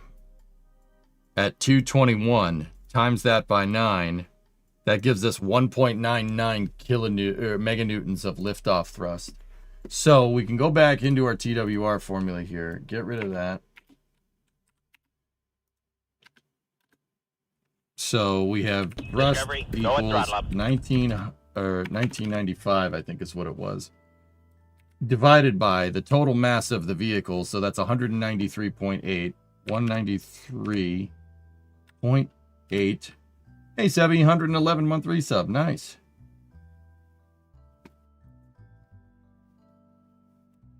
Times 9.81 meters a second. Copy that. Okay.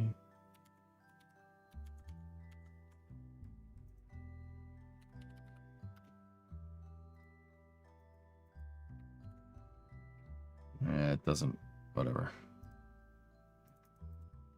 1995 divided by parentheses 193.8 times 9.81.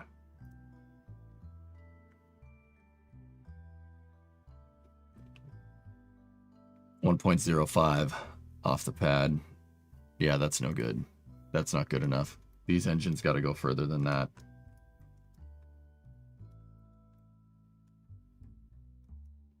We're going to have to tweak the tuning curves here.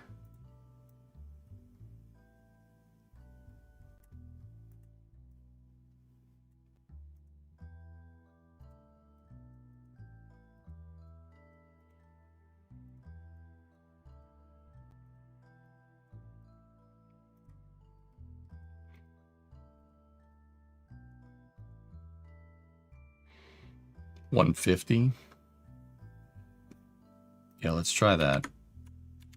Do the same math out.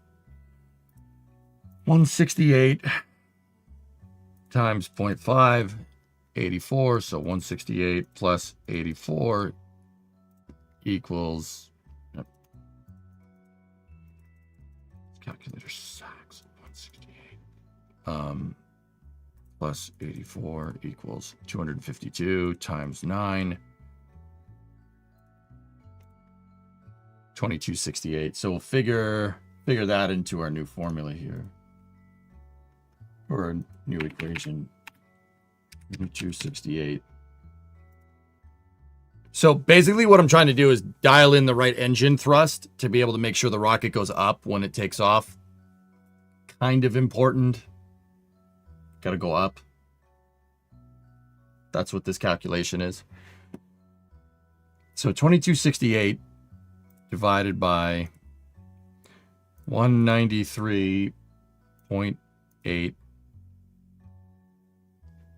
times 9.81. 1.19 off the deck.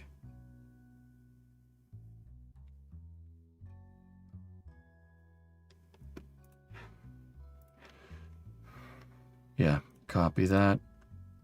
2, 3, 4, 5, 6, 7, 8, 9.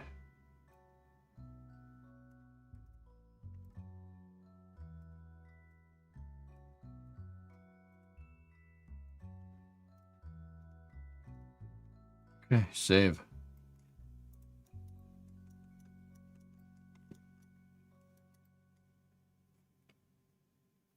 What it says you have 254 out of 30 parts. You're supposed to only have 30 parts because I'm designing in the SPH. We'll move it over to the VAB where 255 is our part count limit.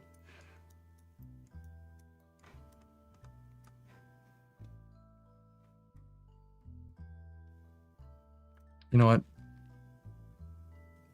I was gonna say we could just get rid of the flight decals. But it doesn't, you know what? I'd rather have the flight decals. Screw it.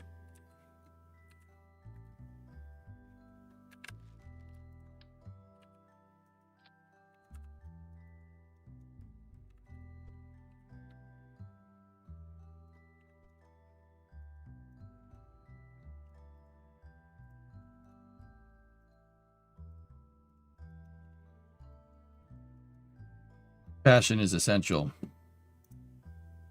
True that.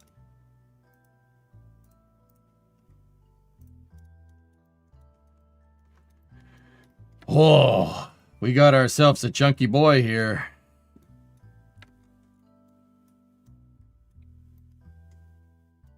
$20 was the last flight, Tessa. The Minmus lander that we just did. Technically.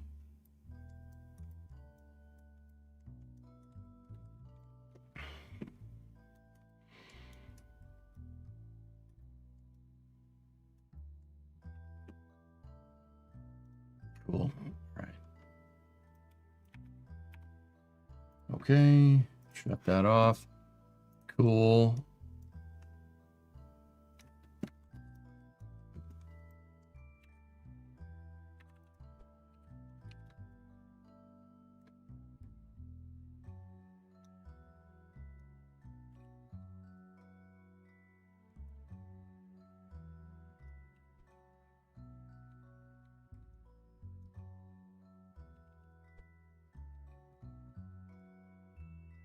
Excellent. Excellent. All right. Is that Helvetica? Yes.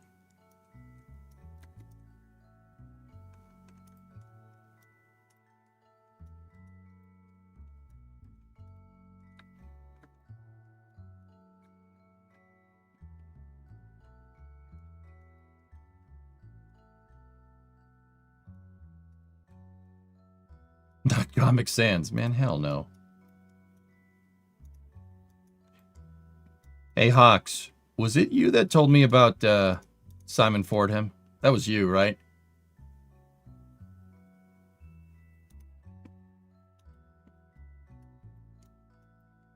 The YouTube channel?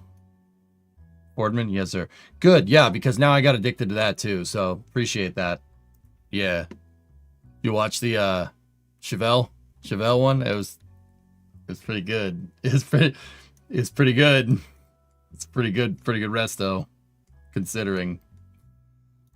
Have you ever tried any strong back mods? Nah, I make my own strong backs, Novacon. You know that.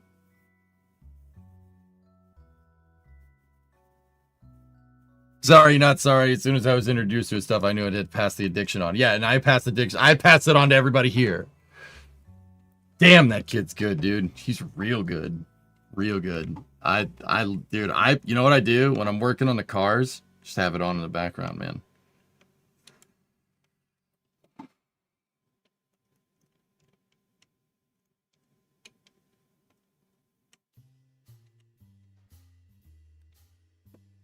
All right, dudes. Well, this thing should work like Condor 9. It should work the exact same. So theoretically, should just be able to fly it on Condor 9's trajectory. Like, that should do it. Let me just make sure my engine action groups are still correct. Yep. Yep. Yep. All right.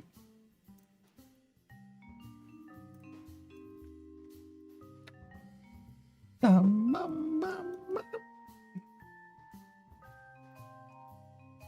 jealous of anybody who has a Galaxy. His Galaxy's mint, dude, with the KC lights on the front. That's thick. Thick.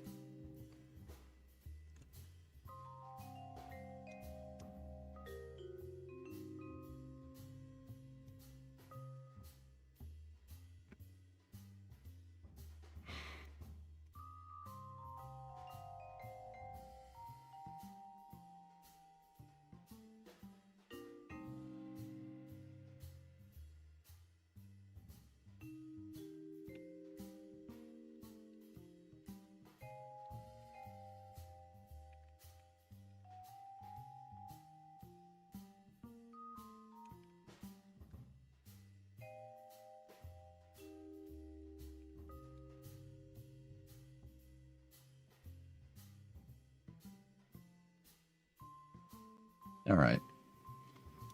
So, going to use this to upgrade the rocket.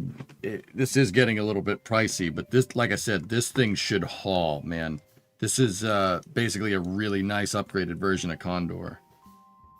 I built a rocket like this, a Falcon 9 lookalike. That's basically what this is. I don't think we ever used Condor 9 for a career mode. We used Condor 9 in our sandbox mode. That was a mission mode. That was mission mode 1 rules. But I think it was mission mode 1 save 3 or 4 or something, dudes. We never yeah. I never used this thing in career mode. It's missing its legs. I know. I have an idea, Debbie, about how to do that. Don't worry. Don't worry. I got my robotic parts. I'm just constricted by the part count right now. You know, part count and me don't get along. But yeah, I unlocked the bigger fuel tanks and extended it and basically made Condor 9 Block 1 2025 variant. It's weird seeing this thing again, dude. This rocket, we've been through a lot. We've been through a lot, this rocket designing us. All right. Shall we? This is not 1.1. This would be Condor 9 C9. This is C9B5, but it's better. It's derived from Octo 3 Block 4. All right, so what are we going to do? Are we going to get that lander out there or what? What missions? Condor 9 FT. It's overclocked. That's right. It is, man.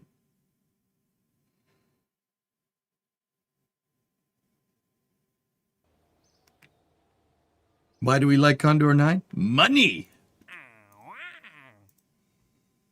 Oh yeah, we could use it to position a satellite. Yeah, we could send this one out to the moon. 138. Okay.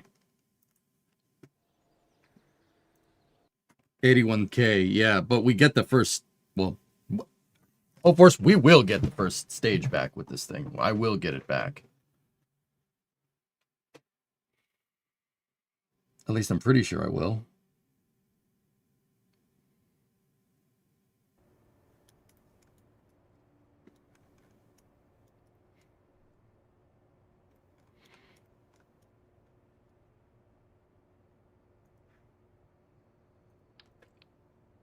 So if that's the case, dump the lander, and we'll do this lunar mission. Satellite in specific order around the moon. Accelerometer, thermometer, magnetometer. Okay, go here, go here. That's the science. Oh, there's the science hopper.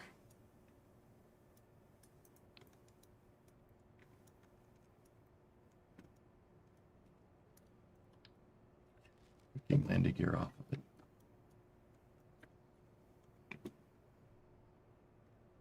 We could turn this into a lunar lander. I mean, we should be able to. This thing should have enough to land on the moon. And that has an accelerometer on it. There's the magnetometer. There's the accelerometer. Shoot, man. This thing might be able to... Yeah.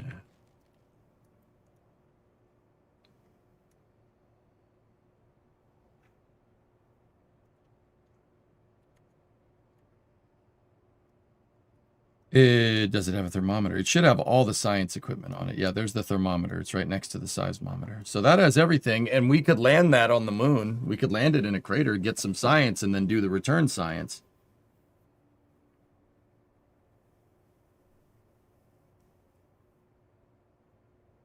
That's a good test flight. I'm fine with that. It'd be good to evaluate the lander anyway.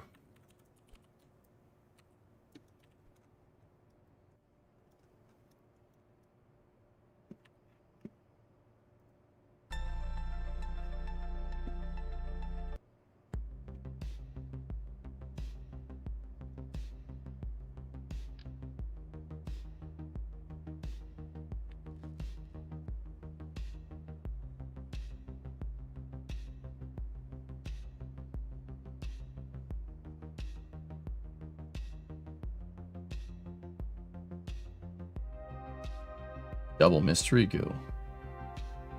What does it mean?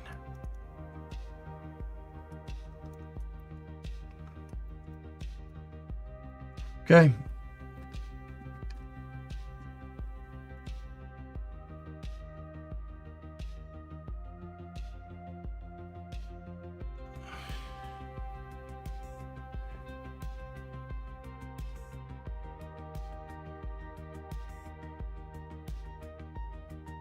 Would you ever consider using the Outer Planets or Minor Planets mod for more unique places? Let's explore the planets that are in the game first, dude.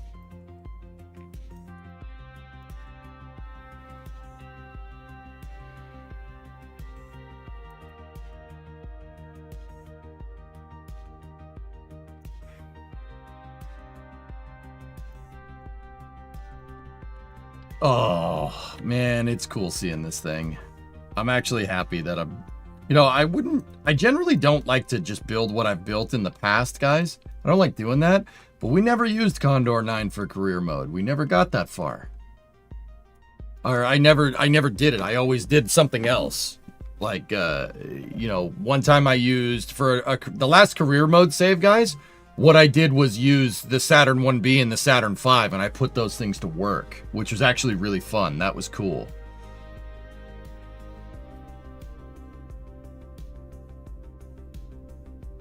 The shuttle pigeon. What's in the goo? I don't know. It's a mystery.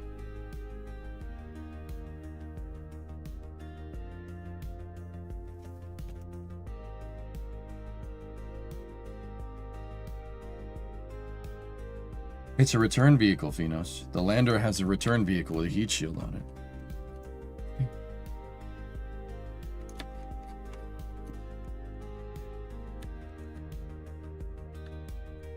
Transfer window question for you. Could you stage a bunch of transfers by keeping them in Kerbin orbit and sending them out as each window opens? Sure.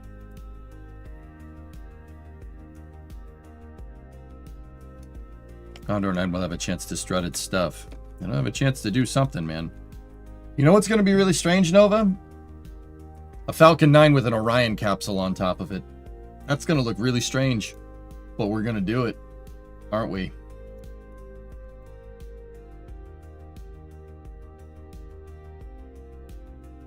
That's going to look weird. Yeah, it's going to look weird.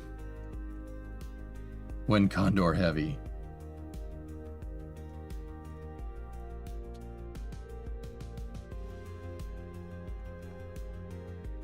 Oh, boy. Would that be doable in real life? So, Oculix, you could. Yes, long story short, I'd be worried a little bit about loads on the second stage. Could Falcon 9 get Orion to low Earth orbit? Yes, absolutely.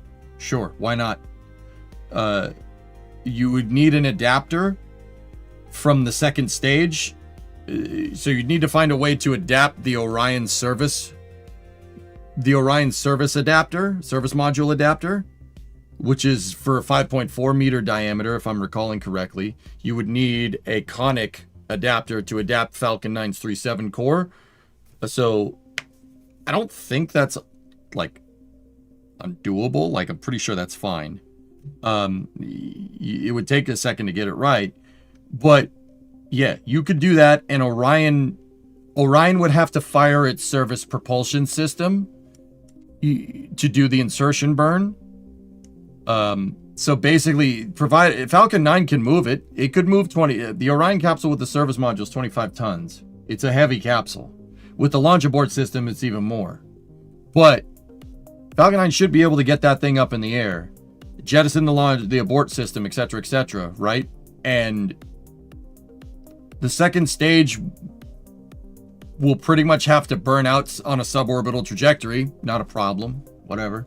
And the service propulsion system would have to finish the burn. Especially if you wanted to get the stage back. If you wanted to get the stage back, yeah, the SPS would be... Orion would basically be able to get into Leo, maybe get to the ISS, and then the SPS you'd have to fire the surface propulsion system more for the deorbit.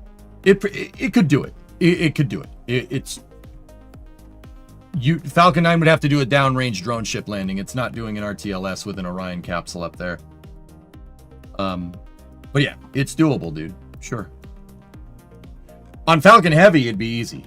Falcon Heavy could push that thing right up into space. Falcon Heavy could push it on a free return trajectory. Like this. Let me see.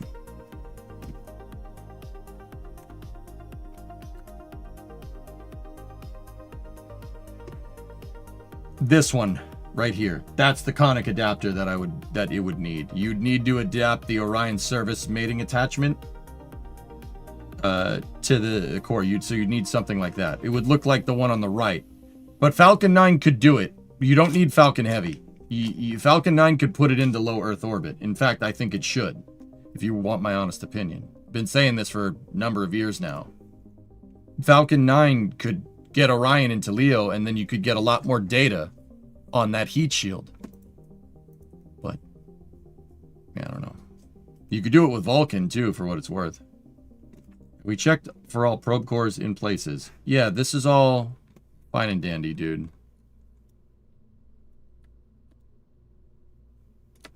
Let's go.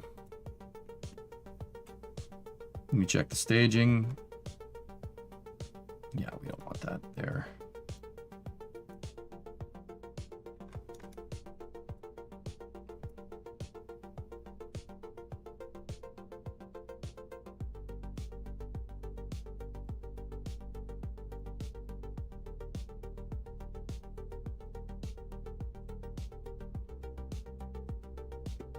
Cool.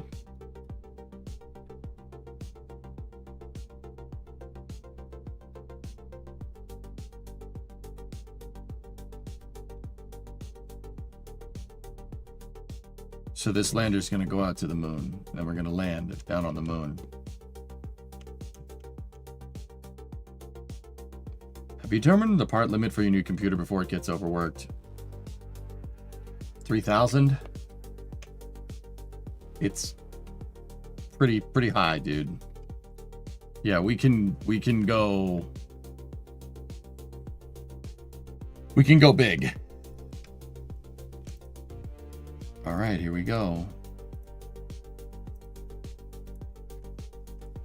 Let's try it. Condor 9 Block 1 making its appearance in the save here. Okay, moving a lander out to the lunar lander out to the moon. Okay, T-minus 10, 9, 8, 7, 6, 5, 4, 3, 2, 1. Ignition. And liftoff. 1.25. Okay, we got a roll program. Vehicle's pitching over.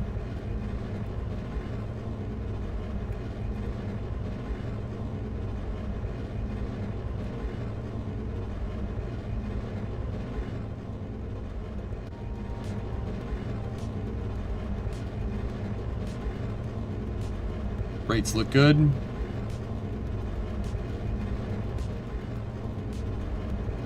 Throttling back for max Q.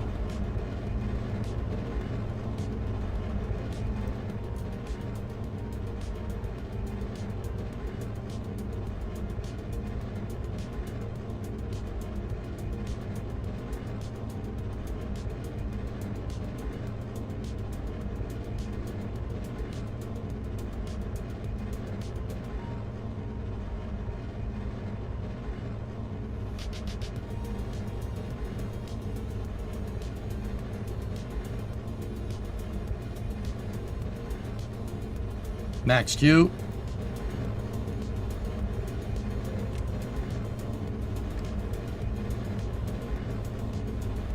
Throttling back up. Vehicle supersonic. Damn, dude. This thing handles excellent. I love this thing. Such a good design, dude. Actually, with those Reliance down there, it's actually really good, man. This thing is handling perfect. Okay.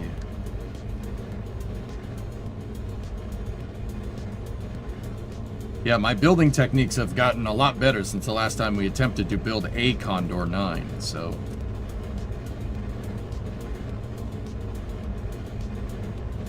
Stand by for Miko. Miko confirmed. Stage separation. Upper stage ignition. Everything's looking good there. Alright, fairing separation. Fairing separation confirmed. Everything's working good there.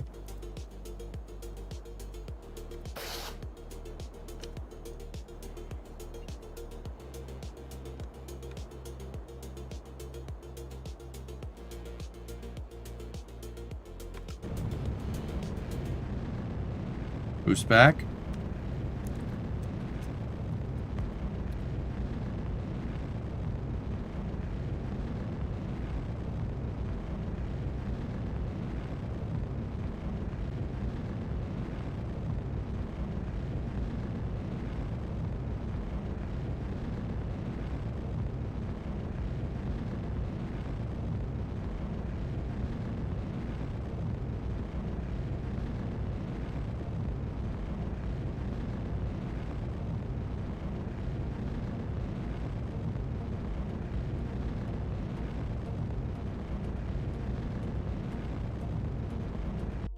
Okay, stage 1 boost back stopped. Reorienting the vehicle. Turning on our control surfaces. Hey Steve, what's up, dude? Good to see you back. Thanks, man. Yeah, terrible week. Terrible week for your boy. But it's a new week. We'll be alright. Okay, switch back over to the second stage. Dude, that extended first stage really dialed this thing in. And like I said, it's been a while since I built, engineered anything like Condor. Like,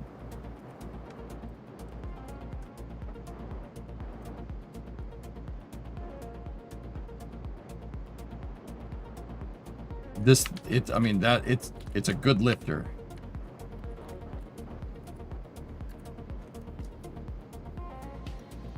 The payload is right around 6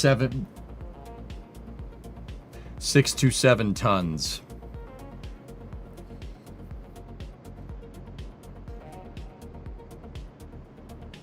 I'm not kidding.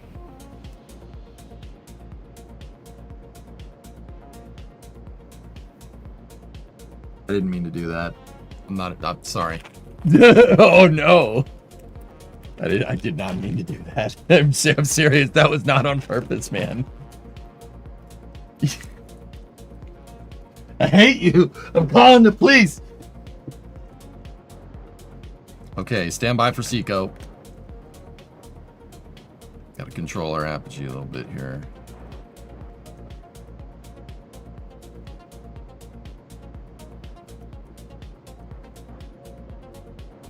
Discovery, go at throttle up.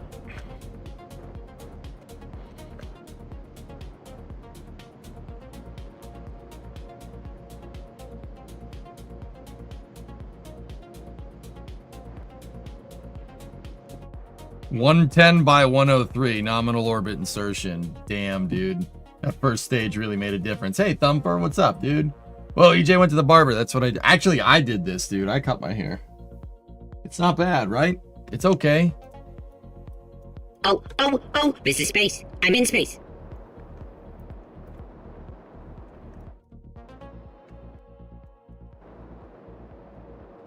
Decent. Gifted a sub to numbers.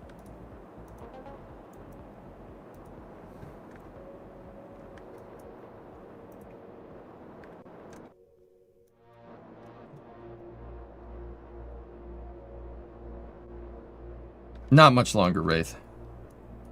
Oh dear. Oh, this is space. I'm in space.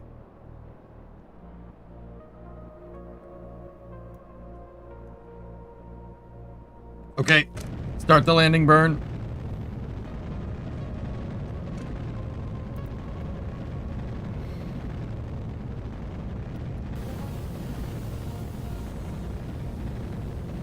This is space. I'm in space.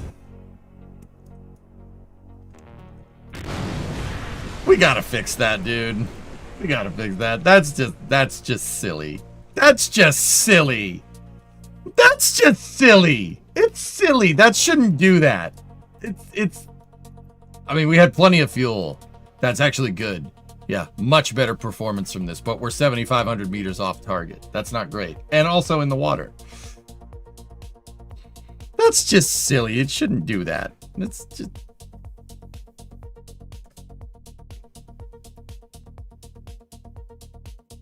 That freaking jelly water, man.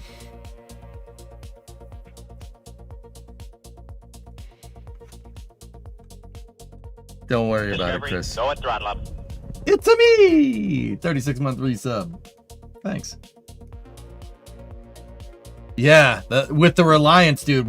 So the previous versions of Condor's Orion were using Bobcat engines, much higher thrust. This thing is, these are using Reliance, but they're really overclocked Reliance. They do make a lot of thrust, but yeah, dude, you gotta be careful with that thing.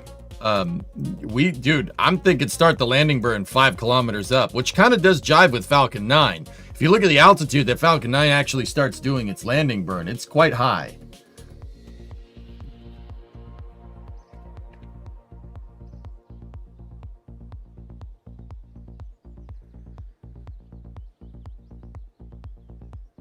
So you can't blame it on anyone. In all seriousness, it's throwing you off a bit, but not badly done. Thank you. Yeah, it's okay. It's fine.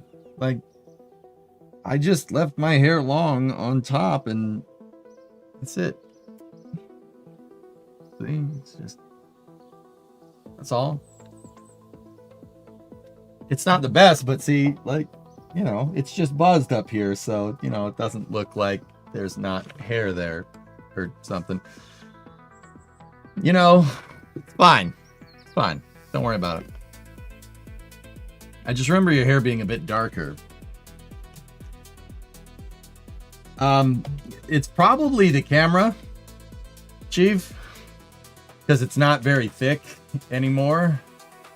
It's probably just the camera, because you could see more skin, so it probably makes the hair look lighter.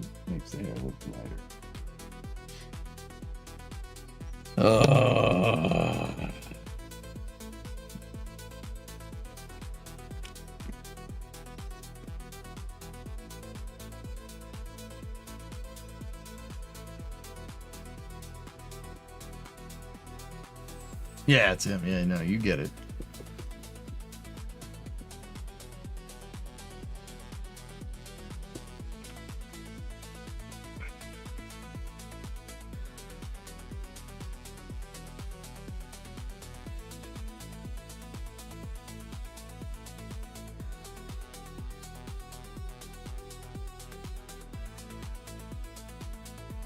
Even bald shavings into your late 20s, it's fine. Hey man, I got up to 37 before this really started to become an issue, so I'm pretty happy there.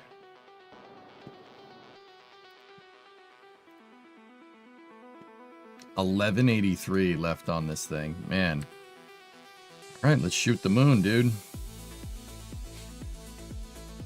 I forgot how much of a crazy upgrade that actually is.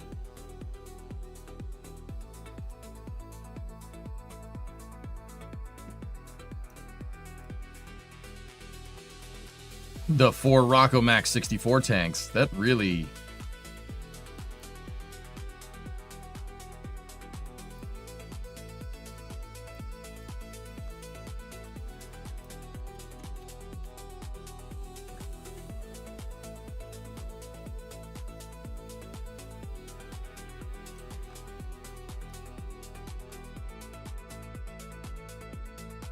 Discovery, go and throttle up. That's really where we need to be.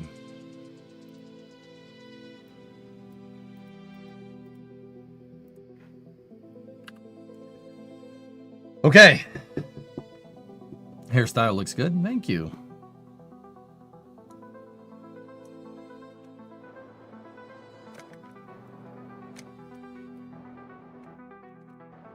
All I see is Zorg playing KSP.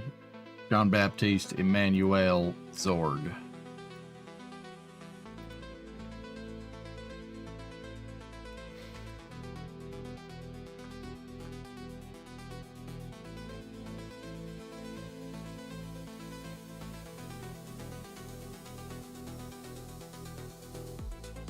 All right, we are go for translunar injection.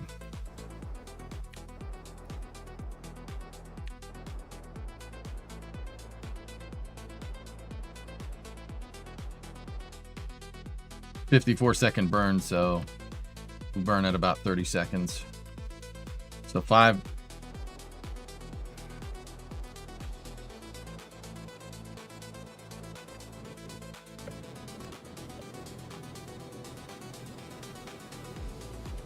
Got a good reignition.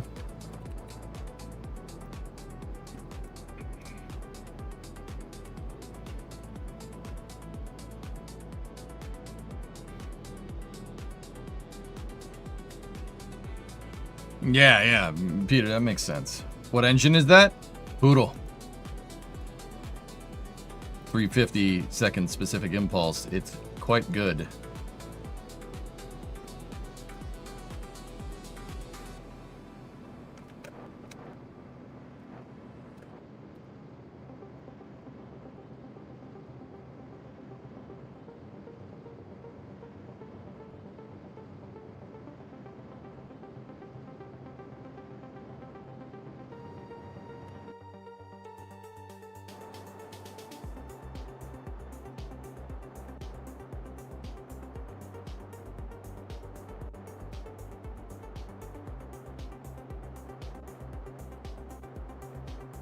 Dude, 348. We have enough to circularize. We can capture, crash this stage into the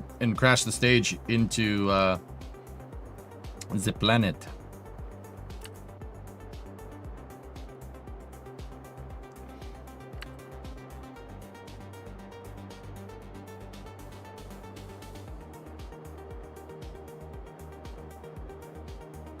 It's so tight. You like that? He likes, oh yes, he does like, oh.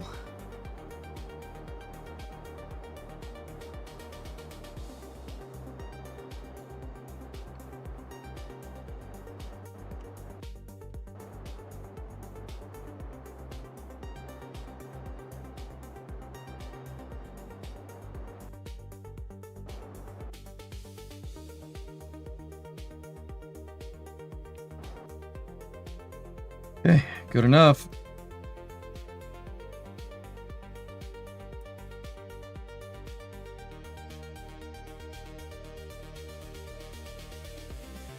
Actually, what we can do, keep the capture as high as possible.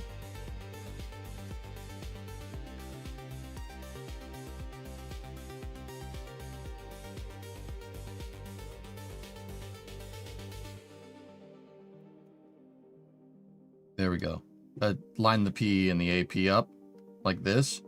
It'll be easier to do our inclination change at AP because we'll be going slower. There we go. That should be good. All right, let's realign the stage. Actually, what I really want to do, we don't want to realign to the maneuver node. We want to realign. We want to realign for the solars because we have our lander. This is the hop return lander for the moon. I want it pointing at the sun. Keep the charge. Keep the charge, you filthy animal.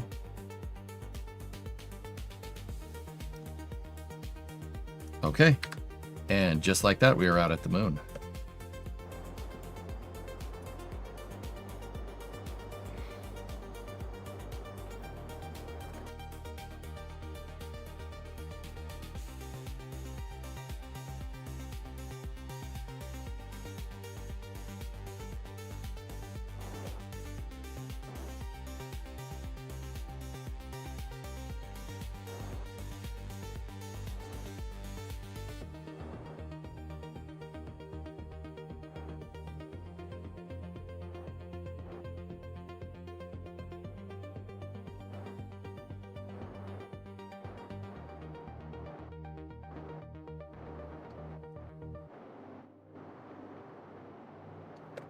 Okay.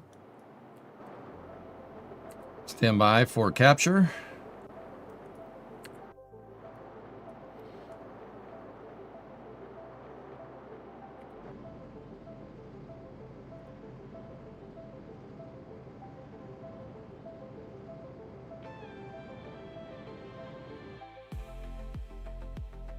Cool.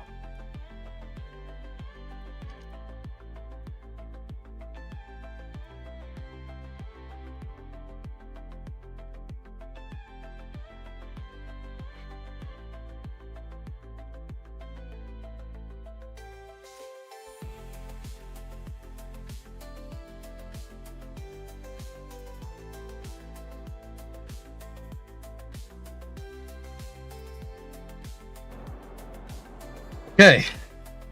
4 hours. Yeah, that should be enough, dude. Yeah.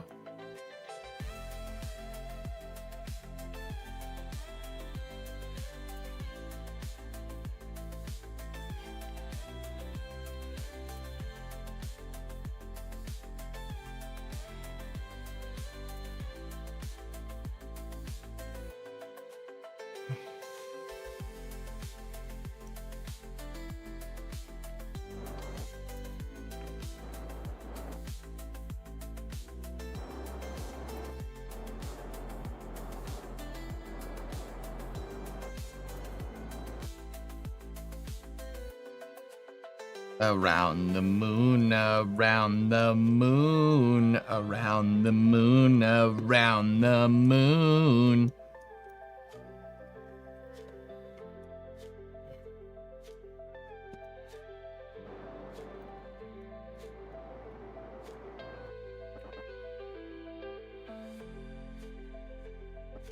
Okay, let's go.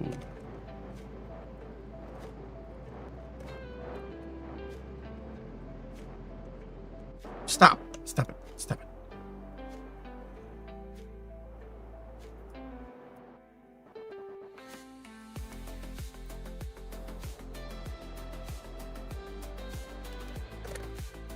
Gotta flip it over. I burned it a little too far.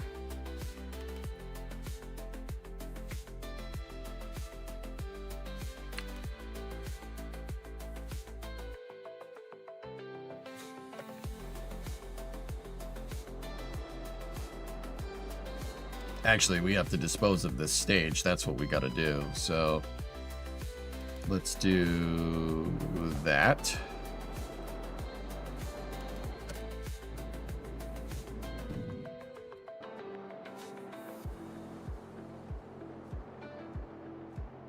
Oh, balls. Oh, balls. Yeah, that thing doesn't have enough to do that. All right, let's just separate the payload and we will go. We are go for payload deploy. There we go. I don't know what shot out the front of that thing, but I'm just going to pretend I didn't see it.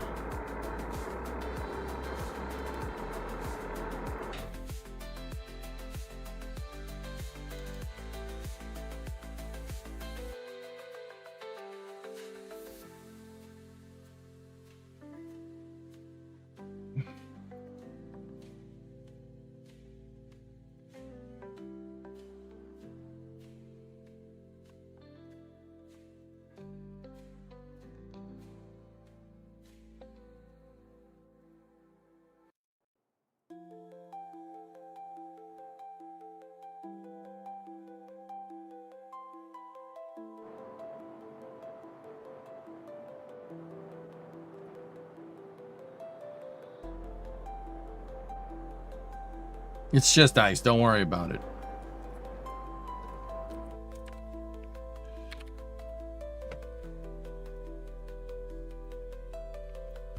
C9,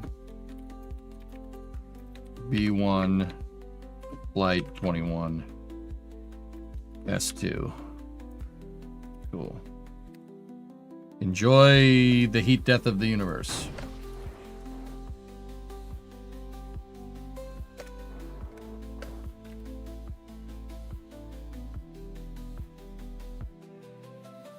Bye-bye.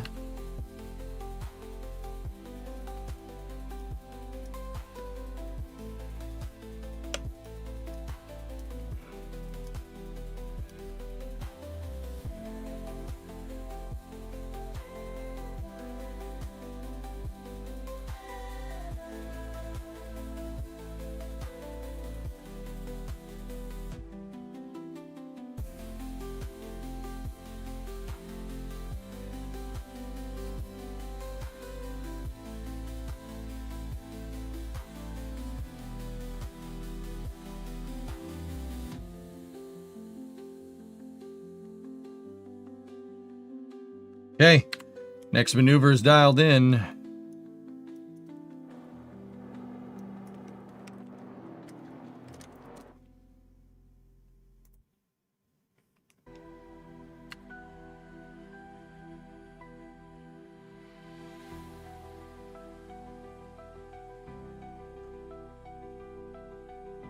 Would it deorbit faster without the payload? Yeah, we can dispose of that thing later.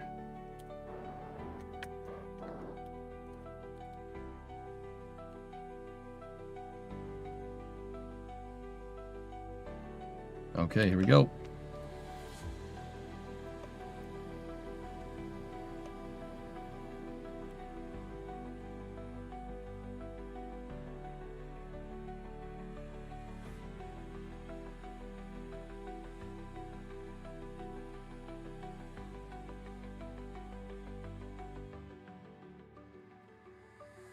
We didn't get it exact.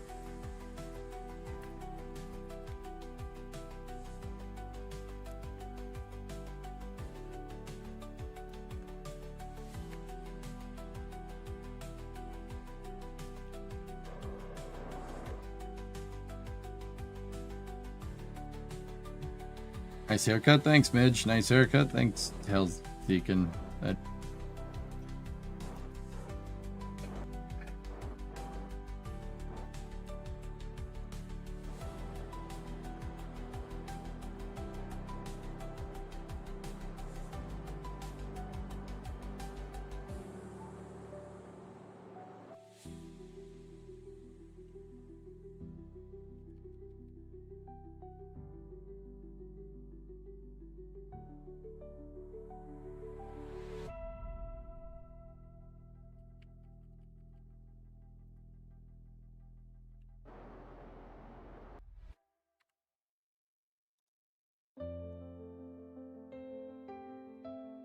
You're thinking more Zorg?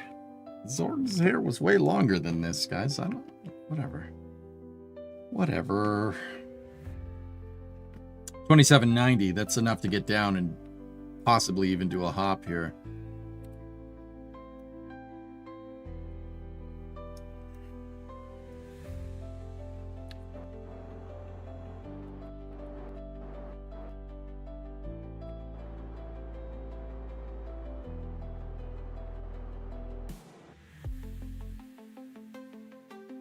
Wait, P needs to go down.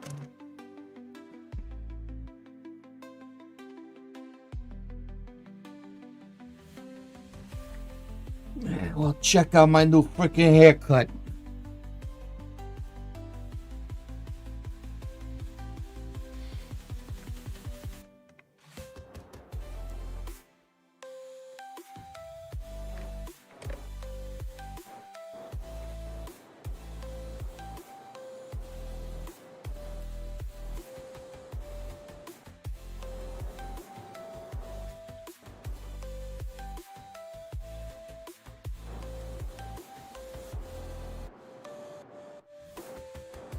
Yeah, one of the RCS wasn't on.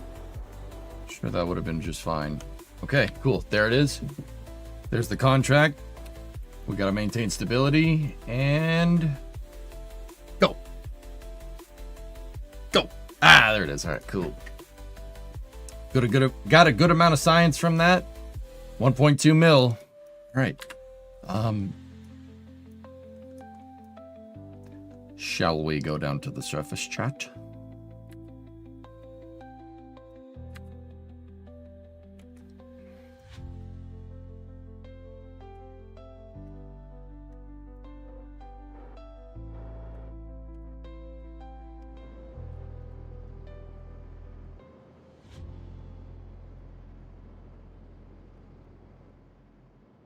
Direct to the surface?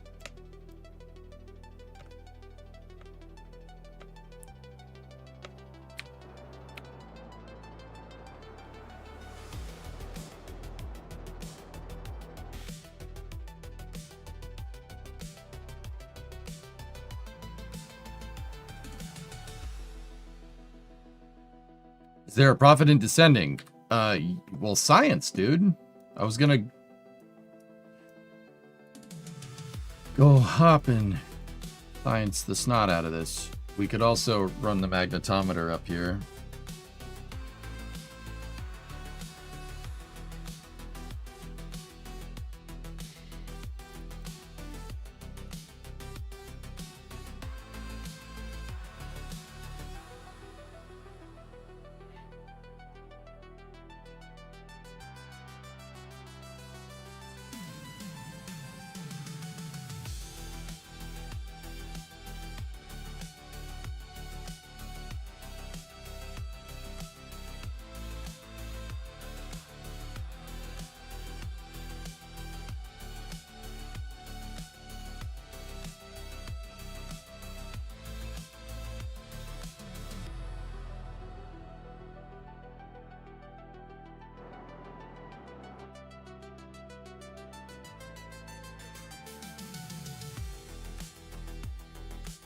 Did you get a mission for the stage? You really, really, really, really want to tell me how to play this game today.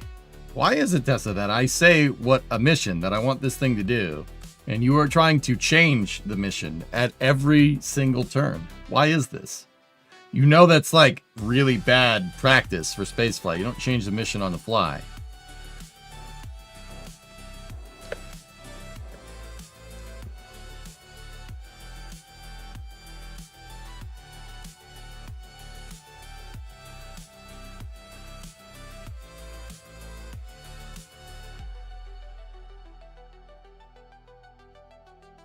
Space News is going to get delayed. No.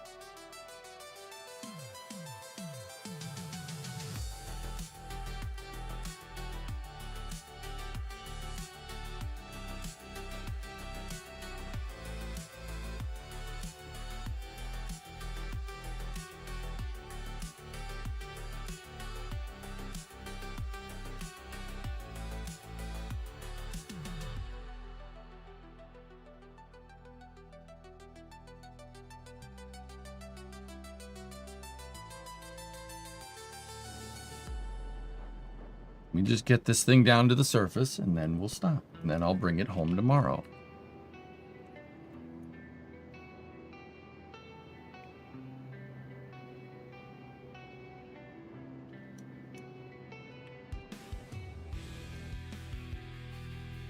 There we go.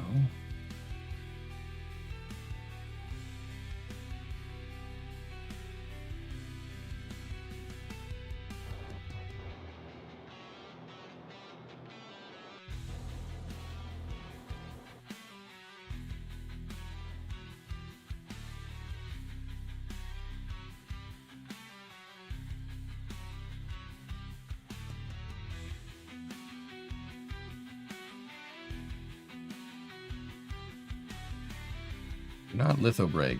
I want litho break, dude. Don't worry about it. We good.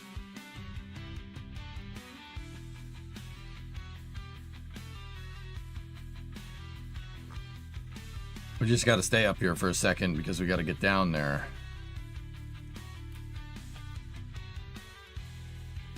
We got to get down there in the daylight. Well in line of sight to Kerbin.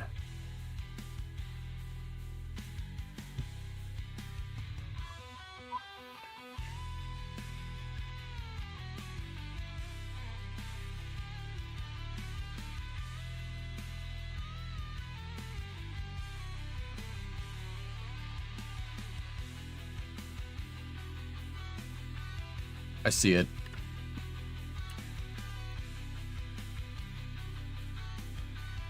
Oh no, come on. Come on, regain that signal. We have it, we have it, we have it, we have it. I see it. I thought I pointed this thing at the sun, but it's alright.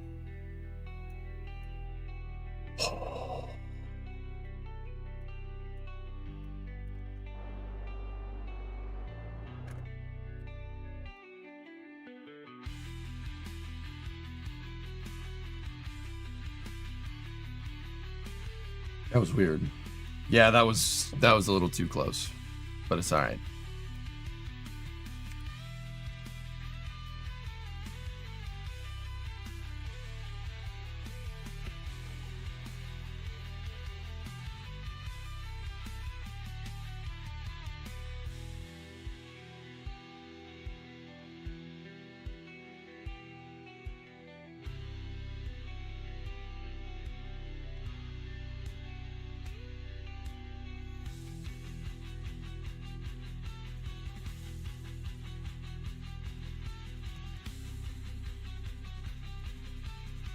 Nah, you know what? We've landed there. Let's land somewhere else. Let's keep going.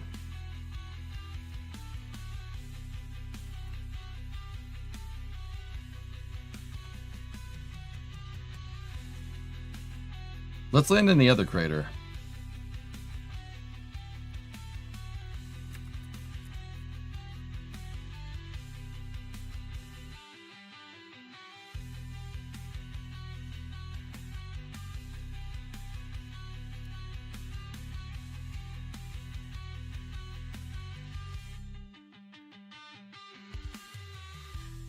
Yeah, dead center in that thing. Let's go.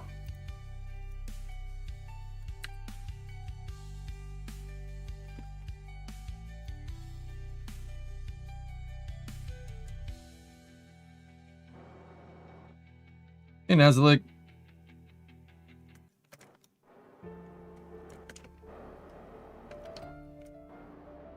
All right.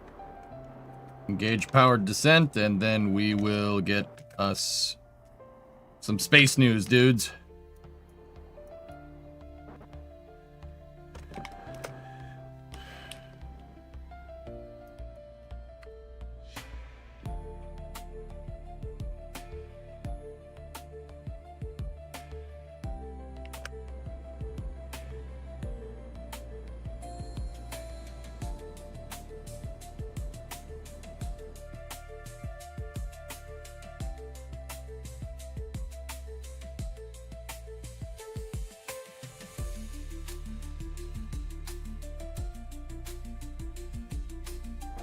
Ground altimeter is on.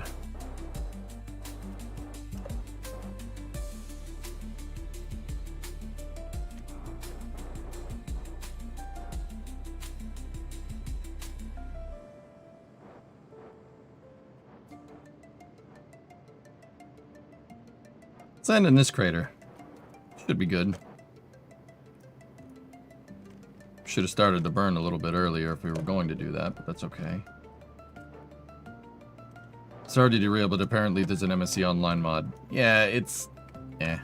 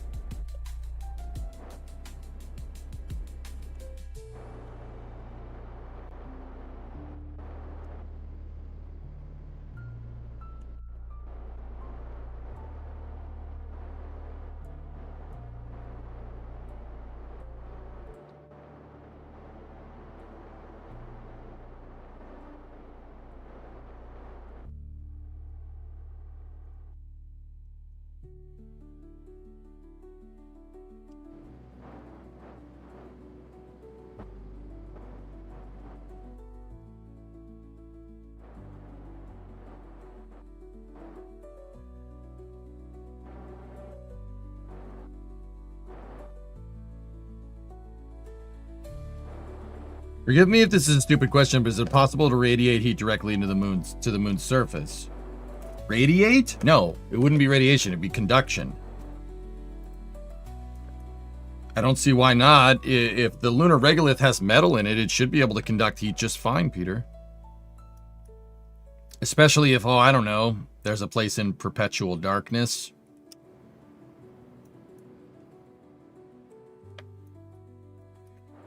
Picking up what I'm laying down, dude?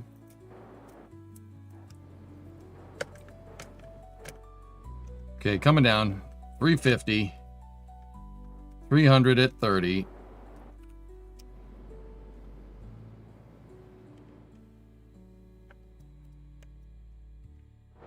Okay.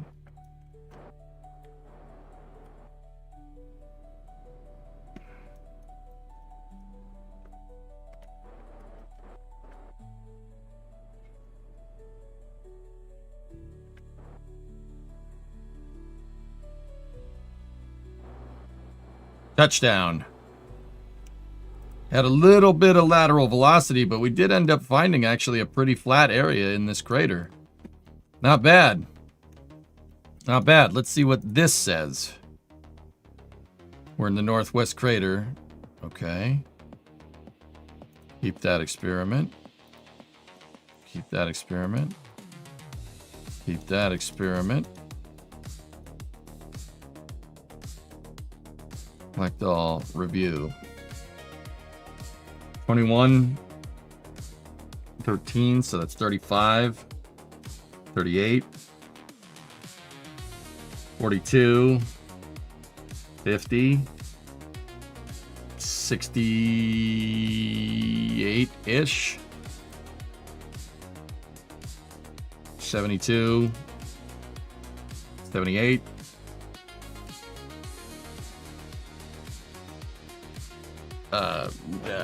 87. Oh, no.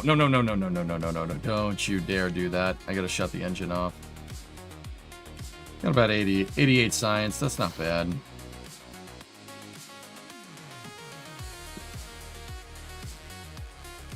This is mostly cleaning up.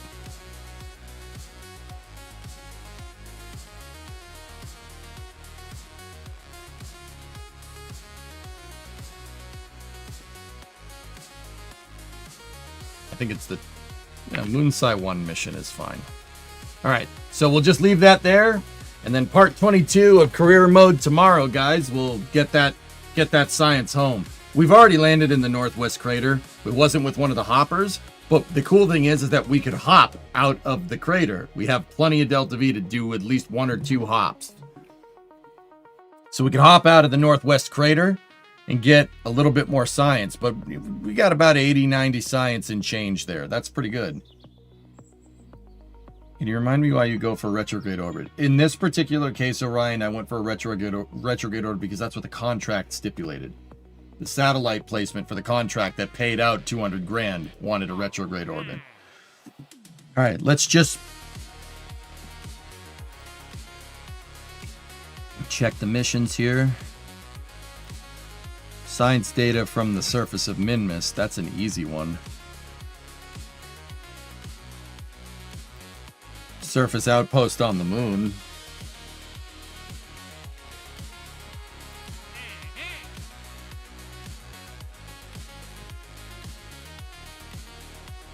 Tundra orbit around Minmus.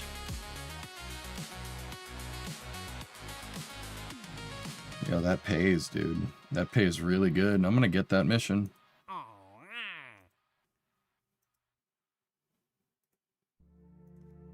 Cool. All right, guys. Well, we are on our way. Just probably one more stream of grinding out missions, and we got enough to upgrade that VAB. No problem. We got enough to easily upgrade the VAB and then have some change left over, and that's good. The big thing is we got Condor 9 working. We upgraded the Octo 3 Block 4 into Condor 9 Block 1, a refactoring of the entire first stage by stretching it. And I may or may not just take MLV's landing legs and put them on Condor 9. Or maybe we'll make new ones. Who knows, dude? All right. Anyway, that's going to do it for part 21. I hope you guys enjoyed it. Part 22 is happening tomorrow.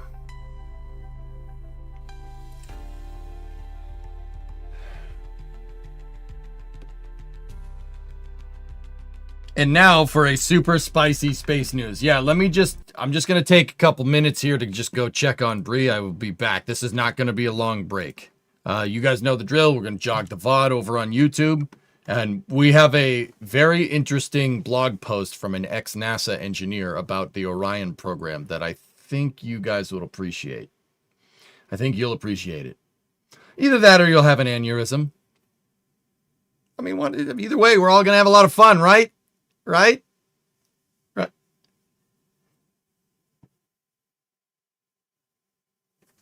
All right. Anyway, I'll be back in let's start space news at past. So that's about 15 minutes from now.